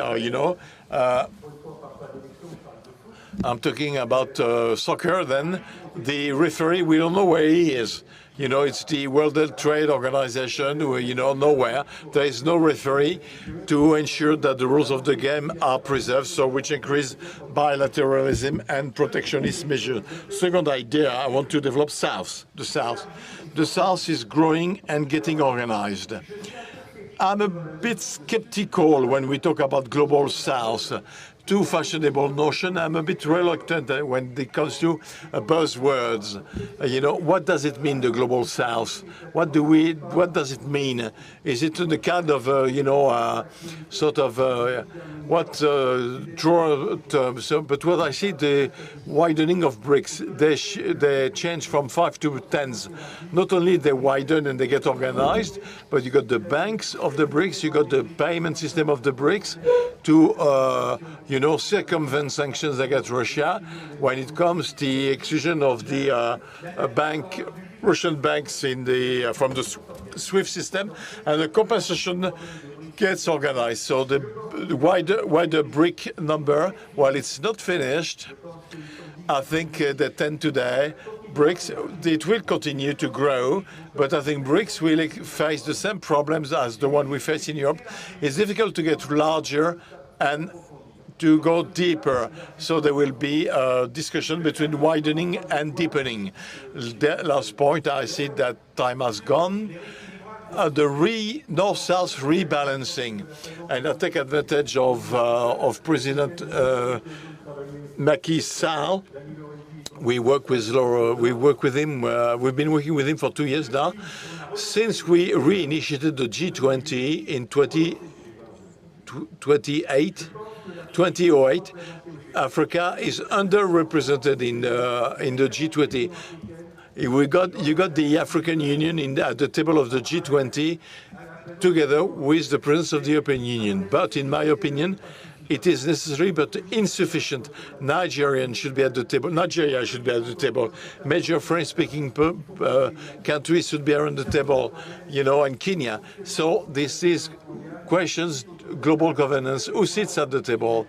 Finally, last point, rebalancing. I do welcome the 2015 Paris Agreement, which provides $100 billion of transfer per year for ecological transition from north to south.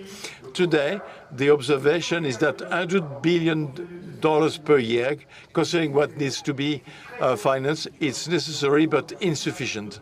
So let's look at this. Thank you for your attention. Thank you, Christian. With no further ado, I give the floor to President Macky Sall to come back to the last point, because there is a coming COP in November. You are heading an initiative coming from the Paris Pact, so we are clearly in the North-South, South-North dialogue when it comes to the financing. So what effort should be made by the North for the South for climate transition? And I'd like you to come back to what we call the Cat B. Thank you very much. Thank you to my friends there. I want to thank the Cercle des Économistes for the 24th edition, 24th Rencontre économique d'Aix-en-Provence. I'm here. I'm a representative of the CAPE since April. When I left the presidency of Senegal, but for the North-South, you know, I have to have a political cap as an African political leader to give you my appreciations on the state of the world. You said it, the world is fragmented. The world is quite obvious, and it's certainly sufficient. There's a world where the organizations which define rules have been set up after the Second World War. The Bretton Woods, the World Bank, IMF, all multilateral banks, and the World Trade Organization. But all these organizations which decide on the future of the world, well, are based on the Western Bloc, US, Europe, mainly. So, what we call the Global South, which is the sum of the emerging countries, but also of the developing countries, which considered that they could not count on the decision-making power. They had to get organized to create a reform dynamics, because we cannot keep going in a world where 2/3 of the population are excluded from the global game. And that's the reality today. For climate, climate transition and other issues, this is, to finance development, all those topics, we know that what we call globalization, in fact, is only for those who define the rules. The others do not count. And this is why we approved the initiative of the French president last year, Emmanuel Macron, by organizing a summit for a new global financial pact, and the need to have a pact for people, more solidarity for development, provide more support to developing countries, get to have access to capital market in more sustainable conditions, make sure that as well that the sovereign scores of the country should not be decided only exclusively by the scoring agencies, because otherwise no organization has anything to say, whereas these scores will actually condition the risk, the financial risk on the countries, and of course, so another key point which should be converging, we want to develop, is the question of climate. No country should have to make a choice between development and environmental causes. We should be able to do both at the same time, and for that, we have to agree on how to finance green infrastructures, how to finance ecological transition, climatic transition. And within this context, let me take an example, I won't be too long, to show the fact the system is unequal. During the Glasgow COP, industrialized countries have decided in a unilateral manner that they will no longer finance fossil fuel outside of their territories. Which means that all countries which are industrialized countries, which are not the main polluters, but which have natural resources, including gas and oil, and transition energy, their gas project will no longer be financed by development banks, for World Bank and European Development, or even the African Development Bank, because we do have non-regional partners who can, but all the banks today are looking for the clean, green label. But what should be done? Should be done with the 600 million Africans who don't have access to electricity, and see their countries producing gas, which is transformed in natural, natural liquefied gas, LNGs.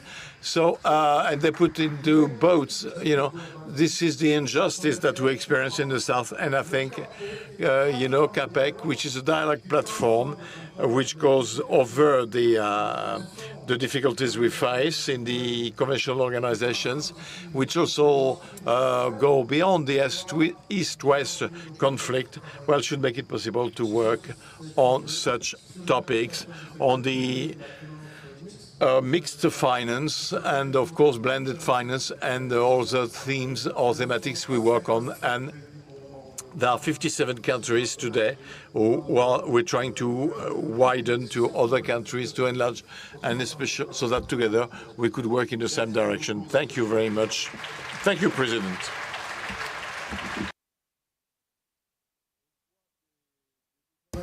We see new organizations that emerge, like the CAPI, which means that the old organizations that you mentioned, Bretton Woods, are no longer suited. We do have an old organization called the European Union. Is Michel Barnier, you know it well, I think, is it as tired, weakened, almost obsolete, as we say? We like shooting ourselves in the feet, especially in France. So can you tell us what is the role of Europe, or the European Union, in this fragmentation? And what will be the role, which role can it play? East, north, south, east, west. Good evening. So, for a long time, I'm a patriot. Europe is obvious, is in evidence, and it is more vital today because it is not an option in the world as it exists and as the President Sall just described, or as described. It's paradoxical to, as a politician, to ask me not to talk about the French elections. In the weaknesses of Europe, one country has got some problems. We're not the only one, but I'll come back to that.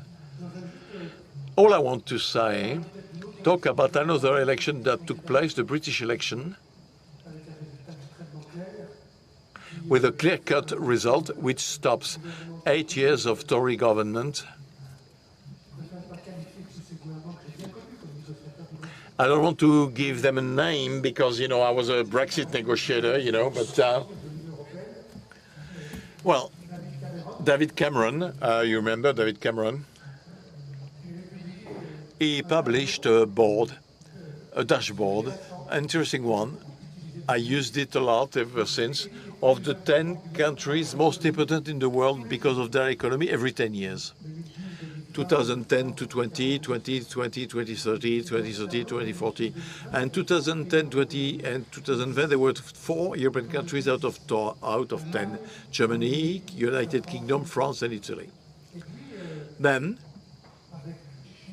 with the likely evolution of the economies in a world where sometimes the people hope that we will be there, but nobody is expecting us in this world now. It's individualistic. Well, every 10 years, one of the 4 countries is kicked out of the table, of the board, and at the end of the table, 2050, there will be only one country which have position 9, Germany, and which will be out. So come on, boost our moral, Barnier. So having said that, I used the same figures as Mr. Cameron, updated them to show what happens if we remain at 27. And when we are at 27, we stay in the table. We move back a bit, but we remain the table. That is, we remain at the table where the world order and disorder is decided, so we can fight for our interests. Chinese don't have any complex. The US have no complex. We shouldn't have any complex. We stay at the table to fight for our values and to be involved in this organization of the world. So, to answer your question, I think the European project, which is more vital than it was 60 years ago, which would change because, it is a regional organization to solve European problems. Now it has to look outside and it has to be ready for the challenges that are we're going to face. I've been quite amazed for the last 15 years, ladies and gentlemen, that we faced at least 4, 5 or 6 major crises, and all of them except one came from outside of Europe. Financial crisis came from the US. We had, we had done with ultraliberalism and deregulation, the migration crisis coming from Syria and Iraq, the COVID crisis, and then the European crisis promoted by Russia and the Americans of the Brexit, and then the war in Ukraine, and today Israel versus Hamas. Not to mention the crisis, which is the deepest and that will change everything, with the climate crisis. On aborde ces crises.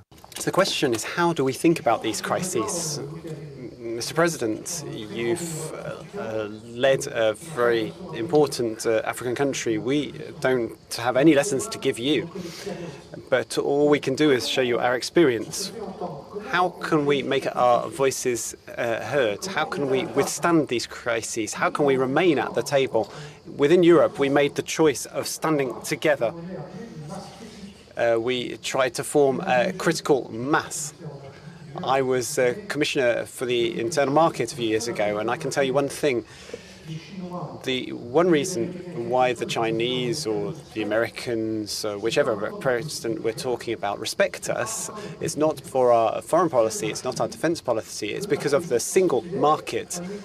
Because the single market is a full ecosystem with common standards, not too many standards, regulations, and a common legal framework. That's why we're strong, and that's why we matter. So a country left us at their own expense, but all of that I'm saying is to demonstrate how vital it is for us to stand together. We will only matter if we change, if we take into account the warnings and the lessons that we're receiving from the outside and from the inside. Brexit, in my opinion, has a number of lessons for us in France. We've got a few hours left to learn the right lessons. We need to put in place policies that people are interested in. That's what I say about Brexit. Why did 52% of British people, and particularly in the poorest regions, voted against Europe, against the elites? There's a popular feeling. We need to understand this in our country. The idea of not being taken into account, uncontrolled immigration, there's no future. We need to provide an answer to that, and so we need some very concrete European policies. Not all the answers are going to come from Brussels. There are some common investments that are required by pooling our borrowing. There's some military responses, a credible European defence, not a European army, but a mutualised European defence. There needs to be a control of our borders, industrial and agricultural answers. There are a variety of responses, but there is one proviso. The proviso is that France needs to remain a European country, and that's what's at stake on Sunday. It's vital for Europe, it's vital for us in France. The second proviso is that France and Germany need to start talking again. It's a cooperation which is increasingly necessary. It's not sufficient, but it's increasingly necessary. We need to stop giving lessons to the whole world. We need to stop being condescending. We have some experience, some expertise. I was Minister for Agriculture in my country, and I would therefore understand that West Africa or North Africa would want to create something that resembles the regional agricultural policies that we have in Europe to manage water, to manage risks. And the final condition is that within Brussels, in this institution that I know, the European Commission, we take into account the lessons that the populations are given. We need to stop being arrogant. We need the Commission to be effective and stop saying that it's always right. That's the final proviso, the final condition. Thank you for listening to me.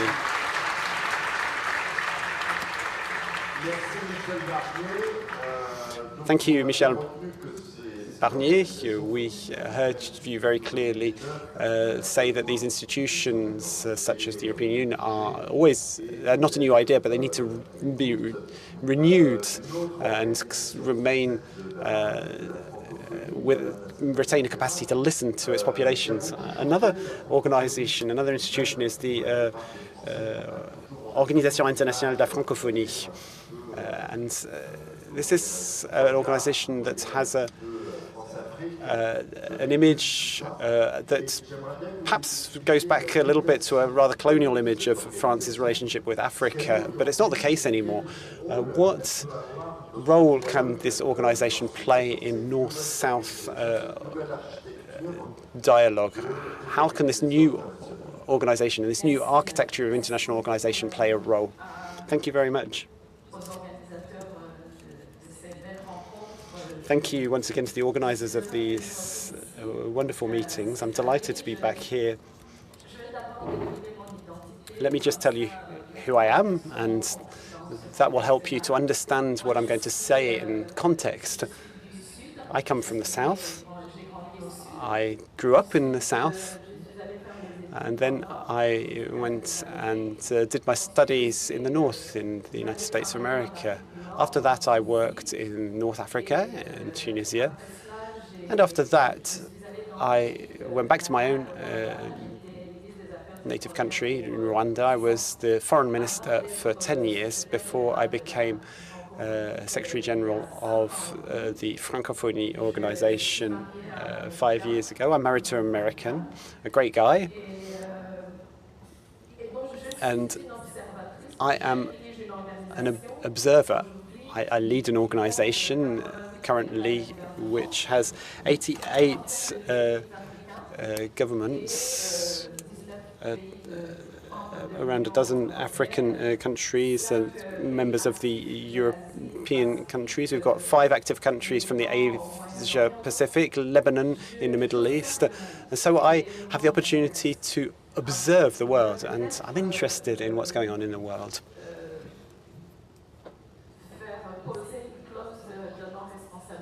I would like to perhaps issue a disclaimer at this stage and say that I have a southern perspective. I have a positive prejudice towards Africa, which is my continent, and that's who I am. I like the word balance. That's what we should be looking for. Balance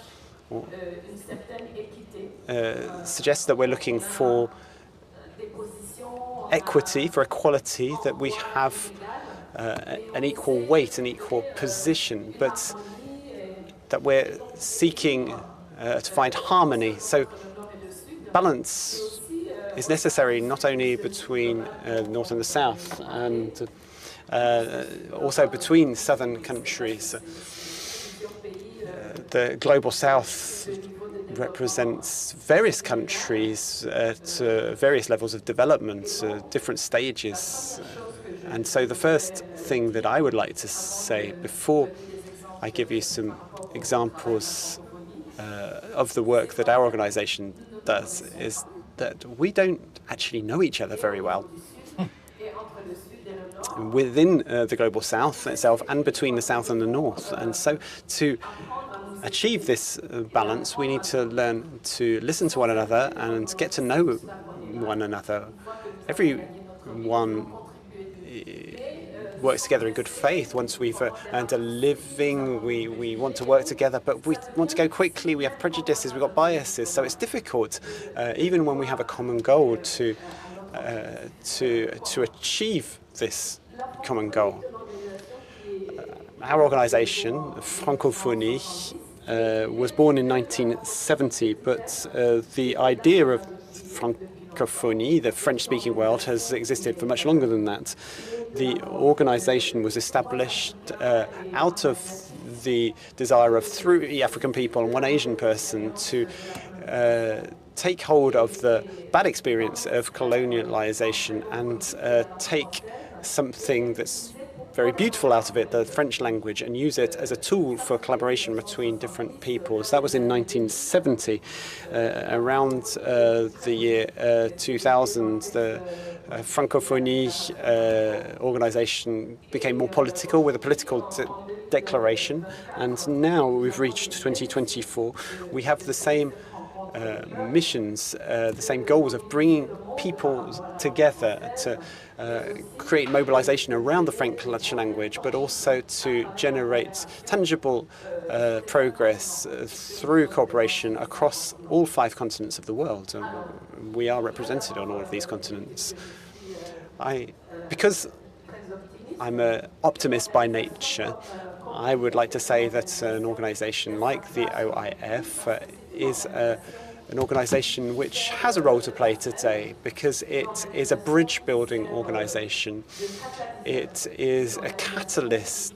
It provides support to other countries. I come in from Bucharest a couple of days ago. I spent a couple of days with young people from the region, and we have a number of people from Eastern and Central Europe, Moldovans, Albanians, Romanians, who are members of our organization, but people who've never left their country. So I went to see them. I spent the night actually on their campus and spent lots of time with these young people. And I was struck by how little people from neighboring countries know of each other. Young people don't know each other. Before I was in Bucharest, I was in Marrakesh with French-speaking business people. Around 1,000 people had come together to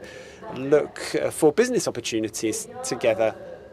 And most of these business leaders from the French-speaking world didn't know one another. So with an organization like the OIF, which is an organization seeking to make an impact at the grassroots level with 13 representations around the world, we are an organization which does have a role to play because we seek this balance. We seek to make connections between countries, even countries within a single region. We were talking earlier about the importance of regional and sub-regional relationships, which have become even more important than international links.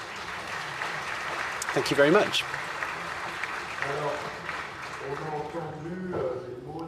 We heard these words, the need to build bridges, to strike a balance. This is the job of diplomats, and we've got a very experienced diplomat with us here. Could you paint us a bit of a picture and be a little bit optimistic? It's very easy to be pessimistic at the moment. Draw us a picture of what is coming out of the fragmentation, the different blocks that we're seeing. We're going to say a bit like perhaps we might be saying in France on Monday morning, how are we going to get through all of this? I'll perhaps start with what Christian said in the introduction. What separates the previous world, organized globalization, from today's globalization, which is somewhat fragmented? We're in a new era. What are the differences? The previous world was not necessarily a model of balance and fairness, but it rested on a number of fundamental pillars, the market economy, free trade, liberal democracy, and we thought that that was going to be rolled out right across the world, and then regulation through a multilateral system that drew up standards and which could ensure compliance. And each of these elements has been frittered away over the years. We've already talked about the multilateral system. Liberal democracy is never really never considered to be a universal system. Sorry, I might just interrupt you. There have been some major elections in the southern parts of the world, in Senegal, in India, where the Prime Minister didn't have an absolute majority, in Mexico. So there's not so much of a decline as that. Yes, I agree, but I'm not sure that democracy is progressing significantly in China, and particularly in the countries from which democracy has come from. I'm not sure that democracy is in great health, if I'm honest.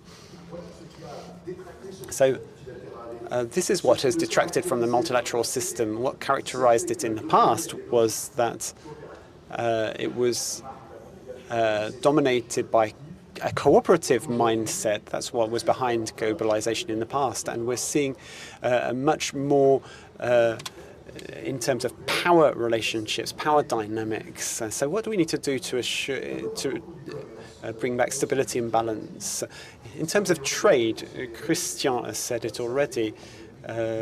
Rodolphe Saldé could have told us as well if he'd been here that world trade is dropping, declining, but some significant things have happened in the context of the COVID crisis and the crisis in Ukraine. We have discovered that economic interdependency and the integration of value chains, which we previously saw as a factor for stability and balance, are now perceived as vulnerabilities, and that's a major change. That's why we want to go to greater strategic autonomy for certain regions of the world. It's really important that we set a reasonable objective for strategic autonomy. We don't want to achieve total isolation. We don't want to see total costly protectionism that would be contagious. The second thing in this roadmap, which I'm sketching out for you, is a necessary reform of the multilateral system. President Macky Sall has said it. Other countries, other than the northern countries, need to have the right to draw up standards and play a role in decisions that will affect them. Finally, I would say, first of all, as a counterweight to the necessary reform of the multilateral system, in the north, we need to resist the idea of replacing it with a unilateral right to lead things, whether that's in Europe or America. That wouldn't be accepted in the South, because what the southern countries are looking for is a place at these multilateral instruments. And the previous speaker from the OIF has said that we need to start to get to know each other, understand one another. We need to ensure that we understand that everyone has their own interests, and we need to ensure that the desire to achieve industrial technological sovereignty doesn't mean stopping others having access to these things. We need to pay great attention to something that Jean Tirole, Nobel Peace Prize for Economics, said, this zero-sum thinking, the fact that progress for one will be less progress for another. I think what we need to find is pragmatic balance between fundamental interests. I've borrowed that term. It means that that's not the definition of an ideal international community, but that will avoid us a certain number of risks, and that's what we need to do. Thank you very much. I would like perhaps for us to take a moment to talk about something that's mentioned in French domestic politics, migration flows. This is something that is vital for balance around the world. You've talked about China, which is facing catastrophic demographic decline, as is the case in other Asian countries like South Korea. Maybe, Christian, you might have something to say about that. I think this will have a long-term impact, but also a short-term consequence, because we're talking about the recent political electoral campaigns and the rise of populism. Louise Mushakwego said we don't know each other very well, and Christian, I'd like you just to talk about that with a few figures, perhaps. The thing that I have been struck by is the very significant drop in the fertility rates in France. In 2011, that's just more than 10 years ago, the average fertility rate was 2.1%, and that's the rate at which the population is regularly renewed. The most recent figure for 2023, the average fertility rate of French women was down to 1.6 to 1.7.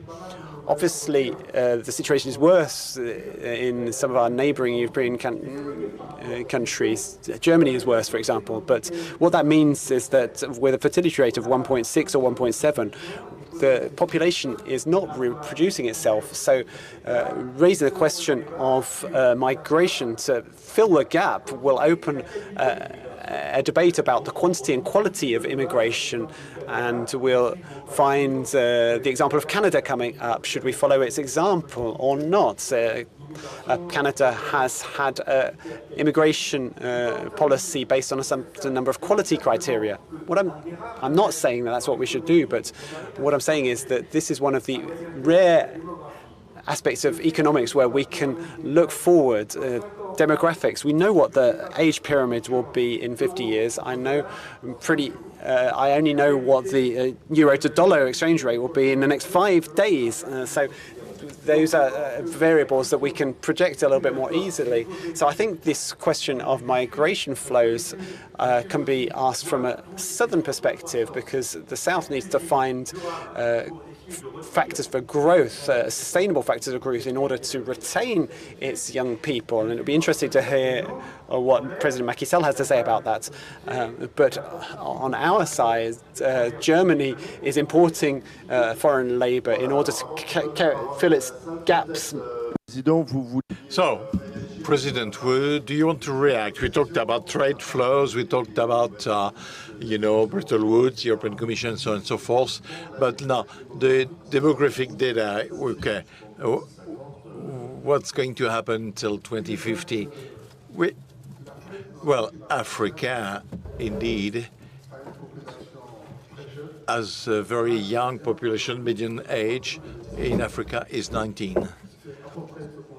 This is what is found in every country. Median age. Africa has 1.4 billion inhabitants today. With the fecundity rate and demographic growth, it should be 2.5 billion inhabitants in 2050. Therefore, one inhabitant out of 4 in the world will be African. This is the reality of figures. Now, for migration, immigration. Let's put it this way. I don't want to interfere with the French politics, but we have to slow down, because if we see the migration flows in Africa, 9/10 are done between African countries. So therefore, there is people exaggerate this to Europe, So the same discussion takes place in our flows are below 3% of displacement. So clearly there is a fear, when you talk about migration, immigration, people are scared, you fear the foreigner will get the jobs. And even in our own countries, we have this type of discussion versus neighboring countries. So it's a global issue, but which has to be brought down to its proper dimension. Migration are unavoidable, and I do believe that if we take look at the other way, Europeans were the first to migrate to Africa. They colonized Africa. So if today there is the opposite trend, well, it's a natural trend, because I'm not arguing for immigration, because I think the future of African youth is that Africa should be in Africa. Governments should work to open new perspectives, and for this, we need a fairer world, and this is what we do in the CAP and the European Union and other partners, so that there would be prosperity everywhere. And I think ambassadors said it, avoid the zero-sum reflection. If you grow, we grow, and we trade more and better, and we'll buy more from you, because you will buy from us as well. So it is in everybody's interest for Africa to grow, and I think it is on the way. It will take time, but it will come. Thank you, President. We got about 10 minutes left. So I don't know, do we have questions? The one who has the power is the one who has the microphone. So I'll let you rove the microphone. Short question, please, and punchy. Maurice France said to govern is to choose. In France, 1% plus for weaponry, climate change, 2.5% of the global European PIB, biodiversity, 2%, and support to the third world, 3%. I asked the question to Jean Tirole. He said we'll have to make choice. Your politicians, managers, or responsible people, what choice will you make for France, for Europe, and the world? Because we will not be able to finance 4 or 5% of the global PIB or the GDP without increasing tax. Where will the money come from? And what are the priorities? Defense, climate, biodiversity, or support? It's a vital choice. Which one? Who wants to take that?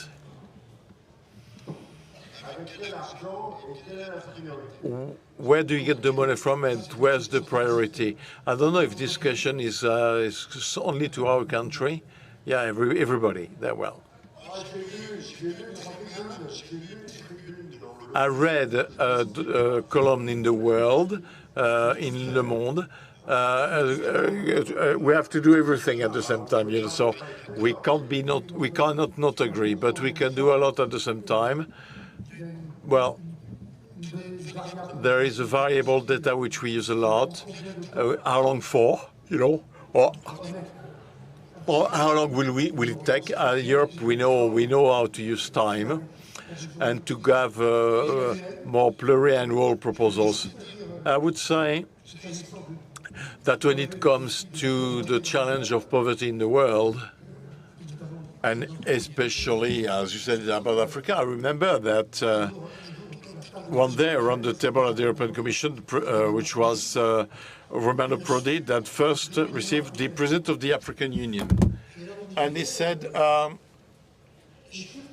the figures you gave us, 2 billion in Africa in 2050, he said, half of this population will be under 20. As he could see that the European commissioners were a bit distracted, he banged the table with his fist. He says, ladies and gentlemen, what I'm telling you is of concern to you, because if these men and women in Africa, young people, have no future in Africa, they will come and get it from you. So I think the notion of development or co-development is essential. I will risk a proposal which I supported when I was a commissioner for the financial markets, global tax on financial transaction to finance partly the ecological transition and the fight against poverty. But that such a tax is only possible. It would be, economically speaking, technically easy to do.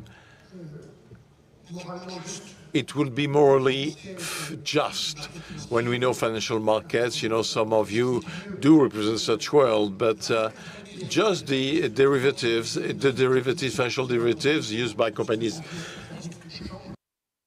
to cover some exchange rate risk amounts to 600,000 billion US dollars above her head. I think it would be rather fair, you know, just that a small percentage of such exchange should be sampled, but, you know, we'd need a global agreement.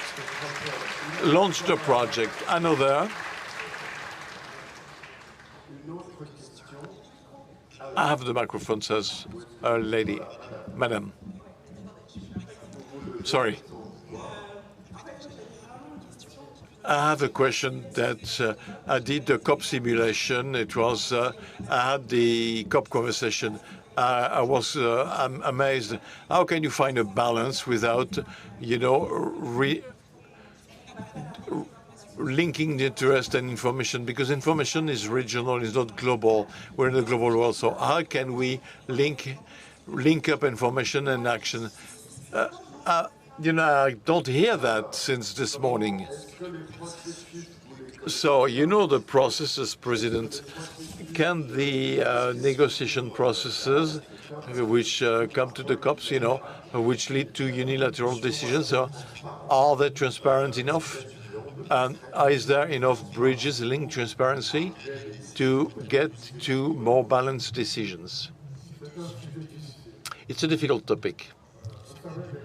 You know, COP conferences are negotiated all year round. Once you got the COP, the next one is already engaged. There is a lot of discussion frameworks. First, there is this circle of experts, especially the IPPC, the government, and the organizations, but the decision is a political, you know, at the end. And when it comes to climate, well, the difficult topic is that of money, like in every other aspect. Now, how do we finance, for example, the green fund since the Paris Agreement? So, you know. So the North has to give money to finance the South, you know. It's adaptation just so that you know, to prevent new countries to. So in 2022, for the first time, this objective was reached. We went to 116 billion US dollars. So this effort has to be maintained. But for this, Michel Barnier said it, we need to find new forms of funding that will not necessarily cause an increase of taxes, but which will make it possible to transactions and through other form of funding, innovative funding. But we will also call upon private fundings, so we can mix with public funding. A lot of things can make it possible to find solutions on these COP problems and climate problems. And we want to be a receptacle, but a discussion platform, thanks to the different platforms that such countries are developing on debt and sustainability, on branded finance, and on everything that has to do with climate and climate transition. So go to the CATP website.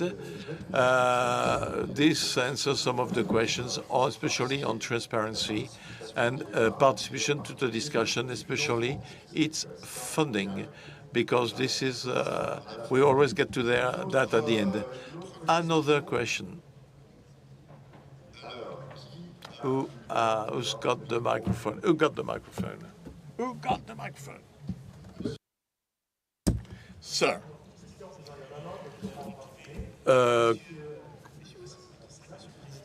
President, the Europeans took good boats to come to Africa and colonize us. African migration to Europe today is a disaster. Our citizens die in the Sahel desert, in the sea. And I think this is in this situation, it is important for our states, African states should react. And since it is a question which has to do with the whole of Africa, they have reacted within the framework of a supranational organization, you know, which should be the African Union. This organization wants to be heard, but it is financed by the state of the North, you know, Western states, generally speaking. So, Mr. President, I think the African position today should be that of the fight against this immigration, because I don't want some African compatriots end up in France as I was lucky to do. But it's not that. But we want to limit the number of dead in Sahel, in the Mediterranean Sea. And if the European Union wants to help us, it will do it. But it has to be African responsibility first.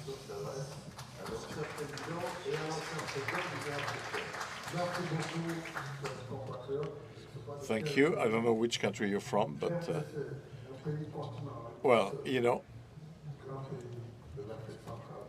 major country in Southern Africa. So yeah, we are all sorry about the the situation now of young people, they traveled at the time. It was in the hold of the boats. It's not something new. It happened in the 60s, 70s already. They would go to the boat holds, and then after that, in the 80s, we had the first candidates who would travel in the landing gear hold of aircrafts. We had that in France, in New York, elsewhere. We found, human bodies in the landing gears compartment. We tried to find solutions. With such a large demographic growth, if the issue of education and training is not structured, and if the states do not provide the resources to develop sustainable agriculture, to use the use. We'll have a flow that will be uncontainable. We're not asking Europe to open the borders like that, but efforts are being made here and there. It's not easy, and there is also an issue of a cultural issue, because people consider that because of the mode of communications that exists today, each time the media talk about Africa is to talk about war, disease, and a coup, but nothing that gives would invite young people to stay in Africa. Some countries do succeed. There are still 54 countries in Africa. There are 44 countries where things are doing well, basically, but nobody talks about it. We don't have the big medias. And as things stand, young people want to go to the El Dorado, which doesn't exist, by the way. So now it is the Pirogues Desert, and it's very, I was president until April. We want to mobilize, the national navies, territorial gendarmerie. We work with Frontex, but mainly we want to develop funding mechanisms for youth employment. But you see, young people who have jobs, they leave it aside, take the money to go to Europe. So we need to work on this psychology, because in our societies, we like to mention those who succeeded from who were migrants, so they were lucky enough. Everybody wants to do the same. So young people, a young man in the house who every morning is being insulted by his mother, you're here, you're sleeping, you're doing nothing, is tempted for his own dignity, boys or girls. But it's a very complex issue. We're still working on it as Africans, governments, the African Union, partners as well, because it is a common topic. It is a common topic. There must be development to retain the youth, the young population in Africa, who has to be the spearhead of the development of our continent. Thank you very much, Mr. President. Thank you to the panel. Thank you, ladies and gentlemen.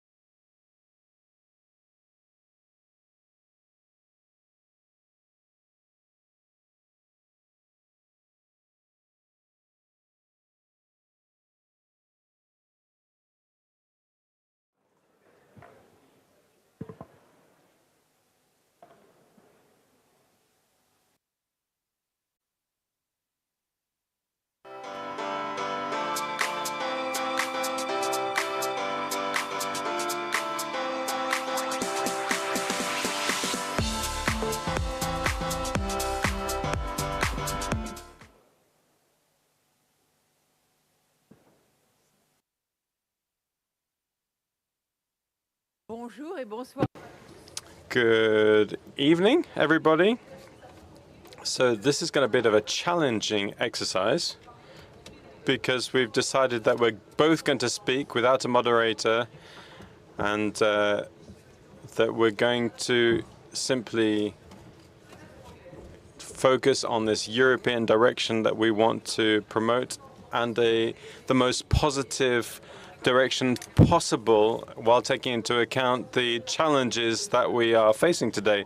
So we're going to be responding to one another. Jean, who doesn't need to be introduced, and myself, who I will not introduce. And so we're going to try and go through this moment, which is a bit like the opening of Madame Butterfly.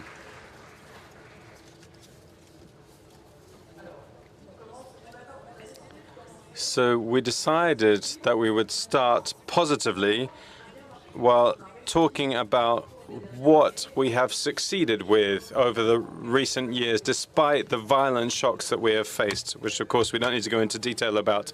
The most serious pandemic since the previous century, war at our borders, and brutal inflation that has been the result of it. Over to you, Jean.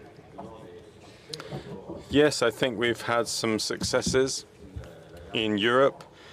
Christine Lagarde is, of course, one of the successes of Europe because it's through her and her work that we've managed to overcome very significant monetary crises. But there are other successes. Ukraine, for example, because it was a response of Europe together. Also, the competition law and private law, which are areas that we've really succeeded with. We could also talk about successes and innovations. We could talk about the common decision of European leaders to launch this large loan, which we put in place with a desire to pay it back in an appropriate way. We can see that the next European generation is taking its place now in terms of European activity and a number of different structural changes. But first of all, we're going to talk about the challenges. How do we face the challenges that Europe is facing? So challenges include fragmentation, and where there's not enough Europe. This is expressed in a number of different areas. Energy. We've had energy without delegating energy management to a European energy manager. Christine Lagarde could talk about the market, the capital market. And we could also talk about innovation. We need to know that 90% of money spent on research in Europe is spent at a national level when it could be spent at a European level for reasons of scale, for expertise, for reasons of distance. It's from the people who are asking for the research. So it's important to work on this. You talked about the European Central Bank as an agency, and you've talked about agency again here. Can you talk a bit more about this? So one of the success stories of Europe is connected to independent agencies. We can see this in terms of research with the European Research Council, which is really a focus of funding in Europe. It spends 2 billion a year, and it's really run by scientists. And of course, we can see the European Central Bank. We can see what it has done. It's really done some remarkable work. I'm going to go back to Frankfurt. I'm going to tell them that we're an agency. I think they might be surprised. I think I'm focusing here on independence. I think that's what's really important. That's really important when we talk about competition law. If we think about competition law 30 years ago, when you just had to call the minister to tell them to stop doing such and such an activity, now everything is based around Brussels in terms of legal and economic work. We can see this progress that has been put in place through an independent agency. Now we can criticize specific decisions, and I do. I criticize some specific decisions, but generally it's a success. So actually, you're talking about the autonomy of the competition authority. That's why you're talking about it as an agency. Yes, agency is not the right word, perhaps. We're talking about autonomy and no political interference. That's something that's really very important. So if we try and reframe the challenges we're facing and the risks that we're having to deal with, we decided together to talk in particular about fragmentation. Fragmentation in a number of different areas. I'm going to talk about fragmentation of payment systems. It's not very glamorous, but it is really very important. And you're going to talk about fragmentation of trade.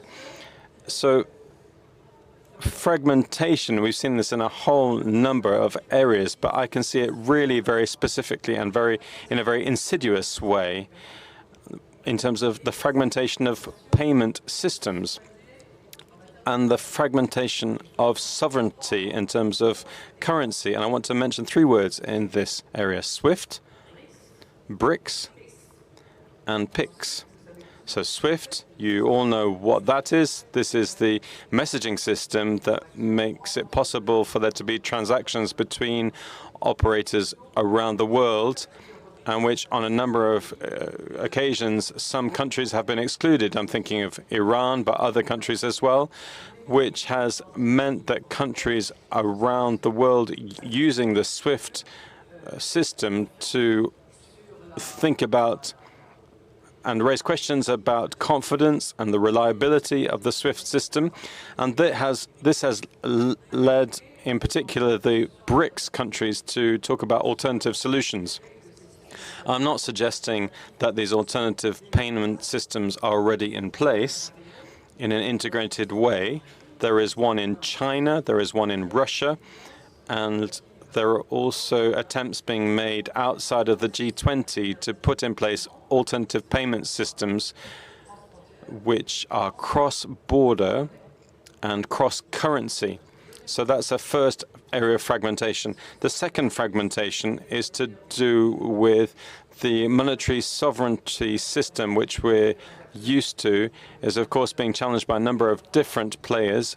GAFA are some of those players. You can see that PayPal has put in place a system based on stable coins with its equivalent in dollars, very simply. So this is one of the elements which is raising questions about the sovereignty of national or regional currencies, such as the euro for 20 countries in the Eurozone.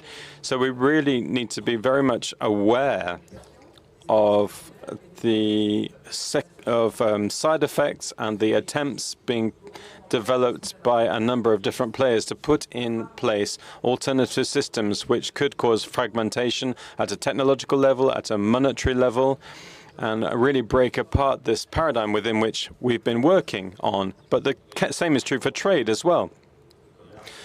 Before we talk about trade, there is 2 types of fragmentation. There is fragmentation that's imposed from outside, and then self-inflicted fragmentation. So in terms of the monetary union, the capital markets union, which is about 10 years old now, we were talking about that 10 years ago.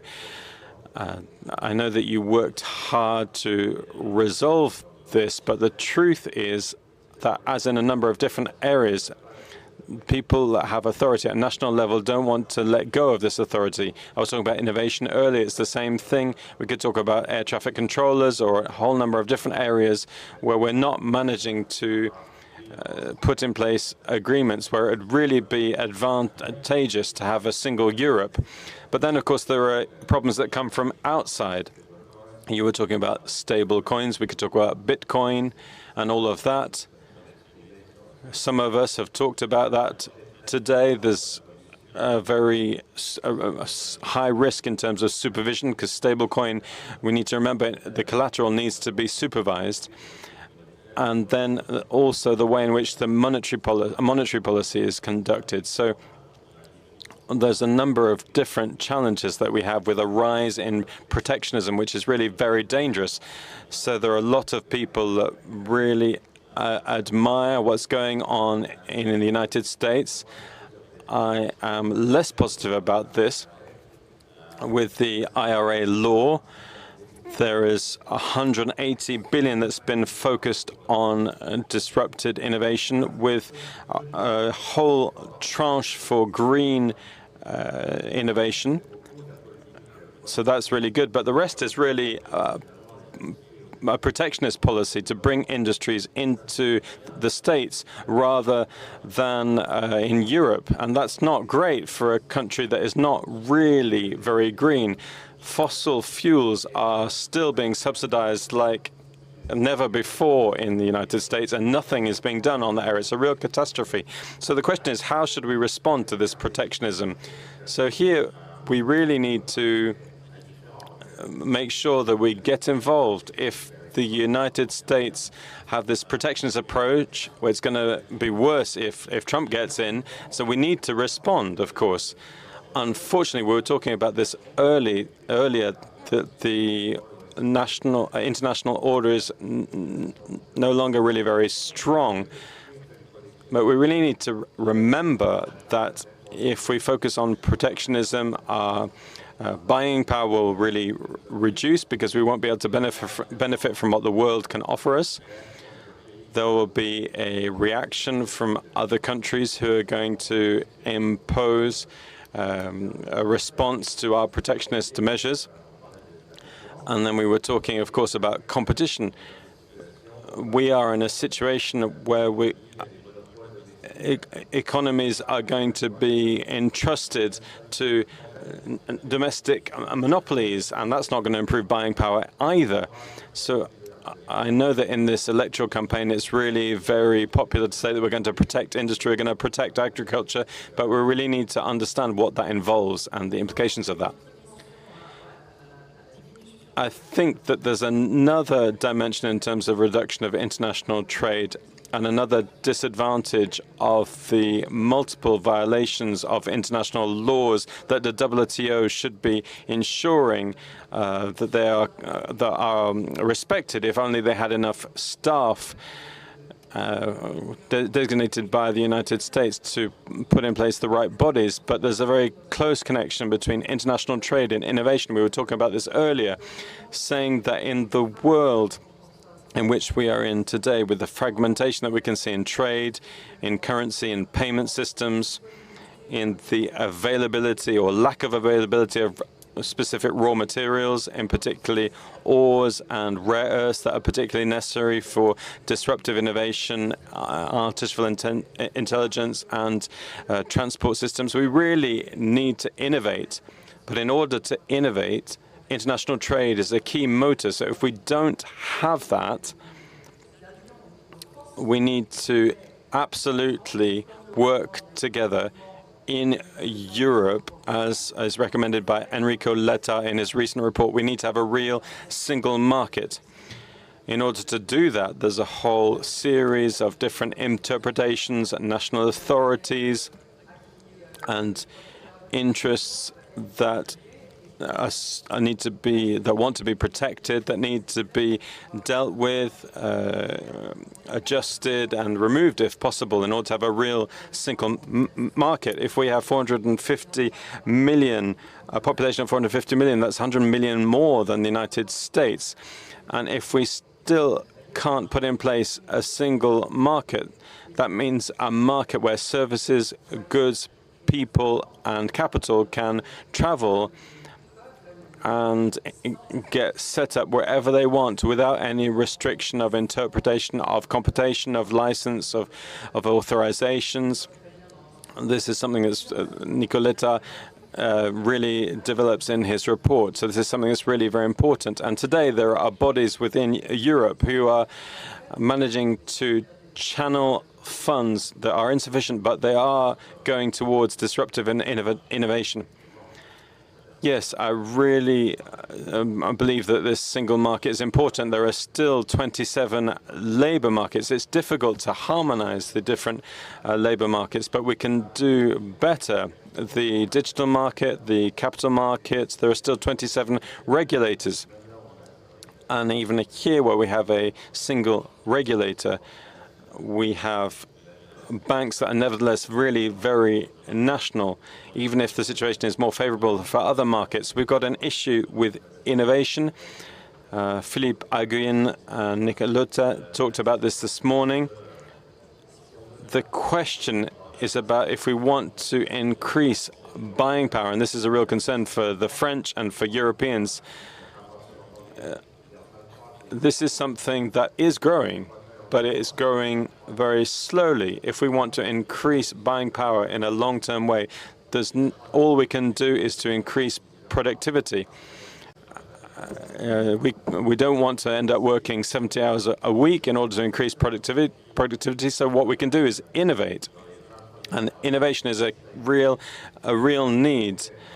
In the 20 biggest startups in the world, there is no single European body business. We've sacrificed our future. I don't know how we ended up here, but this lack of innovation is not just that we're only spending 2% of our GDP on R&D, whereas the Lisbon objective was 3%, but we're actually spending it very poorly.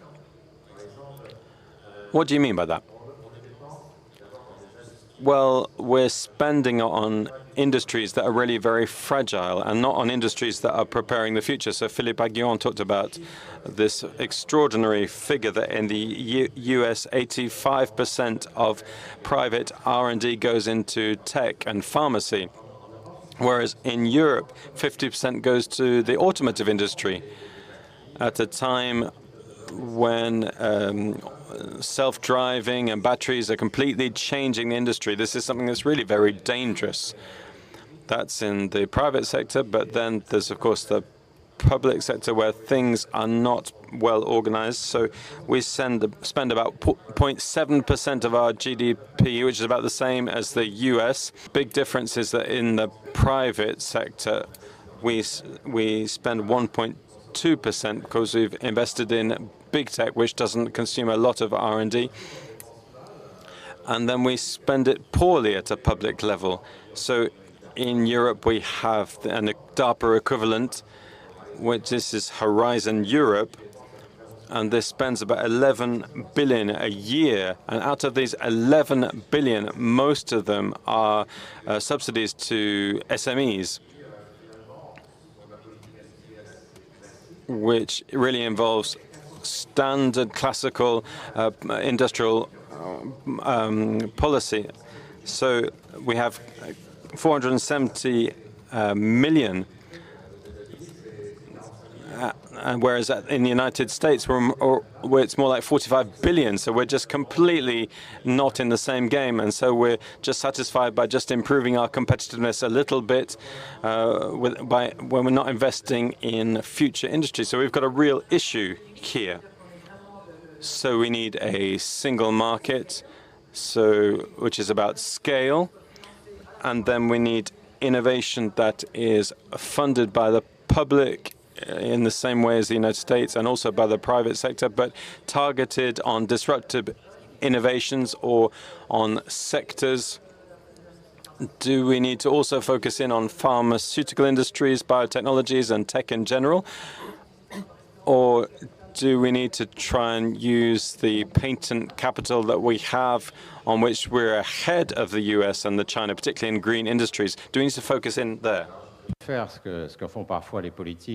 not going to do what politicians do sometimes. They say we're going to invest in hydrogen or something else. My answer is I haven't got a clue. But I suspect that not many people have an answer in this room. Now, there's one thing which I think is amazing, which is what BARDA did with COVID. That was in 2020. They decided to spend 11 billion with 6 teams. And 2 of those 6 teams were covering 2 technologies. There were 3 COVID technologies. We didn't know what would work. It was the messenger RNA. It wasn't the one that people were looking for. So we don't know. And we need to do the same for climate. We don't know what's going to work. And then the second thing, it's science that should choose. If you look at agencies, again, the word agency, look at these agencies like DARPA, NIH, NSF that finance science. Well, usually the choices are made by scientists. We have high-level panelists. They don't know very much, but they know an awful lot more than I do on that. And of course, we're good with green sources of energy. If we think that's the future for Europe, that's good. We should finance this. But we shouldn't sprinkle finance here and there, which is what we do. The EC, for instance, the Commission, what they do for innovation is that they try and convene people. That's what they want to do. Not for the European Council for Research, but otherwise what they're looking for is consortia. We need to have someone from Spain, France, etc. Of course, these people don't want to work together at all, but they're together because they want to get the funds, and that's the worst thing we can do. Of course, collaborating with others is very useful, but we have to support those corporations that are still working, not those who say we'll be working together. Those from academia will see that I'm thinking about some recent programs when I'm saying that. There's an analogy. But the thing is that you have to understand how this works. That's governance. And in France, this is something we don't focus enough on. Governance is key. You can fund things as much as you want. If you don't have governance, it'll not work. So what's your suggestion then? I was saying, your suggestion is a certain level of independence. And I must say that when the central bank, through the treaties, is independent, I can say that we can make the best decisions informed by economists and the experts for the common good. But then your second proposal is to say, I think, that then the scientists, the doctors, the experts in energy must be the ones who are going to be picking the projects rather than having parity or a fair system given the same weighting to the different parties. Okay, but Horizon Europe and other programs gather together high-level scientists sometimes. Sometimes. Well, you see, there's this study about those who sit on the European Research Council, and the rating compared to others, well, it's a bit higher at the European Research Council. It's an independent body where the scientists are the ones who make the decisions. Okay, the scientists on that body in the EC have problems. We only have 9 program leaders for all the disciplines, all types of sciences. What about the other disciplines? It's only 9 people, and there's so much paperwork. And the DAPA, the program officers, we have 100 of them. They can change the way we draw up the contracts. They can have contracts that don't require 300 pages. It's a different world, I think. Okay, we said we would be positive, didn't we? Well, we're doing our best. Can we talk about money? You were saying earlier on that we don't have startups. Well, I think we do.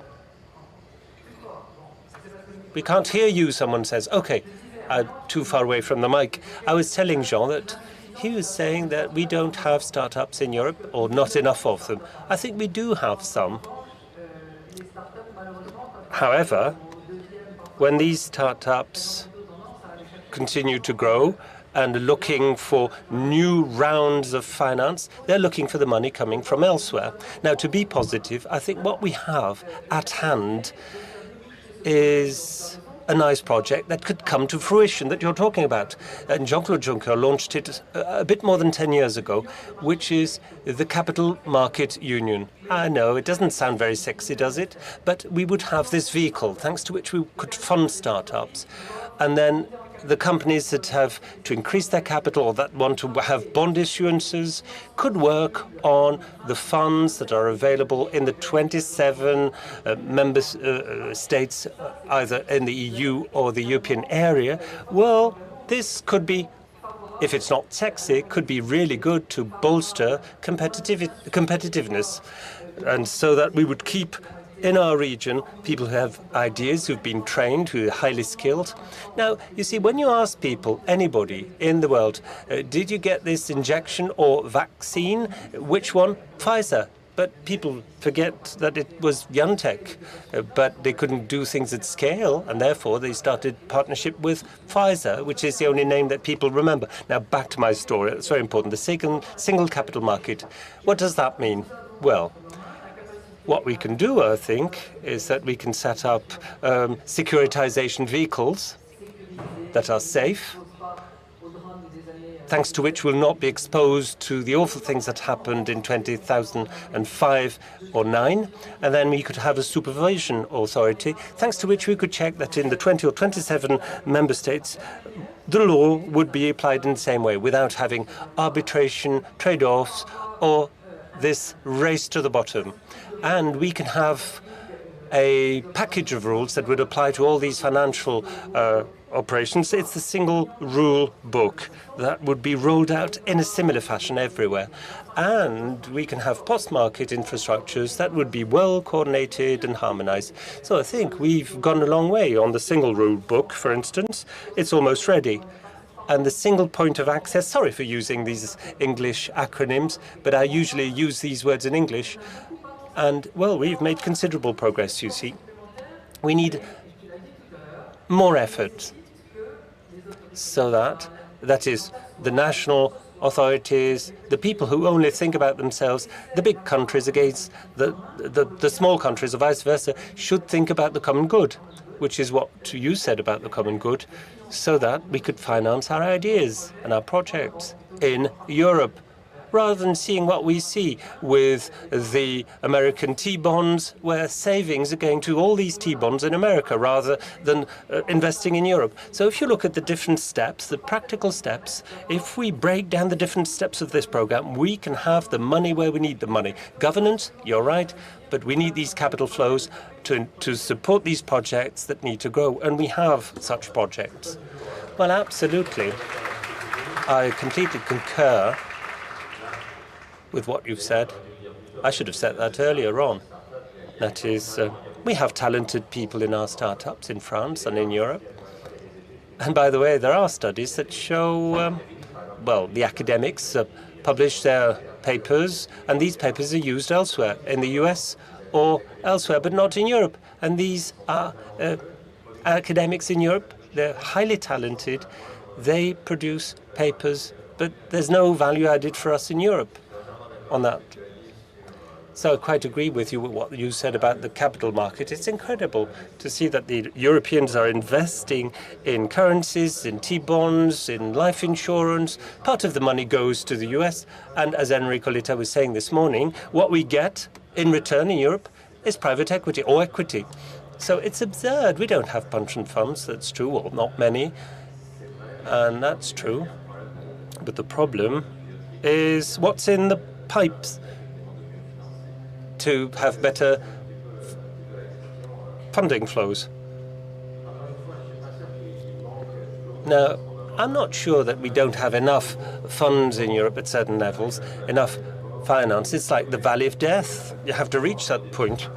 But then to start with, we get a lot of subsidies here and there. And okay, but if you talk to these startups, they're going to say that to get these subsidies, it's an incredible race.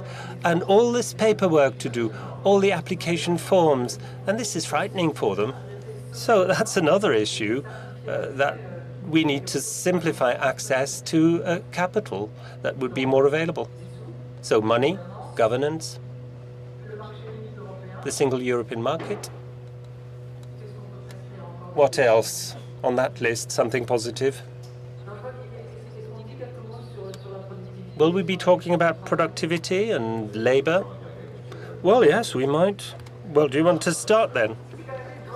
He's the specialist, I'm telling you. Well, with Olivier Blanchard, we're supporting a number of reforms on the car drivers, the positive-negative bonuses for those who use the right type of fuel. But also, yeah, we need a better and more better functioning labour market. Does that mean that we have to work more? Well, I'm an economist. I can't answer that.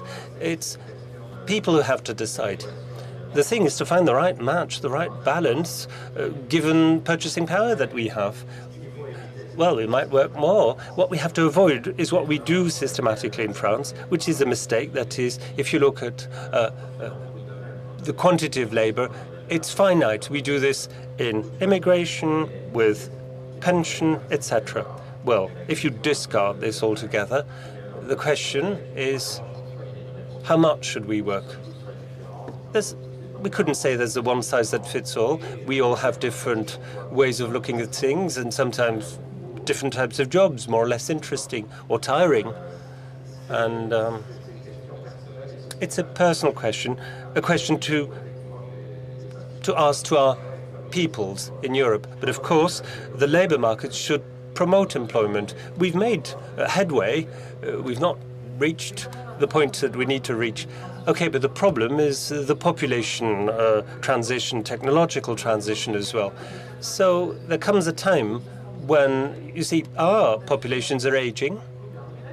The cost to afford our pensions is going up, which means we have to be more productive to find a solution to this equation, I think. Well, that's one of our worries as well. If we refuse the migration flows, well, let's be realistic. We have to accept these migration flows. If we're an aging nation, or, as you were saying, it's the transition that matters, because these generations that want to be able to retire one day will perhaps not be able to do this, or will have less money. But placing the burden on the shoulders of the younger generations as well. Look at all the social contributions we already pay. We can't continue treading that path. For pensions, there's no beating around the bush. Either we reduce the level of pensions. No, we're not going to do this right now, are we? But everything is interconnected. So what shall we say? One final sentence? Some light at the end of the tunnel? More light, a lot of light. Well, we still have skilled people, talents, but we're not investing enough in talents. We have to invest in education, universities, and all that.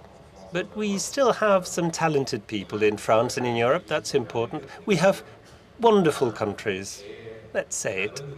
And the good news is that anything that goes wrong is due to ourselves. We do this to ourselves. So we have solutions at hand. The reforms that need to be conducted, we have to build more Europe. In all areas, we need more Europe. Well, of course, there's subsidiarity principles that apply, but by and large, I'd say we need more Europe. More in Europe. That's something very important. And